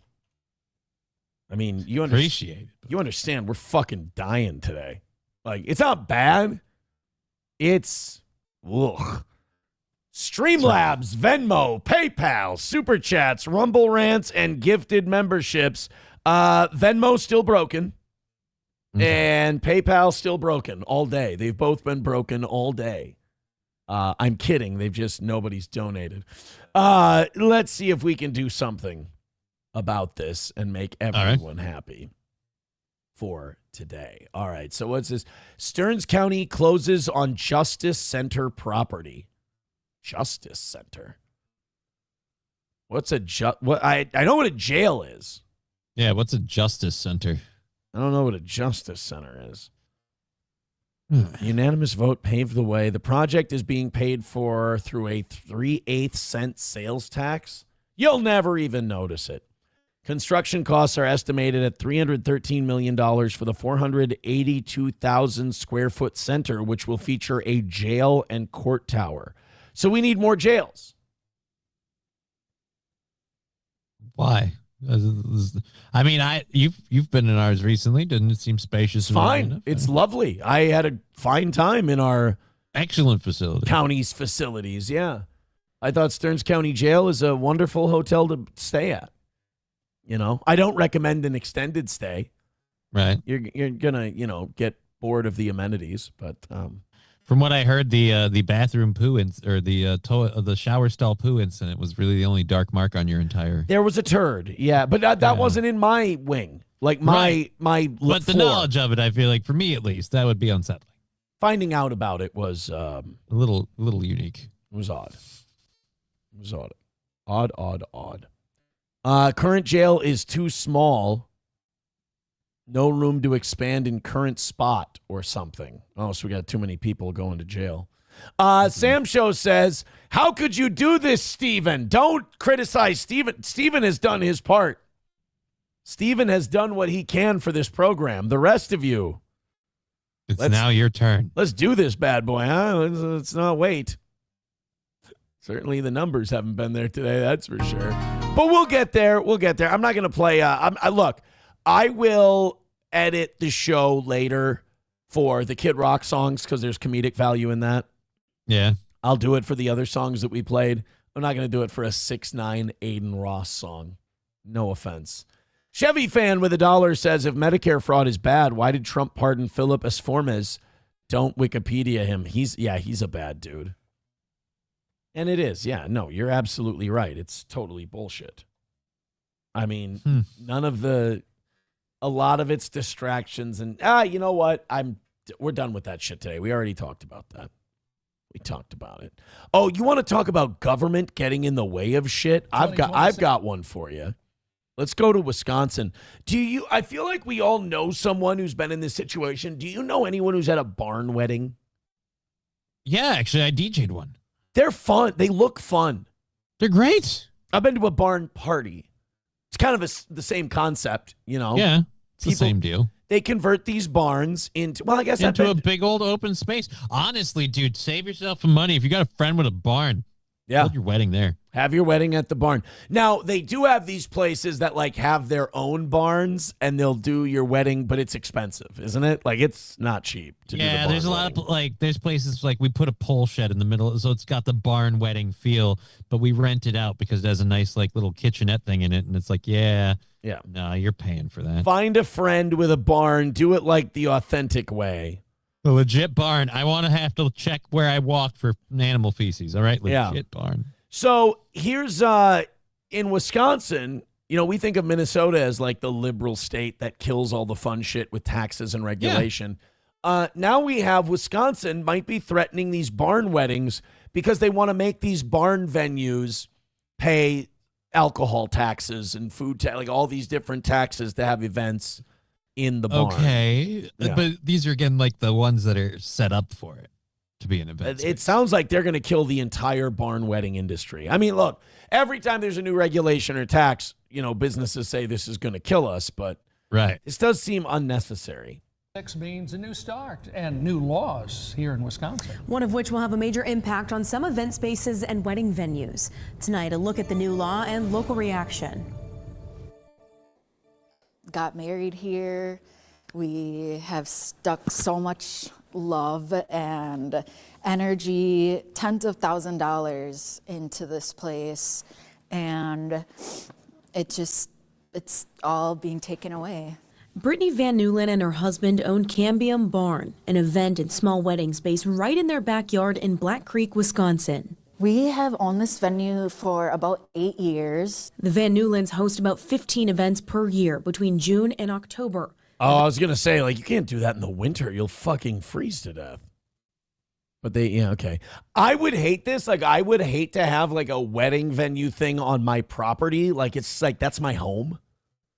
This is where I was like, I thought if they're coming after, like, people who are using their private residence to, like, have a family gathering or whatever, that's one thing. But this idea, like, if you guys are holding regular events and you need to have a liquor license, congratulations. That's any other event space. Right, yeah. I mean, but here's my thing. Like, I like it when places can fly under the radar. I like it when there's still places that can evade those taxes and shit, and to know they got another one. It's like settling. It's like settling more of the wilderness. It's like this used to be a free area, and now you've colonized. Now it's been urbanized. Yeah. Events that often feature alcohol. They contract with a licensed vendor to provide and serve alcohol at those events. But this year, the law has changed. We either have to get our liquor license, or the new law is still allowing us to have alcoholic events. But they want to take a percentage. We can only have 6 events per year and 1 per month. Oh, fucking, it's like, that just sounds like bureaucracy being bureaucracy. It just sounds lame as fuck. Yeah, because they went through a licensed liquor provider. So somebody was already paying the state for a liquor license. Like, it's not like they keep the booze on hand. Right. They're bringing somebody who comes out with their booze and has the staff and the people trained to do it. That's why that person got the license they have, is to cater events with alcohol. Right. It is essentially double taxation. Yeah. Okay, never mind. I'm totally against this now. Because fuck these people. They shouldn't be doing this to these things. And what pisses me off is we get all these new taxes, and I know this is Wisconsin, but I'm speaking for Minnesota now. We'll get all these new taxes to pay for shit. Then when we find billions and billions and billions of dollars of fraud, and we shut down those programs and we get rid of all that fraud money, our taxes never go down, the fees never go down, the regulations never go away. The money never comes back when we have a giant surplus. We get a $200 check and told to fuck off. I hate to quote Fargo again, but it's always more. That's the thing with all these guys. It's always more. 750,000 is a lot. Yeah, no shit. So if they have more than 6 events a year or 1 event per month, they have to pay for with a alcohol. liquor license. They have to pay for a liquor license. Which is retarded because, like you said, the people they're contracting with already have one. Yeah, they need to in order to have their business. Newland says getting a liquor license is costly and requires them to get some commercial equipment and even face rezoning. So that just was not an option that we could even entertain. I need them to sell this barn, though, for one reason. I can't listen to her up talk like this. She's reminding me of, like, Fat Timu Hayda Panettiere, which I'm not happy with. Yeah, I don't like the way she speaks. Like, we are an intimate wedding barn, so that just doesn't work with our business model. We want to rent the space out. We don't want to become a tavern. We don't want to become a bar. We're renting our space. I now want for extra money that we charge an ass load for. Yeah. They want to make a little extra money on the side. They don't, look at the place. They don't have to do much with it. You hang a few banners. You put some tables out, you throw some sawdust on the dance floor, we're good to go. But the government's got to fucking get in on it. And that's what it is. The government sees the barn weddings get more and more popular, and they go, let's make a buck. There's a place where we can make a little extra money to do some shit. We want to stay in our lane. With the new law, she says it's likely that 2026 could be their last year in business. Our old minimum was $750. That was the minimum to rent the barn. Our new minimum is $5,700. Holy shit. That is going to include a lot more, but that is the new minimum. in order for us to keep the doors open, pay our commercial liability insurance. I have a hard time believing that getting a liquor license for this place is costing Gonna you go from $850 to $5,000 for one event. Right. I think business is booming. They found out what other barns in the area charge $6,000, so you went just underneath it. I'm starting to really not feel as. I still think the law is bullshit. I still think the thing they're doing is retarded. The government's double dipping in the coffers, but this lady's a cunt. And the news always does this. The news always like plays things in a particular order. It's like, okay, I'm on her side. This is too bad. She talks obnoxiously, but then she's like, we're raising our prices by $5,000 an event. It's like, oh, wait a minute. Fuck you. It's a little lame. With only being allowed 6 events a year. The new law. Oh, I see. Oh, with the only being allowed 6 events a year. Okay, so they're not doing the liquor license thing this way. Okay, they're simply. This means that they have a consolidated amount that they generally earn on this. Okay. And they're banking on that. And now they've divided it out to the 6 events because this is what we were doing it for before with our 15 events from June to October. Well, now let's consolidate that down to 6, but we need to walk away with the same number. It still doesn't work, though. I mean, think about this. They weren't even doing 18 events per year. But let's say they were doing 18, multiply by 3. Let's say round up to $800 an event. It should be $2,400 an event. Well, she said 15 a year at $850 a thing is $12,750. So if she's doing now 6 events at $5,000, $750 at 16 events is $12,000. That's still well more than double. She's making $34,000 at this number she wants to do it. Yeah. She's making almost 3 times as much. I'm sorry. This is some greedy bitch who's on a hobby farm. It's like, we've got a barn, and she started doing this for her friends and her family. She started charging a little bit more for her effort, and now she smells a trough, and she's like, how about we take an extra $30,000 a year out of our barn? I'm thinking somebody ain't getting as many bookings as they were getting before after they raised prices, and now they want to complain to the news about the taxes. I'm not buying it. Supported by the Tavern League of Wisconsin and Van Newland and other venues Fox 11 has spoken with, questioned that support. They feel the effort was to try to eliminate competition. Yes, I do feel like it was the bars trying to shut down these types of places. Because now people aren't paying their exorbitant prices for their stupid little piddly spaces because they got some cunt with a barn who's like $850. You guys can get up here all night long. Yeah, exactly. We are being basically forced to shut down with these new regulations. So being forced out of a small business that we have put so much work into is just absolutely devastating. I'm sorry, slow your fucking roll. I can see the building behind you. You put so much fucking work into. I can see the light pouring through the walls. You strung up like, no offense, man. Get me a wheelchair with a lift on it. I can string those lights up. I can see 23 boards right now that need to be replaced. I can see windows that are the originals from when the barn was built. We put a lot of work into this. I moved a table once. It's really shitty. I came out here with a broom and I swept out all the dust. I was so itchy and had hay fever for 2 days. I itched for a long time. It wasn't fair. Thank you very much. We had a whole buck coming in during that segment. I think it's time to realize that I'm fucked today. Yikes. Come on. Dan Vicious with $1 says Tavern League are the ones behind this. Yeah, they're trying to they're just trying to shut down the other places so they have to go drink there. Yep. I get it.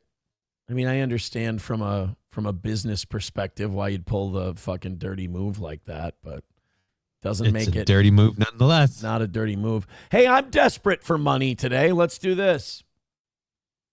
Let's talk about Augusta Gold. Did you know the biggest threat to your retirement is not something that's talked about often? Our increased longevity in America means default retirement accounts like IRAs, 401ks, and TSPs may not suffice. If you have over $100,000 in your retirement account, get instant access to a free 2-minute report from Augusta Precious Metals that reveals the one step you can take to secure your financial future. Text SAFE, S-A-F-E, to 35052 today. That's SAFE to 35052 today. All right. Thank you, guys.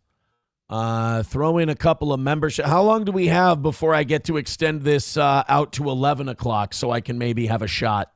7 more memberships. 7 more memberships away from 400. Make it so that can happen, please. We get 2 5 drops in here, and we're guaranteed to be good. I would really like a shitload. I don't care if it comes from Streamlabs, Venmo, PayPal. I don't care if it comes from Super Chats or Rumble Rants or gifted memberships. I got to stop getting addicted to days like yesterday, because when days like yesterday happen, sometimes you think, well, this is how it's going to always be. And I've been doing this for over 5 years this way now, so I should know that's not how it works, but that doesn't mean I don't. I still say if, like, I don't know, 25, 30 of you just decided to gift a membership on Rumble, I think we'd be just fine. Let's go ahead and open up these 8 o'clock hour stories at 9:53. Oh, shit, Johnny's almost done for the day. We'll talk about his show coming up. Who was it who said that we each got a hundo coming our way? I'll make you a deal. Joey Caravello. Yeah, Joey Caravello. Let's move that shit up to today, bro. Move that shit up to today. Labglass says, is there any new merch? Friday, I just sent out more. I do brainstorm once in a while when I'm in the car. New items to make. New ideas to put up there, but here's my issue. I always think about what can people like wear out in public, because a lot of these really shitty podcasts that put out really shitty merch all the time, they put shit out there that you can't wear. Right. You know, it's like really nerdy, dorky. Like, you don't want to admit you listen to a podcast with a fucking onion on it. It's sad. And then you Google that guy and you're like, oh, restraining orders against children. Yeah, I'm good. So I want to make something that people can wear. Not like, you know, fuck this guy or fuck that guy or this is gay or whatever. It's like, well, people can't wear that out, you know? Right. So there's like little inside jokes about the show and dumb shit that we do that could work. They could. But it can't be like, you know, I can't put this on a shirt. Jews be Jewing. Niggas be nigga-ing. I don't think that's going to work. But if we could. Enough. I will hear no more of this Hebrew nonsense. Right? Exactly. Can't put that on a shirt.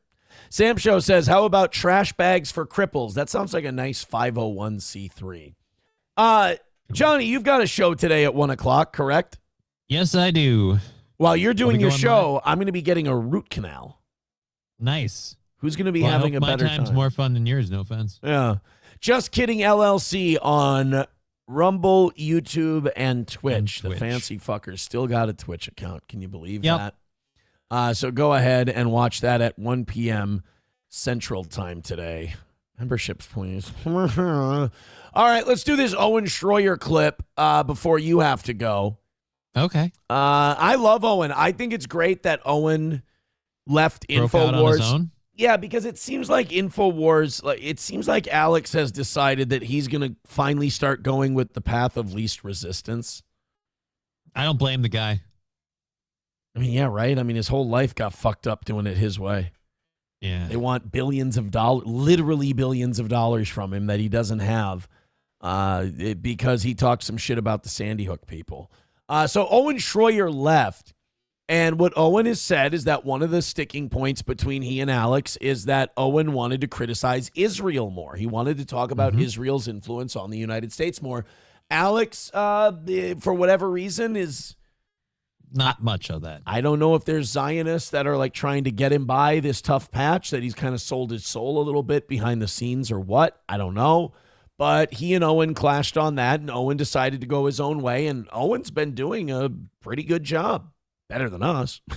Ladies and gentlemen, time is running out. Iran will be capable of producing alone, without importing anything, nuclear bombs within 3 to 5 years.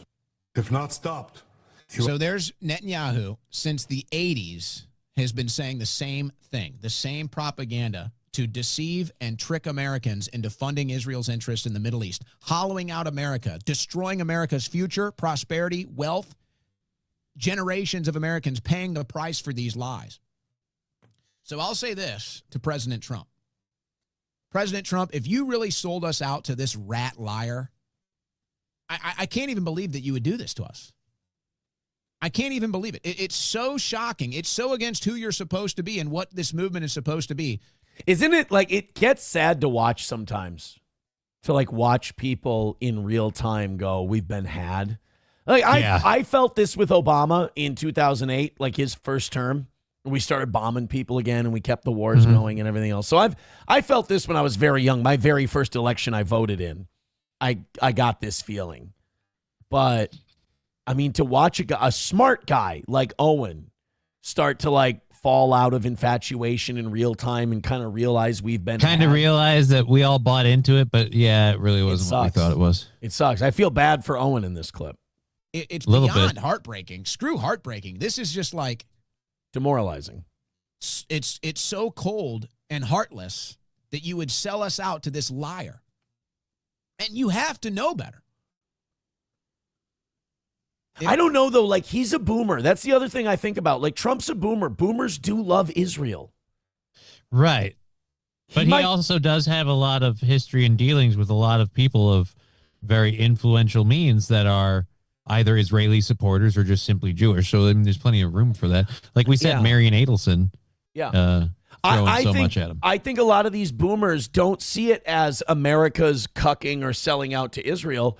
I think That's our buddy. I think a lot of boomers see it as, well, we want the same things.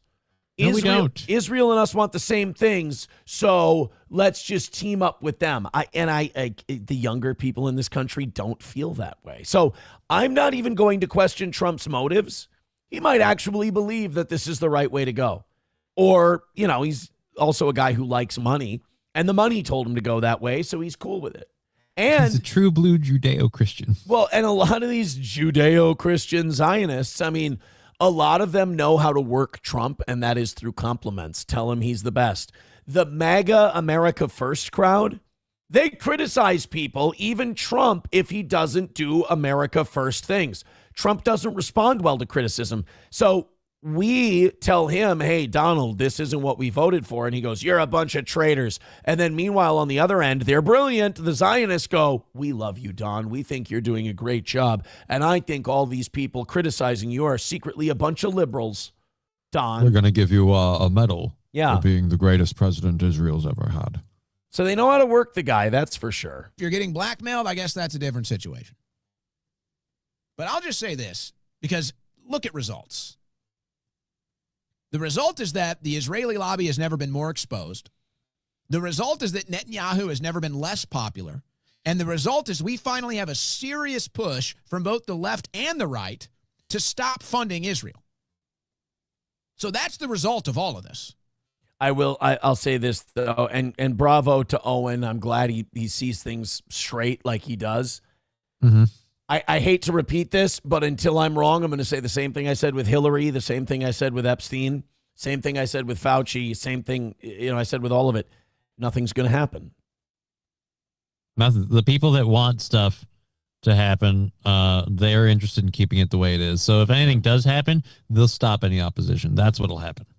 Yeah, I don't think. Don't hold your breath, as they say. All right, Johnny. Thank you very, very much. Well, thank you for having me. We'll see you tomorrow. I appreciate you being here today. And here's what I genuinely hope for the show today. Not for me, not for you, but for the show. Mm-hmm. I hope that everyone just hates your guts, and as soon as you leave, they all start dumping money on us. All right, yeah, that's totally fair. That's what I hope for today, all right? So you take it easy, have a great show, and we'll see you tomorrow. All right, later. There you go. All right, I hope you all hate him, and you all decide it's time to gift memberships and go crazy, because we're done in a half hour with a massive L hanging over our head and still 7 memberships from 400. Now, if we get to the 400 memberships, then I have to go until 11. And honestly, the way it's going today, I would like to go to 11 because I don't know if we have a prayer if we go until 10:30. So if you're feeling generous, I appreciate you guys. Obviously, you give so much to this show. You do so well for us, and I appreciate it. But, you know, a little bit from each would go a long way. We would appreciate it. Streamlabs, PayPal, Venmo, Super Chats, and Rumble Rants. Let's see what we can do. Thank you, guys. All Miss Tay said was, bye, Johnny. And Sam Show says, Miss Tay, you traitor. So just saying bye to Johnny, you're on the outs. You're on the outs. Yes, Sam Show loves Jewish dick. Of course. How long have you been watching this show? Try to keep up, dude. Like, you only want to go to 11 for the money. But fucking, yes, what are you, a child? You think I do this for love of the game? I love doing my show, but if I made no money, bye. This guy thinks I've never in my life broadcast for free. Ever. I've been doing this for a living my entire adult life. I mean, I never had to do a podcast as a hobby. Oh, it's so sad. I've always been able to do this for a living. So on the days where we're eating it, yeah, I want to stay on longer. I want to earn it. That's what I want to do. So memberships are awesome. Everything you can throw in is awesome. Sam Show loves Jewish dick. Oh, God. Oh, no, he doesn't understand business. He goes, didn't you offer to go back to radio for free? No, to sell advertising, bro. You know what? You'll get it. You know what? You'll figure it out. At least we know you're not Jewish. The Island Boys guy got arrested again. Hopefully not sucking his brother's cock. Aren't these the guys who, like, made out on camera? The Island Boys are a tragic case of guys who didn't know why they became famous and then tried to hang on. I mean, they hung on to that 15-minute tow rope as long as they could. The Island Boys were they were wannabe wiggers. They wanted to be rappers, but they were fucking terrible.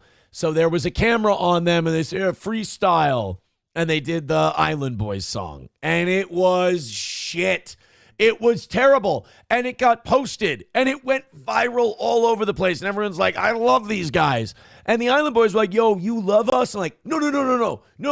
We don't love you. We love how fucking tragic and awful this song is. But the Island Boys only heard, we love this, and went, yo, we musicians now, cuz. Like, we made it with it. And then, like, people started digging into them, and don't you know they fucking do drugs and they've had all kinds of problems, and who would have thought one of them was getting the shit beat out of him by his girlfriend in the car? Like, they've become horror cows at this point. They kissed each other on camera. I mean, bad news. Well, they're not done yet.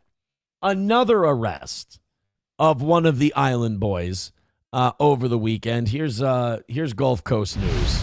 So a figure on the internet found himself behind bars. We're talking about this person right here. They said figure, by the way, guys. Figure. Frank Venegas on your screen, or you may see him on your phone, maybe even previous newscasts that he's appeared in right here on our Gulf Coast.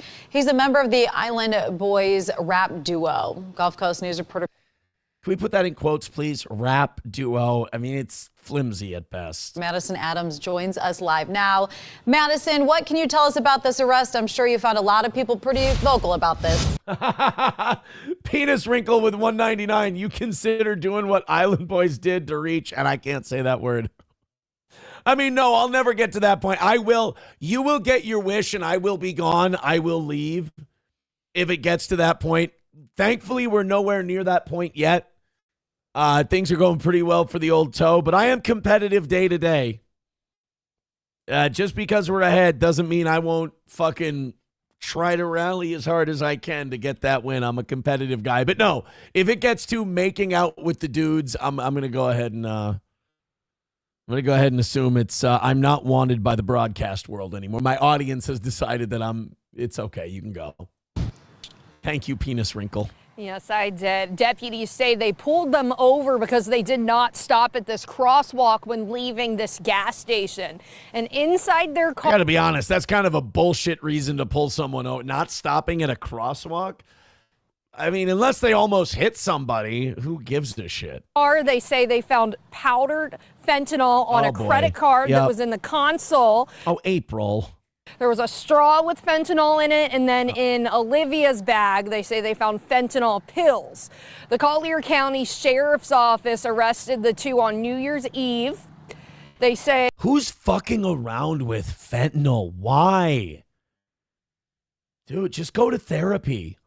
Because if you're hitting fent, whatever you're trying to cover up, whatever you're trying to medicate or hide, it's fucking over, Jack. Like, fentanyl is... No way. I don't care how much you water it down or filter it or whatever. Like, you got more problems than chemicals can fix. That they were driving their Mercedes on State Road 29 in Immokalee. Olivia Dubois was driving. Don't worry, it's probably used. And Frank Venegas was in the passenger seat. Bitch. Deputies say Frank is a gang member, and you may recognize him because he has over 1 million followers on TikTok. And That's a gang member? Bro, pistol whip him, would you please? He's known for rapping the viral song Island Boy. An affidavit says deputies saw him and Olivia rummaging through the car, so they searched it, and that's when they found fentanyl. Both were arrested on drug Dude, she looks like way more of a gangster than he is. charges and booked into the Immokalee jail. And this is not the first time that these two have dealt with something like this. The two were pulled over and arrested in Naples almost a year ago. Deputies say Olivia was driving and she didn't stop at a stop sign while leaving another gas station. You would think by this time this guy would learn not to put his safety and fate and his drug use in the hands of a woman driver. Fool me once, shame on. Fool me, can't get fooled again. They found oxycodone pills and a spray-painted gun without a serial number in the car, and that's still... Is he sure he's not black? ...an open case. We talked to some fans of his earlier. Take a listen. No, he doesn't have any fans. These are people who just... I guarantee you these people are smiling. My friend sent me a video on TikTok saying that Island Boy was in Immokalee, and I freaked out. I was like, what? I didn't know he was in Immokalee because, he's famous. I wouldn't know he would come to Immokalee, but he did. He's still trash. Just because he's famous doesn't mean he's not trash. I think Andy Dick can show up in your town. And then... Yes, the Island Boys are on Andy Dick level. He got arrested on New Year's Eve. It's crazy. That's, in fairness, that is a modern teenager. I mean, we were just as retarded. You put you at 13 years old on a camera and talk to the news, you would sound just as fucking stupid. Frank Venegas actually lived in Naples. We saw that as his address on his arrest affidavit. Olivia has already bonded out of jail, but Venegas has no bond because he has an open case against him for spray painting that gun. Reporting in Immokalee, Madison Adams, Gulf Coast News. Killing it, Frank. Oh, you're cooking, Frankie. Good job. Oh no. Is this gonna put the Island Boys reunion in jeopardy? I sure hope not. Oh boy, I don't want to miss that. We are still 7 memberships away from 400. Yeah.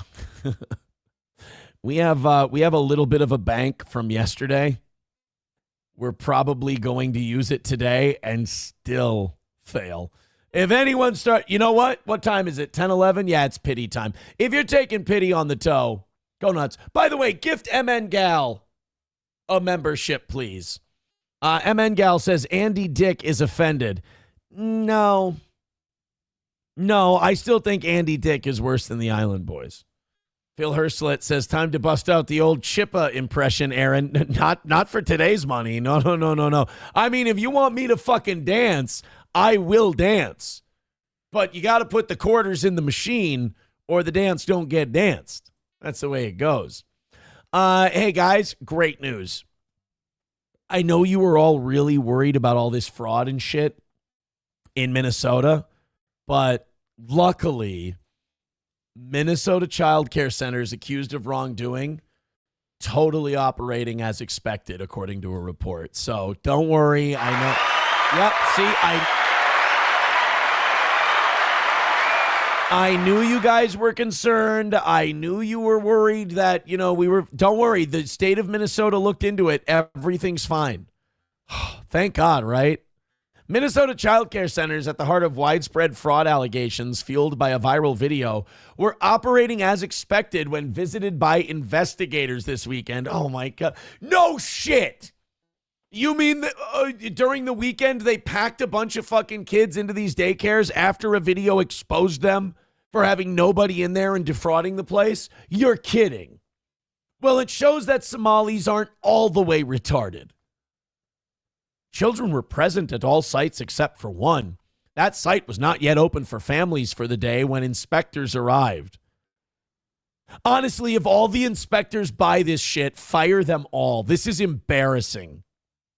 And this is the liberal bias in Minnesota. We're so scared of being called racist that if we walk in one day and even if we know we're being scammed, we'll go, oh, thank God, I don't have to say anything about a Somali daycare. Well, we inspected it. Everything's fine. Let's please go back to the way it was. I don't want to be called a name.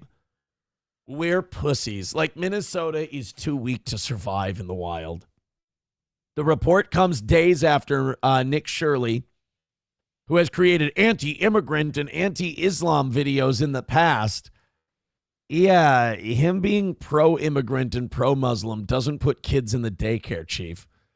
Posted a viral video in which he claimed to find widespread fraud at Somali-run daycare centers. You know, this is something that the media is doing to totally redirect the fact that we've discovered, like, investigators in the legal system have uncovered fraud in Somali daycare. So they want to use the Nick Shirley video because they feel they can discredit it. But Joe Armstrong, he's actually done the work, gotten the paperwork, and gotten indictments.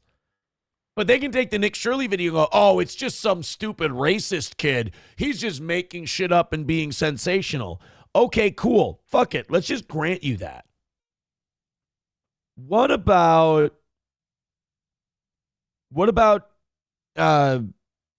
not investigator Joe? What about attorney Joe and what he's been doing with all this?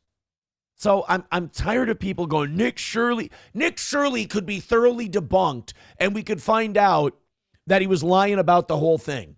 It wouldn't change the fact that this fraud is widespread. Nick Shirley wasn't the one saying that there were billions of dollars of fraud in Minnesota. That was Joe Armstrong, and his investigators said it could be at least $8 billion.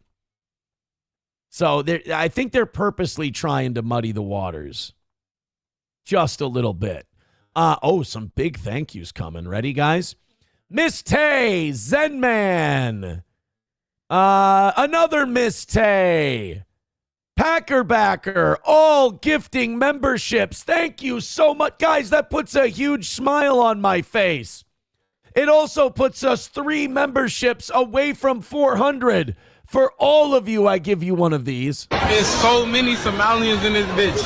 Thank you very much. Steel Toe says, I will give you $20 if you grab a handful of your double chin, flap it back and forth, and say gobble, gobble, gobble, gobble. Make with the 20, bitch. I will totally fucking do that. Did I not tell you that I love doing my show and I will do it for money? If grabbing this, if I could get a 20 every time I did that, the first 12 minutes of the show every day would be me doing that and then on with the show the rest of the day. We don't need another dime. Are you kidding? Aaron, grab your neck flap and go gobble. I'll give you 20. Hey, you make with the 20. You got it, Chief. All goddamn day. Are you kidding? Keep those memberships going, by the way. Who got those gifted? It was MN Gal got one. Art got one. You'll Be Fine got one. And Mad Max Mardigan got one. So all of you guys go ahead and gift one, and we'll pyramid scheme our way to a win. Perfect. So, yeah, Steel Toe 1, make with the 20, and you got yourself a gobble. In fact, every $20 gets a gobble grab. Are you kidding? These people act like they've never watched Steel Toe before. I'm a competitive son of a bitch. it doesn't matter how we cross the finish line and get home. I'm getting home. That's how this shit works, yo. Yeah, Papa Shop says, gobbling up those donations. That's what we do.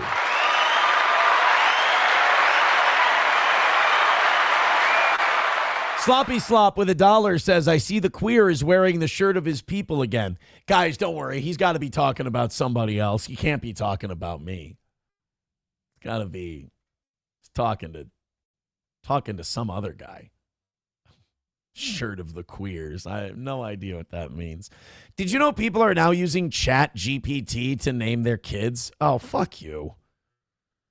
I can't think of more of a early indicator that AI is going to fuck us badly and ruin humanity than taking the huge rush and the responsibility and the creativity of thinking of a name for a life you created and just, you talk about the laziness, just passing it off to, hey, ChatGPT, what's a good name for a kid? Oh, everybody who uses ChatGPT to name their kid, one of two things should happen. One, they should have to give that kid up immediately. Two, it should be named Muhammad. Every time you use chat. No using ChatGPT. No. Thank you to MN Gal for gifting 5 memberships. Thank you so much. Wanna fuck? Let's fuck! Who doesn't at this point? Thank you. Now that's going to put us 98 memberships away from 500. And guess what, boys and girls? We are officially going until 11. Wow. Sloppy Slop and Fuck You Dude both getting memberships. Thank you very much. Let's see. We've got, so now MN Gal is at 25 for this week. Wait a minute. Miss Tay gifted 2 memberships. I think she's already in the top 5, isn't she? Let's go to our... Oh, Miss Tay is not in there yet. All right, so we got... I thought Miss Tay dropped something yesterday. She's just always on my mind. That's why. I'm just always thinking about that damn Miss Tay and how generous she is to the Toe Show. Thank you very much. No, I don't like the idea of using Chat GPT for the kids' names. Total bullshit move. Don't do it. Just pick your kid's name. I'm not going to lie. I have crushed it so hard on name picking that royal families have followed my naming. Literally, I named my first child. The royals a year later named their first child what I named my child. I then named my son. A year or two later, the royal family named their son the same name. I am crushing it in terms of naming kids. Third one, I did a good... Third one was like a 2-foot putt. Don't fuck this up. Just, you don't need to get fancy. Just tap it in. And I tapped it in. Art says Husey has Matt Mead and his side piece Keanu on tonight, Aaron. You know, I was wondering, I thought I saw Matt Mead frantically tweeting the other day that he was going to be on Husey's show on Sunday or something. And I was wondering what happened. Sam Show says, you value the royal family? You really are Jewish. Miss Tay says, where's Hobo? Today in Minnesota, they've canceled all the school and shit. So I'm thinking that might be keeping quite a few people away because we've been down today after being way the fuck up yesterday. We've been down today, but Hobo's not in Minnesota. So Hobo might have shit to do. Steel Toe 1 says gobble first. Nope.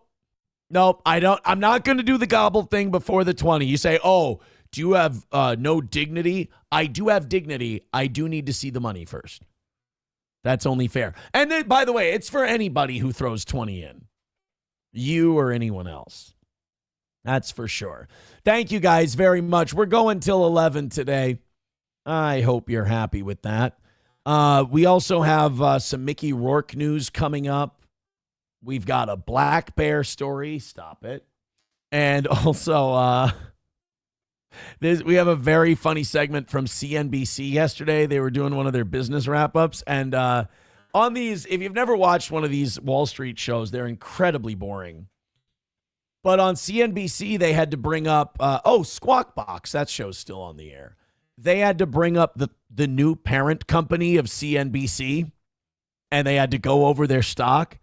And in real time, you have to watch these people try to talk about their parent company having a shit stock while not trashing the parent company.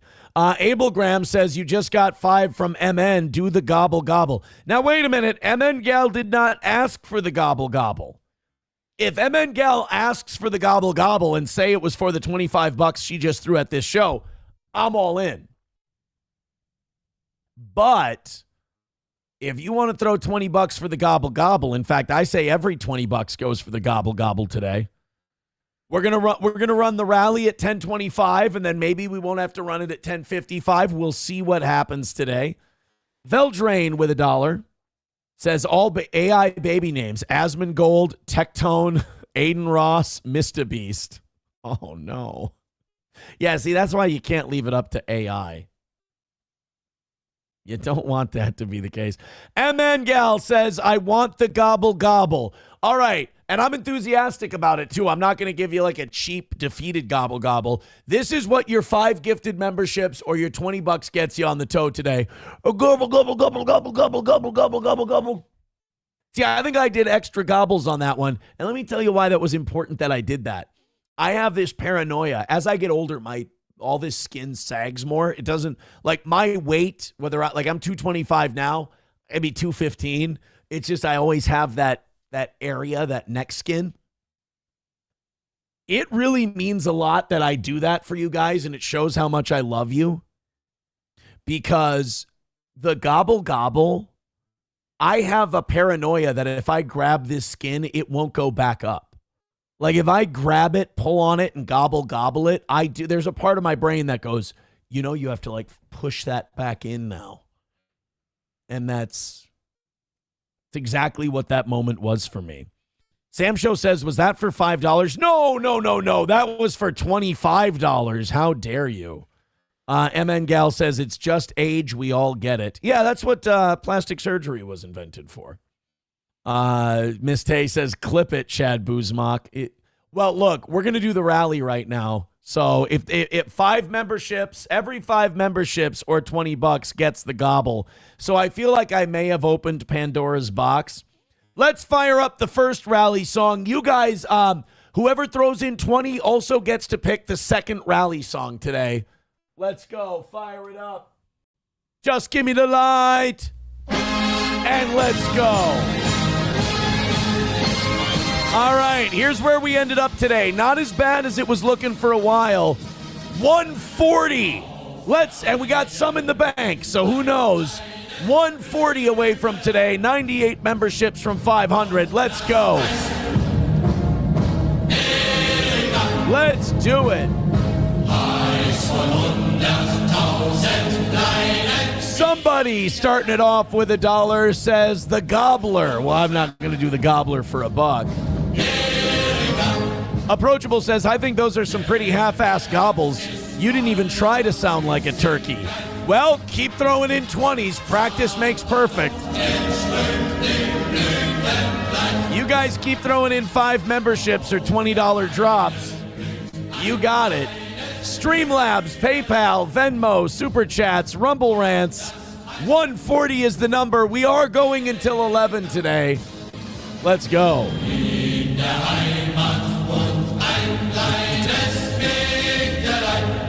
I'm worried about today. I'm very worried about today. I have a root canal and we're 140 away. This eats dick. Let's go. Pick it up. Where are you?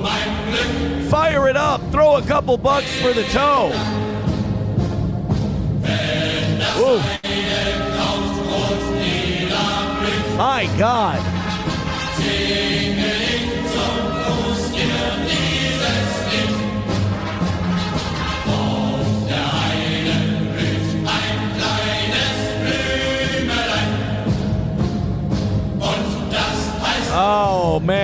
Anybody can pick the next song. All you got to do is throw a couple of bucks at the toe. That sure would be helpful. Oh boy, oh geez.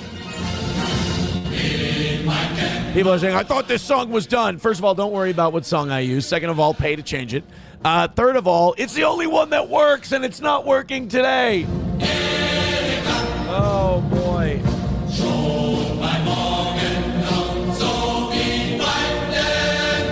No PayPal, no Venmo. Super chats. YouTube has been dead today. That's understandable. I'm very mean to YouTube. Oh.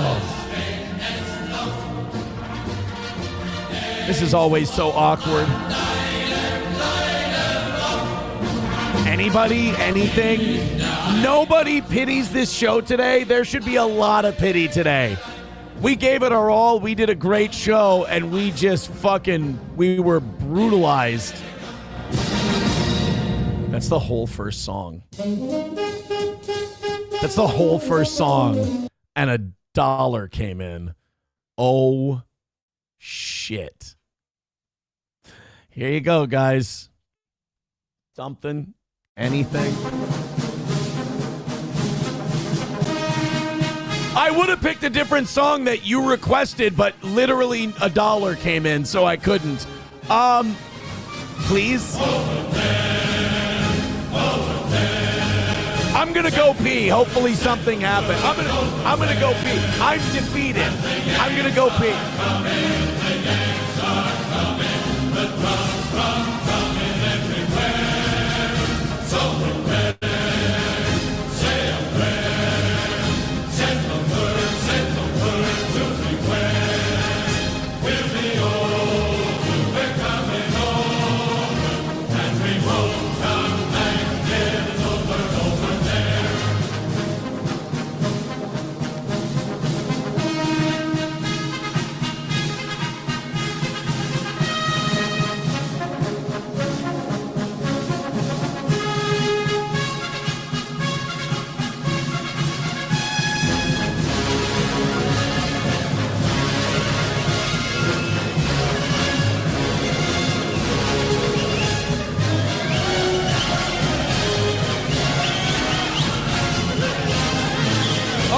God, we did get something. Main Vein with $20 says, try harder to sound like a turkey. Gobble, gobble, gobble, gobble, gobble, gobble, gobble, gobble, gobble, gobble, gobble. Oh my God, we got a 20, and guys, please keep going. Do something. Make it happen. 125 away from today.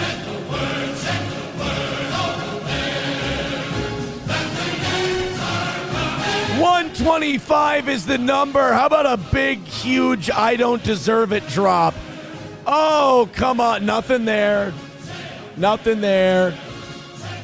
I just unplugged one of the monitors. This is a disaster today. This is a disaster. Thank God I'm going till 11 today, and we get to do this again in a little while. Oh, boy. Thank you, guys. Appreciate it. Chevy fan says, this is winning. Yes, we are winning. The toe, another win for the toe. $1 from Smiles a Lot for You says, it's all I have. I'm broke. Shake your fucking pockets out. All right. Kill this. We'll try again at 10:55. At least you guys got to 400 today. I do appreciate it. Driveway Junkie with $20 says, fine, here's a little. Ooh, that looks like pity. I like those. Wanna fuck? Let's fuck! I like pity dollars. All right, that got us to 110. I think one of you drops a red boy. We'll just call it even. Even Steven if we get a red boy. We got a little banked away from yesterday. We'll see if it ends up working out. Saint Caesar says, I'd donate to the toe, but I have class. Fuck you. No, you don't. You don't have class. You send the same wrestling chat to me 47 times a day. You have no class. Oh, by the way, Driveway Junkie, thank you. Victor, could you by chance send us a turkey gobble sound effect? I'll put that on the board, and I can shake my chin to the $20 for the people who want to do that. I think that would be fun. I think that would be a lot of fun. Is this what Bapa Shab wants us to play for the rally music? It's only 1:10, though. It's not long enough.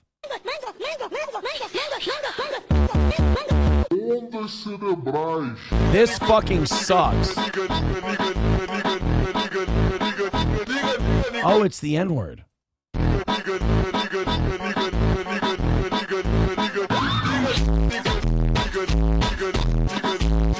I fucking hate this. Wanna fuck? Oh my God, Karmic. Always so aggressive and frightening. Oh boy, but ultimately, as harmless as they come. As harmless as they come. MSO says, I leave for a while and I come back to this, my lord.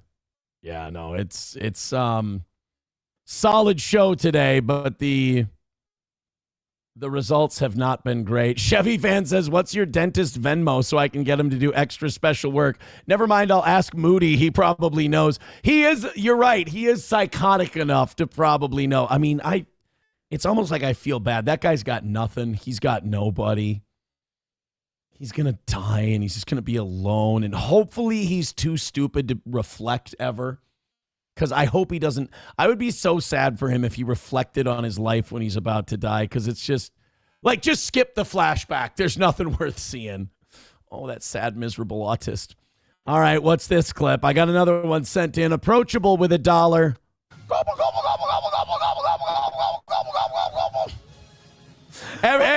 Every $20. There you go. There you go.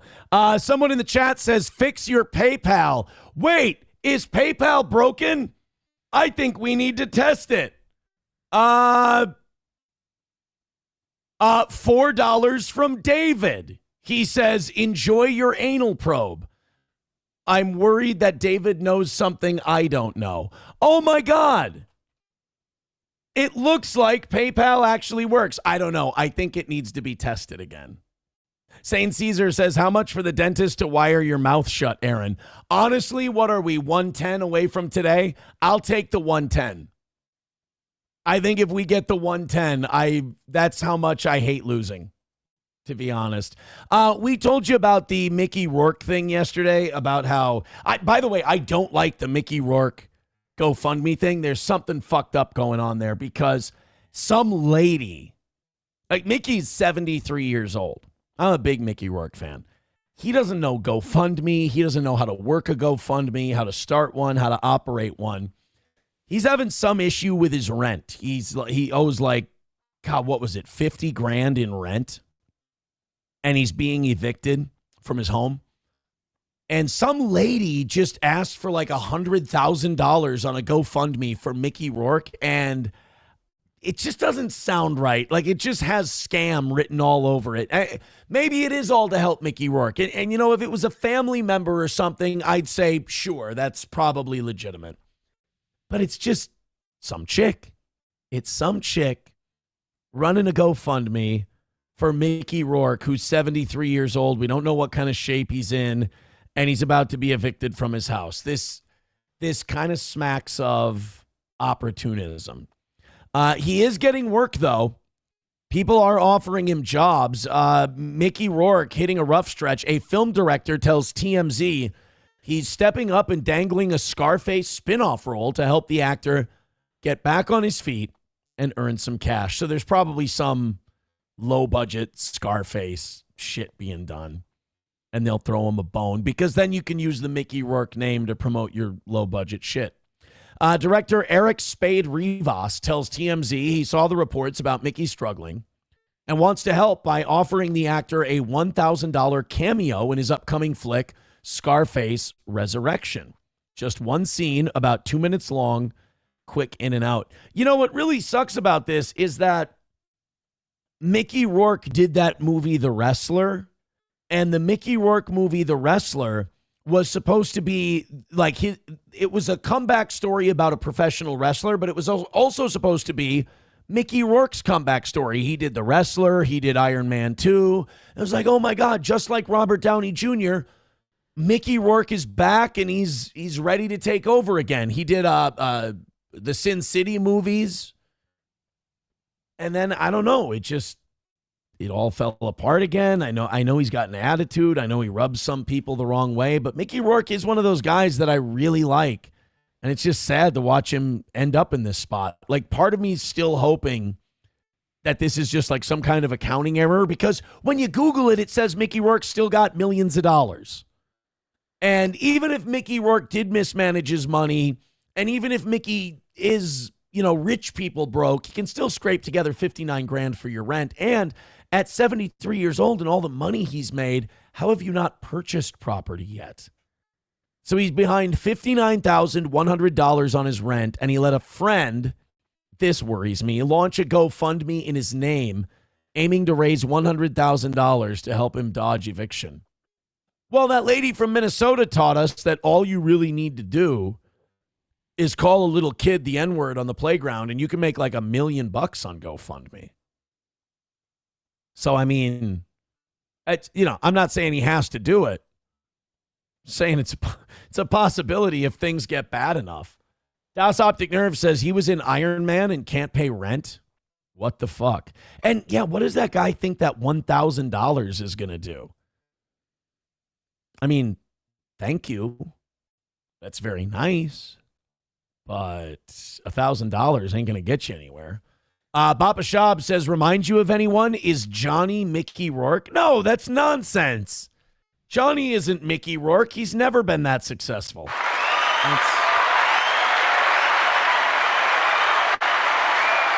By the way, if you hate Johnny, gift some memberships. If you love Johnny, gift some memberships. For the love of God, I'm taking a $100 shot in the ass today. Gift some memberships. But we did hit 400, so we are going until 11. And I'm really hoping that some crazy fucking miracle falls out of the sky and I don't go to the dentist for a root canal with a fucking L. I used the bank last night. What you guys banked yesterday, I used some of that to knock out last night, so we didn't have to take an L there. But we're running out of bank. I will use it at the end of today's show, but we're running out of that bank, brother. See if you can get us down to a respectable number. I'd appreciate it. A California man has been living with a black bear under his house, and now he's threatening to sue the state because they won't come out and remove the animal. This is wild. Like, first of all, anytime there's any kind of wildlife that is dangerous, the government should be out there that day, like the DNR or whoever you have. They're out there that day to take it away. Because for a couple of reasons. One, they don't need somebody getting hurt on their watch. And also, if it's an endangered animal or if it's an animal they'd like to protect, they don't want it getting hurt. They don't want the homeowner going in there and blowing this black bear's face off with a shotgun. It's amazing. Sometimes the DNR protects animals more than it would protect a human. So let's take a look at this one from California. And while we do, don't forget, we're losing today big time. A little generosity goes a long way. Streamlabs, PayPal, Venmo, Super Chats, Rumble Rants, memberships. Let's go. We got about 15 minutes until the next rally. Now at 3:30, Department of Fish and Wildlife officers returned to a home in Altadena where a bear has camped out under a home. Why is it that bears in the wild, like when they're crawling out of shit and stuff, they always look like a guy in a bear suit? Like they have such human movements sometimes. Last month with no sign of leaving. The homeowner says he plans to sue the agency, claiming they aren't doing enough to help him. The 500-pound black bear is also damaging his property. KTLA 5's Kimberly Chang is in Altadena with the latest details on this saga. Hi, Kim. Always looks weird when there's two female white co-anchors and then the Asian is sent out in the field. Better Asian than black. I guess it's a better look this way. Hi, the homeowner told me this morning that he's now working on getting an attorney and considering legal action against the state. The California Department of Fish and Wildlife removed a bear trap on property, and he's been told to just wait it out until the bear leaves. Jesus. Yeah, you have a giant bear living right under your house. Yeah, just chill, dude. He'll take off in a minute. Okay, what if I want to go in my backyard and just, hang out? Ooh, can't recommend it. You know what? It's California. If he just tells the guy there's a broken Narcan machine in his backyard, they'll be out there in no time. So just tell him that. Tell him that the homeless people in your community can't get free Narcan because the machine's out of order, and they'll show up. I wish that were a joke, by the way. They probably would. This has gone on long enough, and it's something that they should deal with. I mean, it's a tagged bear. They've dealt with it before. They chose not to euthanize it, and now it's back. And it's just going to keep on doing this. A bear has been living in a crawl space underneath Ken Johnson's home in Altadena for more than a month. Johnson says the California Department of Fish and Wildlife recently stopped taking action to remove the bear. Well, now what? It's all... Why? It's not a raccoon. It's a relatively large and dangerous animal. Up to me. What am I going to do? Crawl down there and have my back to that narrow alley and then turn around and find him breathing down my neck? Now yeah, not good. Plus, if I go, it'd be funny if he's like, plus if I go down there and try to get that bear out of there, all the children might escape. Wait, what? What did you say? Nothing. I think pretty sure. Don't worry, it's California. They're not going to do anything about that either. Considering suing. I got a bunch of Orthodox Jews down there digging tunnels. What am I can't let the bear out. Damages, all this pain and suffering going through the last month, the frustration, all the time I spent trying to, do the things that they recommend to deter a bear. And they probably poison him. Can't you put out like some food that's just laced with poison? Just kill the bear that way?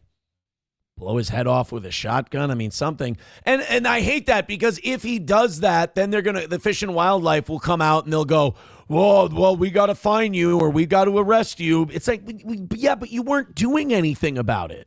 It would work if this was a fresh bear right out of the mountains, but this bear's been around this neighborhood.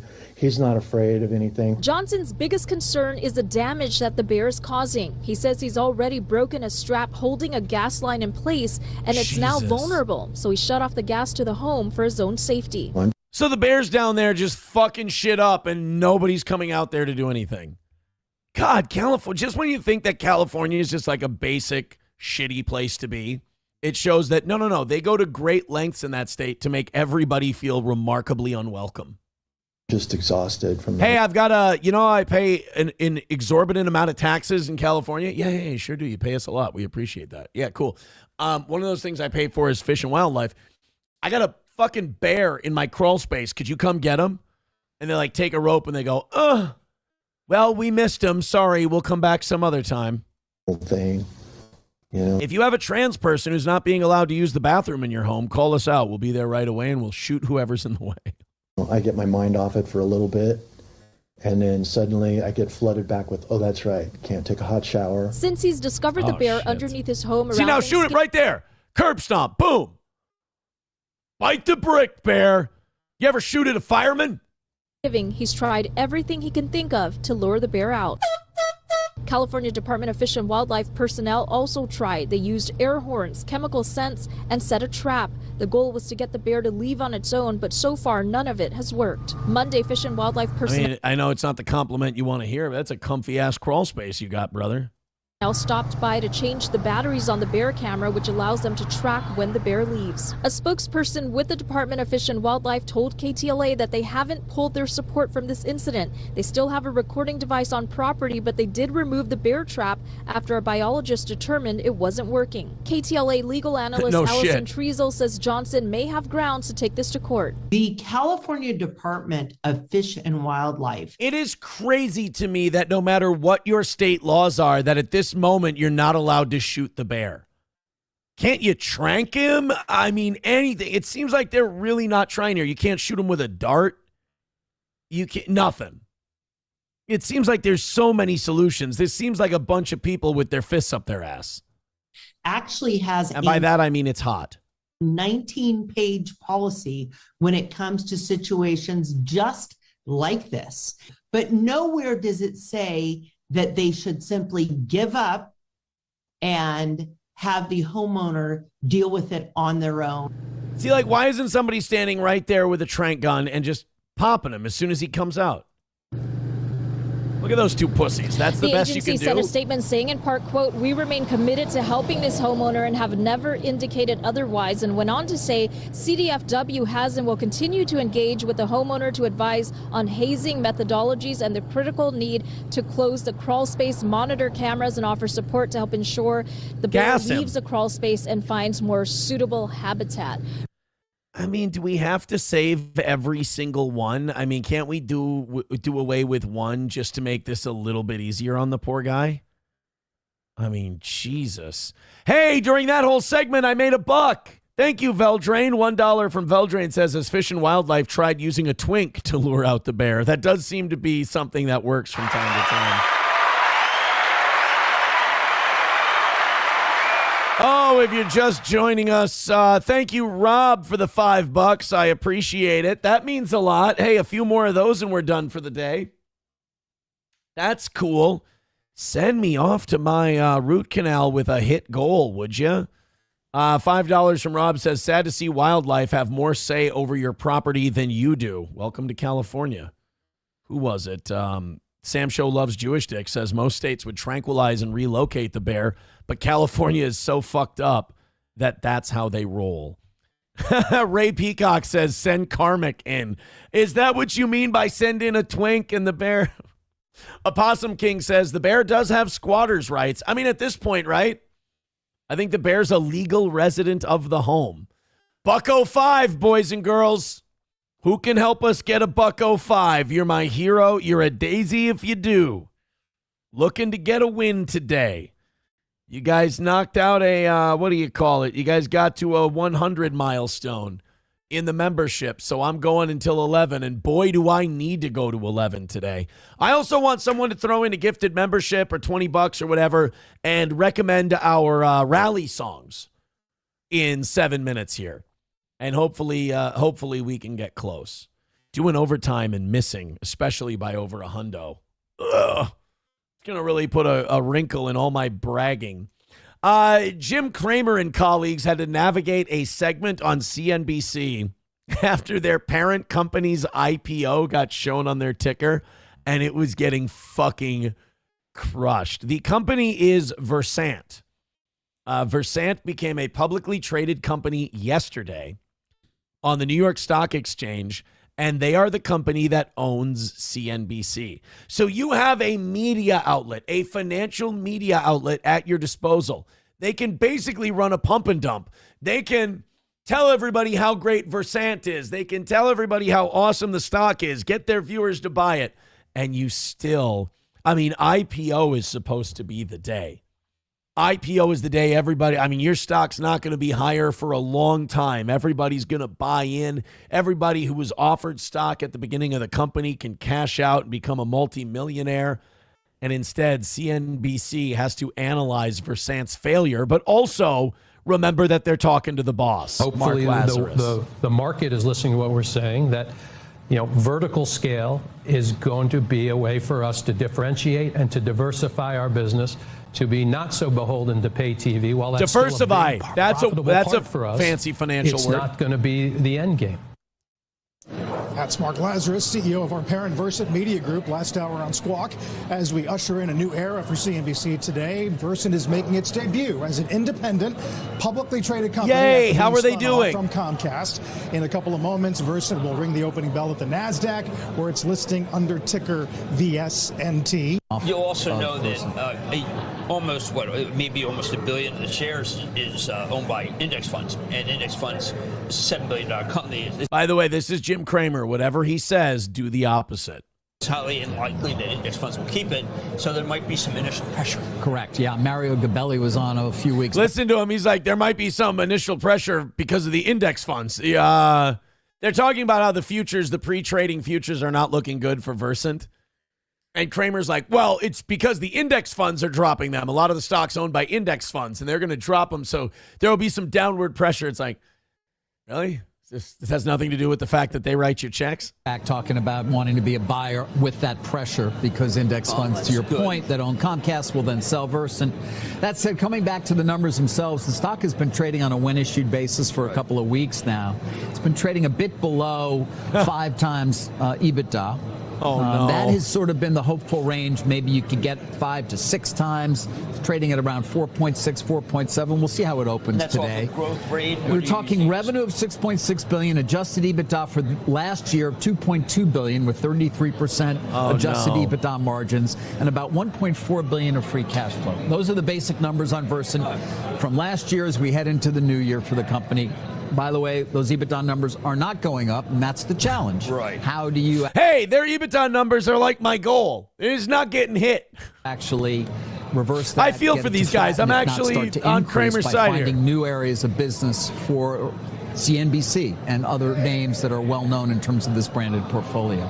See how it goes? Yeah.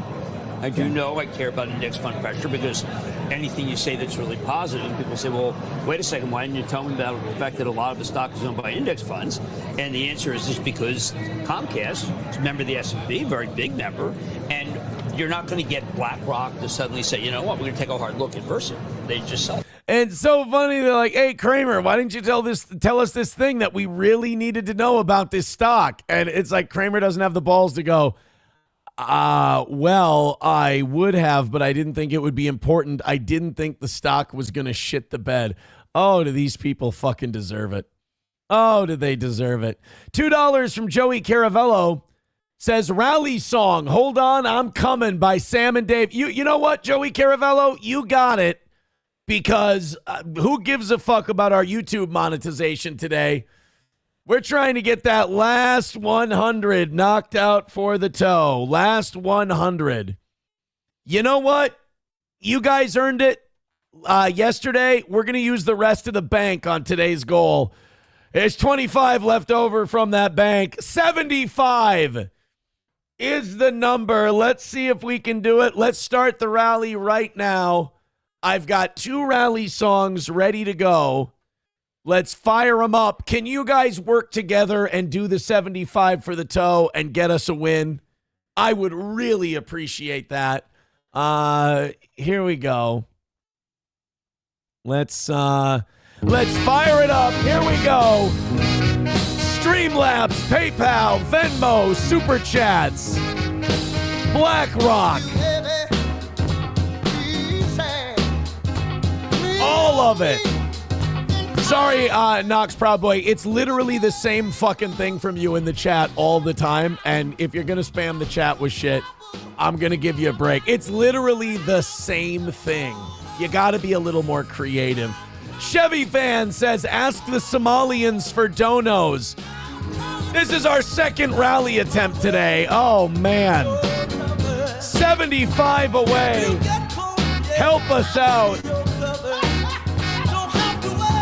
See if we can get there. The bank is empty. 75 is the number. Oh, anybody. Rumble Rants. Gifted memberships. Streamlabs, PayPal, Venmo, Super Chats. 75. We're doing everything we can to rig the numbers here today.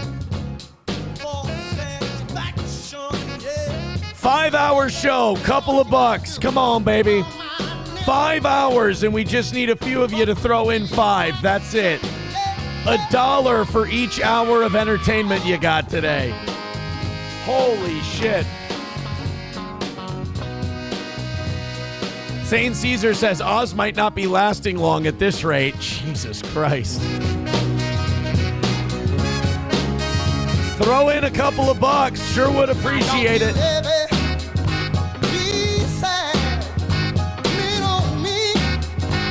Oh, this is a bad one today. I should have just skipped the second rally and just taken the L. Joey Caravello with $2 says another win for the toe. No, this is a double loss today. We're going to lose twice. We're going to lose at 10:30 and at 11. We got 4 minutes to knock out $75. It's doable, but you just don't feel the momentum there. Papa Shop says Johnny's going to get paid in leftover gift cards at this rate. That's a brutal one, man. This one's tough. Please and thank you if you have anything you want to throw at the toe. Is that the end of song 1? Holy shit. All right. Streamlabs, PayPal, Venmo, Super Chats, Rumble Rants. We're going to play this one, and then we'll get out of here. The paradigm of absolute control. And that's why we're just out here doing Thank you, simple guys. things, pointing out that we're meant to be in nature and be natural. And this is where we find the source. Nicolene says GameStop gift cards, no less. MN Gal with $20 says you'd better win, bet. Oh, come on. $60 away, guys. Let's go. MN Gal says you better win. $60. Come on, we can do it. Everybody gifting memberships. Basically 12 memberships away. Let's do it. MN Gal is now at 45. She's doing everything she can for the toe. Let's go. MN Gal is now in third at 45. Red Fox Mad is in fourth. $60, guys. Let's go. Let's do it. The 47th man is numero uno. Steven 52MS is dropping out of the top 5. Let's hit that last 60. Come on. Papa Shab says save the show and sends us a link. Oh, can we get a little PayPal, a little Venmo, a little Streamlabs? Something. 60 away. Now we're close enough to maybe get it. Tired of the bull gifting a membership. $55 away. Let's go. 97 away from 500. Come on. Let's do it. We don't even notice and it's rising 50. A big 50 drop. 2 5 gifted membership drops and we can do it. Oh, please. Sam Show has a link. Oh, it's a Breaking Bad link. I mean, look, if we would have made it today, we would have got there. Oh, come on. 55 away from today. Let's go. We're gonna stab you with a butcher knife. Who's got some memberships? Papa Shab says it's Tover. I don't want it to be Tover. We got off to such a fire start yesterday. Oh, is this song's already over? Oh no. I was watching Fox News as I worked out this morning. Thanks, Alex. This is what Sam Show sent in. If you guys got a quick 50 to drop, I'm going to start logging off pretty soon here. Follow my instructions. Oh, Heil Hitler. Hit the $50 for this.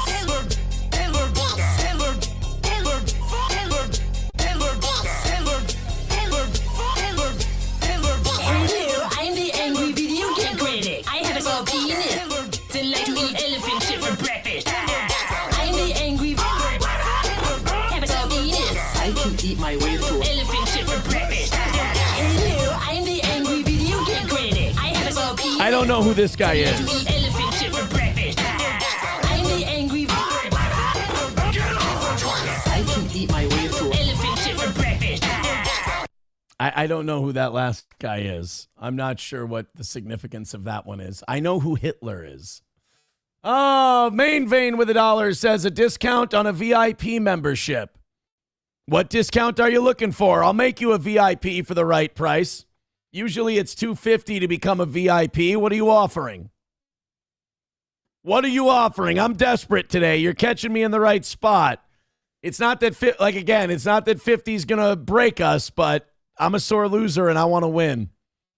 What are you offering?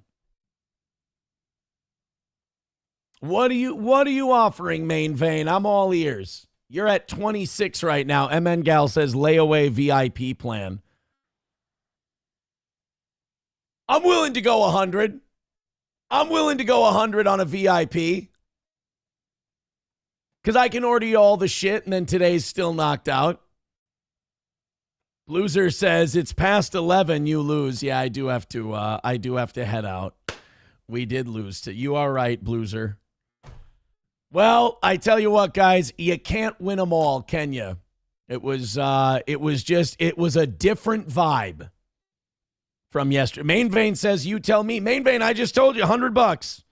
$100, I'll give you a VIP discount. Mild says, how long does VIP last? Forever. Every year you get to claim a piece of merch, and we give you all of the merch we already have. It lasts. You're always a VIP. In fact, all of you are VIPs in spirit here on the toe. So yes, Main Vein, for $100, I'll make you a VIP. That would put you at $125. Yeah, I'll half price it for today. Papa Shab says, come back with a smile and try again. I will. Hopefully we have a show tonight. Hopefully I'm feeling all right after the dentist, and we're doing okay. You'll be fine says, don't get a root canal. What am I supposed to do? Just have a shitty tooth forever? Should I pull it? What's the plan here? Main Vein with $100. We did it. We won. Suck my fucking dick, you bitch. All of you who said we weren't going to win today, we got to win. You can all eat my shit. And it's another win for the toe. Enough. Oh, wait, that's not the one. It's this one.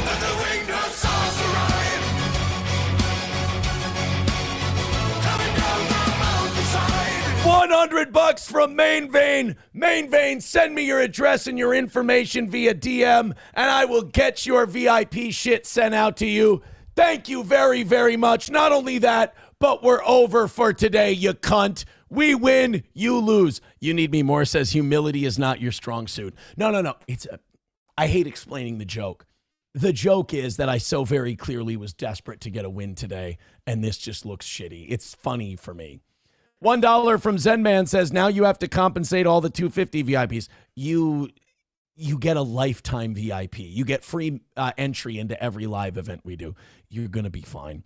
Thank you very much. I appreciate it. Another win for the toe. Thank you to Main Vein for the W. Let's get him updated on the standings here. He's uprooting Steven. Main Vein at 126. Steven now in second at 100. Lab Glass in third. MN Gal in fourth. And Red Fox Mad is now man 47. By the way, that joke came from the evening show last night. And numero uno is out of the top 5 at 40. Let's put him in there. Numero is at 40. All right. Thank you guys very much. I appreciate it. Thank you. We will talk to you again tonight. Oh, a bunch of fucking gauze in my mouth. Take it easy. Have a great day. Thank you, Main Vein.